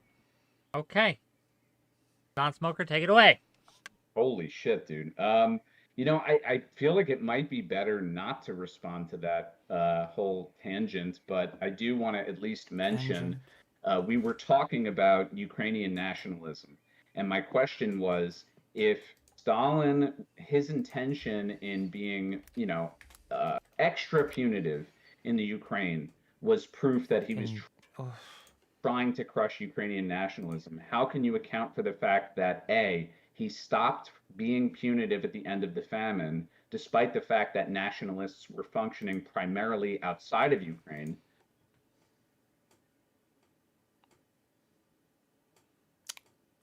how would continuing the policy in Soviet Union stop Western Ukrainian nationalists from existing? This is And then B, how you can account for the fact that Stalin showed no interest in resuming any kind of campaign against Ukrainian the Great Purge. nationalism between the time the Holodomor ended and the start of the Second World War. I guess the Great Purge never happened. That's great. Where Ukrainian nationalism almost became partially the undoing of the Soviet Union. Sounds like really poor planning from a guy who was obsessively planning nearly everything he did. I'm sorry, what? From a guy partially the start of the Second World War, where Ukrainian nationalism almost became partially the undoing of the Soviet Union. What are you even referring to with the Ukrainian nationalism almost partially became the undoing of the Soviet? What are you referring to? Sounds like really poor planning from a guy who was obsessively planning nearly everything he did. But if anybody in the audience doesn't believe me If you are so great at planning, then why was collectivization such a colossal failure? on that, Objectively. something to consider is that His baby. 1933 memo we talked about earlier. One of the reasons Stalin supposedly was concerned about Ukrainian peasant movement was because he said that they are being, contacted or influenced by forces outside of Ukraine, outside of the Soviet Union. Incorrect. No, that's not why. No. In Poland. What he was referring to is the OUN. Stalin was well aware. No, that is not correct, actually. That is bullshit. And even the sources that all this, no, incorrect. No. The OUN was a massive reaching network that functioned primarily outside the confines of the Soviet Union. So Stalin would have also known that no matter how many punitive measures he took, he wouldn't have stopped Ukrainian nationalism because the networks were beyond. He didn't care about Ukrainian nationalism outside of the Soviet Union. He cared about nationalism inside of the Soviet Union. When he did the Polish operation NKVD, he cared about killing Polish people in the Soviet Union. He didn't. Oh, there's still Polish nationalism in Poland, so I guess no. You idiot. Beyond his control. So it's not proof that A, Stalin wanted to crush Ukrainian nationalism completely through punitive policy because he knew that wasn't possible, and B, it's nowhere near proof that Stalin wanted to commit a genocide in Ukraine. There's no proof of that, in fact. There's tons and tons and tons of scholarship on this, and any serious person... Tons and tons and tons, and yet you've cited none. How interesting. Tons and tons and tons, and then you've mustered none. You've quoted one book. Read it, and they'll come to the same conclusion that I did. What you can find, if you want to scour the internet in a very surface level way, is a bunch of articles written by Westerners that confirm your political narrative, that seem to match up with this idea that the Soviet Union is Nazi Germany and it's all the same. Some authors have actually literally written that. And it's totally... It all comes down to propaganda. Okay, so, dude, you have such a problem letting people fucking finish a statement, and it demonstrates your a serious insecurity with your argument. You clearly have no fucking idea what you're talking about. You've never read a book on this. You scoured the internet for the... I'm the only one that cited sources this entire fucking debate. Let him finish his closing statement. I'm sorry, he's insulting me right now. I'm the one that linked every single article, read quotes the entire time. Okay? He's the one that fucking hoped at the end, saying that we didn't murder literally every, or the USSR didn't murder literally every single Ukrainian in the entire world. Stop. Okay, but for real, stop. Let him finish his closing statement, then you can go in. Yeah, maybe you didn't hear me over all the fucking talking you did. I cited multiple sources. I cited... Multiple sources. Linked any of them. One book. I cited fucking Stalin. I cited actual primary sources. I cited Stephen Cotton. So did I, and yet you're saying that I never read anything. You want me to go down the fucking list? Yes, chat, this is apparently closing statements, but I don't know if it is. But go ahead. John Archibald Getty, Fogger, Davies and Wheatcroft, Michael Ellman, Hiroki Kuromiya, Ronald Grigor Suni, Stephen Kotkin, fucking primary sources from Stalin, primary sources from party officials, Stanislaw Kosior. Do I get to respond by reading off the name of every single Stop! person that I Let him finish cited? his closing statement, or we'll never finish. You weren't fucking listening because you're too dense and too committed to spouting political bullshit that if you listened to some sources and you listened I'm not even gonna grace this with a to response. some other arguments, your entire fucking worldview falls apart and you can't handle that. So you have to keep fucking filibustering and talking over me and fucking not listening or engaging. I'm waiting for you to finish your fucking statement. If we trying look to. at the, I'm do you want to keep- bet money? Do you want to bet money right now? Who spoke more in this debate? You're fucking interrupting. Do you want to bet can't money on handle that? Sansol, you have become Haas. You have become the person who is fucking. Hey, talking I'm not the one over doing a genocide denial right now. So like, your moment, turn around and you realize, holy shit, I'm actually the screeching fucking psycho. Right? I'm the waiting for person you to who is finish. not Instead capable of doing a giving closing reason statement, you're whatsoever. reading off fucking like 40 you have names. taken a massive L again, and dude, in my experience, you've never won a single debate. Ever. Anyone that I've ever watched, not a single one. Not even ones that we've had. Let's expand it out to every single interaction you've ever had online. You're a total clueless fucking moron. This is the cope of someone that is so insecure in his ideas and all of his sources that he You'll never instead be a has to say that I've never won a debate never be a literally ever. I just I'm want to remind the chat, he'll never be a teacher, no matter. Oh, how so now we're insulting my future. Okay, cool, buddy. Like, what the fuck is this even supposed to be? What kind of fucking argument is I this? wouldn't trust you to sub my students. Oh, wow. Oh, I'm so hurt. Okay, well, Is Wick cute to you, Lucy? Would you date him now? I don't know what happened. I at would the hate to end be here. one of your fucking students because then I'd be a fucking retarded tanky. What just like I you. would love, what I would love. At least okay. I have students, something you never will. Because no one would ever pay you to Oh, teach no! because you're The- a fucking brain The- dead idiot. oh no, I'm a fucking high school teacher and I'm at the pinnacle of my life, balding and fucking tanky, right? I And would I'm going not. to insult someone that has way more potential in his life that Yeah, could go what's into your multiple. potential, Console? Where are you going with this? I mean, I have multiple job prospects in Yeah, policy good writing go. and in Oh my god. teaching in multiple different states Multiple right now. prospects, but no real job. What's going on? I have a next real job right debate. now. Does Sansol suck ass in here? So, what did Riverboat Jack say? Here we have someone who obviously says yes, Sansol sucks ass and has no future, versus Sansol who says, actually, wait, guys, I do have a future. Who will win? I don't know, but this is a fun debate, so continue, please. Well, there's a unanimous agreement. Wait, are we continuing or was that closing statements? I thought that was closing statements, but you decided to You made yell a at I- each other. He just wants Um, to. He just wants to tell me that I have no future, which is not an You said argument that- for anything that we You said. A whole bunch of ad hom to me too. It's fine. Yo, if we're doing Yeah, a roast after session, you fucking said I had if no we're doing a future. roast session, we got some people who wants to come in. Thank you, Well, $2. if we're gonna bring for people in, can I fondue. run to the here's, bathroom? Here's some money for the wrap up music fund. Oh, thank you for the $2. But yeah, if you want to roast either of these, if you want to roast Sansol, jump on in while he goes to the bathroom. If you are Okay, here to I can- roast I have time? Sansol, we can open it up for that. But before we do that, I want to give you each a chance to plug yourselves. Where can they find you, non-smoker? No one should be looking for a non-smoker.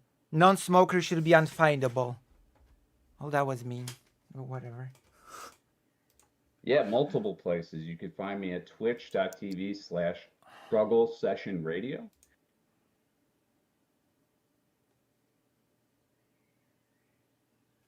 You can catch me on WUSB 90.1 FM in Stony Brook. I host a radio show there every other Monday, 8 to 10.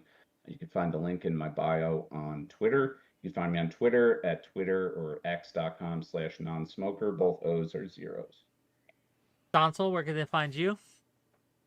Sansol on basically every platform except for Twitter, and which you can find. Sansol's much bigger than non-smoker. I'm bigger than non-smoker. Okay? I'm a bigger content creator than smoker. Oh my god.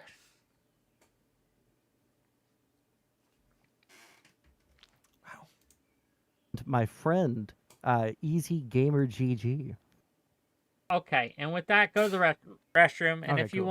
wanna have questions for either of these gentlemen or just roast them, we'll do a brief Q&A. Brief. So jump backstage, Discord chat. My mods can put the Discord links if that doesn't work, and we'll do that. So yeah. Oh my god. I don't know what happened at the end there. Very respectful up until then, but yeah, just Very respectful. I don't know what Wix, whatever. Well, I mean, if I could just say a word on that, the reason I snapped, and listen, was some of that stuff out of line? I acknowledge it was, but the fact of the matter is, Wick, I mean, this guy has a serious issue letting me finish a fucking thought.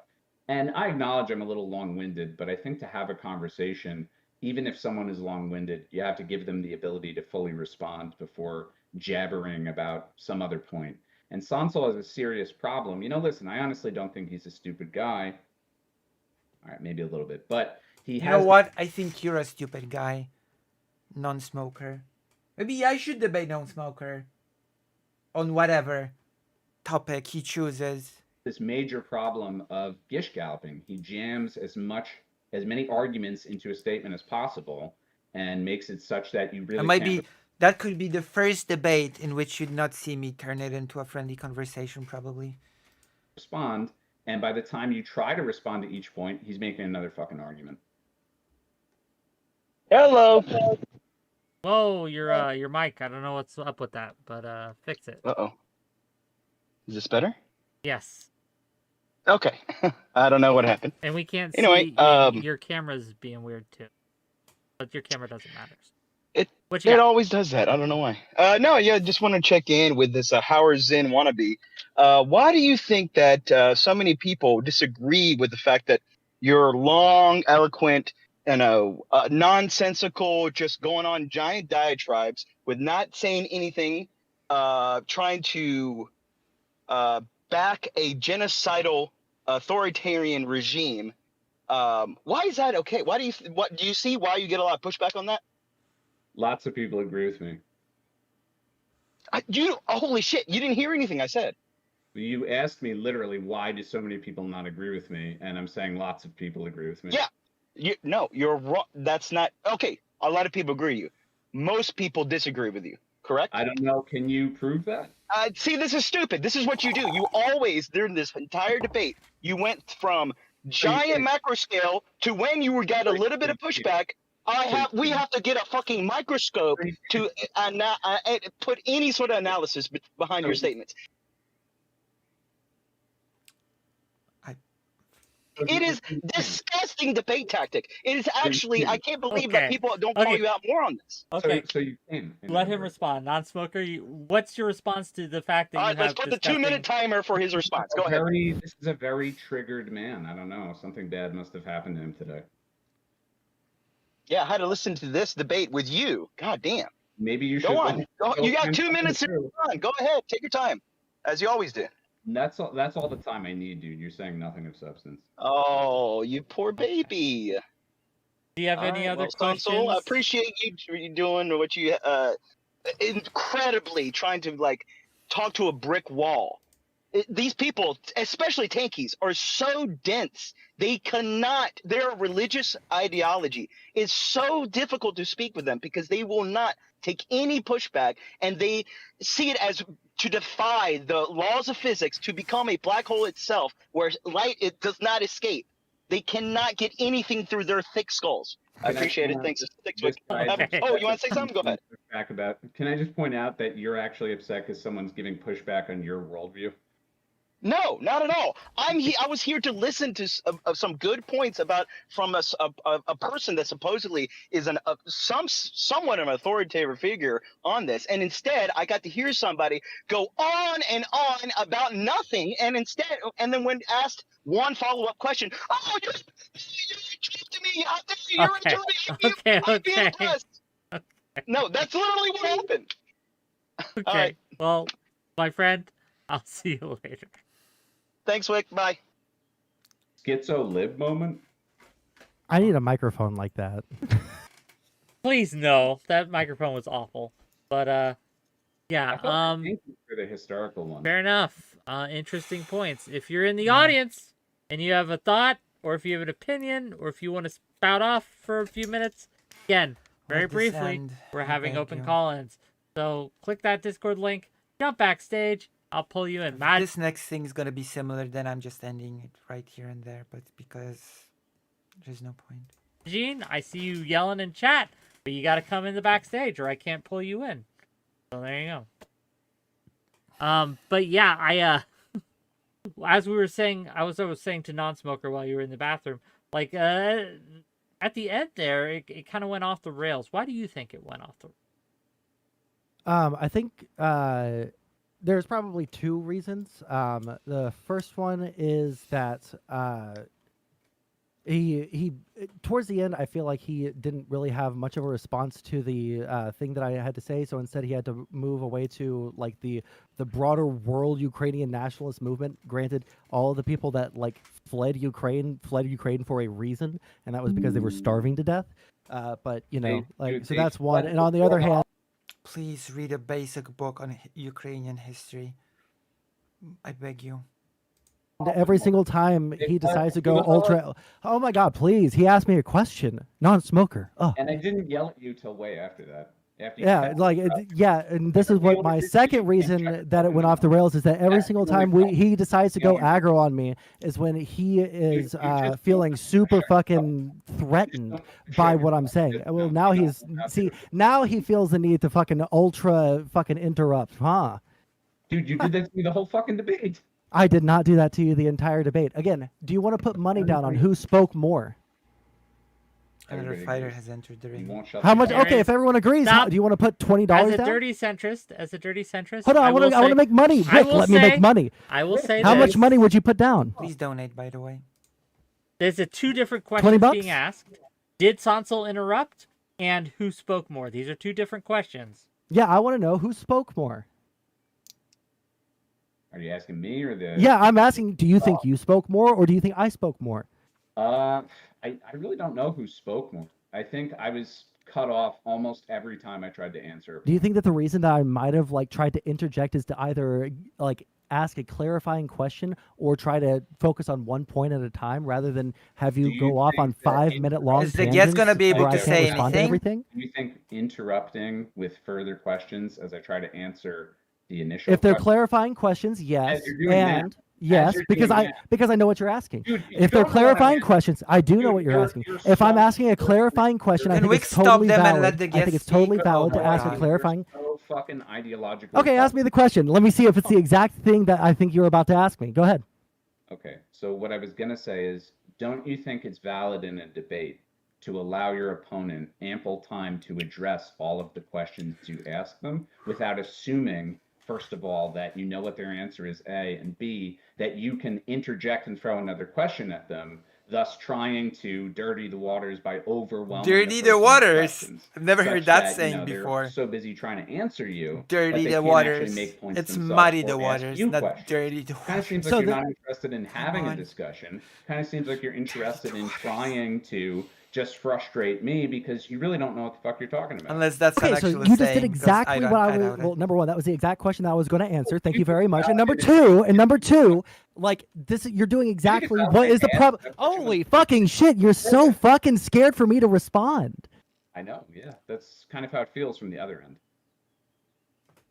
Okay, so the reason I just want to like let non-smoker know something that yeah, it is totally valid to interrupt someone to ask a clarifying question to make sure that we're both on the same page, either definitionally or conceptually. And number two, yes, it is totally valid to interrupt someone when they're going off on a 5-minute long fucking spiel and fucking doing a debate tactic known as a gish gallop, bringing up a bunch of irrelevant points so that I can respond to one at a time, ask you a question, and then you bring up 5 more points. Yes, it is totally valid to try and stick to 1 point at a time. Infallible Owl, you are here. You have the floor. What's your question or your comment? It's foul. There's an F. Oh, sorry. Infallible foul. Well, I just want to say, first off, Sansol, congratulations on your potential possible aspect or prospects. Oh, God, prospects. It's been. I appreciate it, buddy. Yeah, it's been a while. We're healing, though. We're healing. Non-smoker, you're aware that, like, when this country was founded, America, there was a genocide, I could say, of maybe the native population here, right? Do you think Americans are bound to defend that because they're capitalists and they think because they want to believe in capitalist policies, we have to defend the fact that our country did that? Or can we say, yeah, that was fucked up. They shouldn't have done that? I don't think Americans are bound to doing that. I think people do defend it for that exact reason, though. Well, that's why I'm wondering why exactly, because you defend Stalin, you can actually, say like, okay, I believe in these principles without saying like, oh, but Stalin was a good guy. When it's proof Well, that he would, I never said Stalin was a good guy. but you, He's just a retard. He's not a bad guy. He's just a retard that accidentally starved a fucking like I can say multiple this. millions of I people. can say this: if Sansol ran the Soviet Union, way more people would have died. I mean, I don't maybe. even.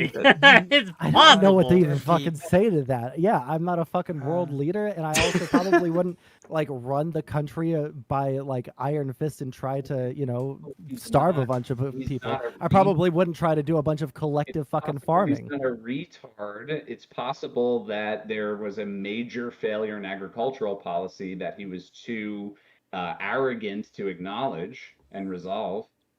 They recognized that there was starvation in Ukraine. It wasn't a Why fucking do you think mystery to him. why do you think he's done bad things, but you think Okay, that enough. No, I've had enough. That's enough.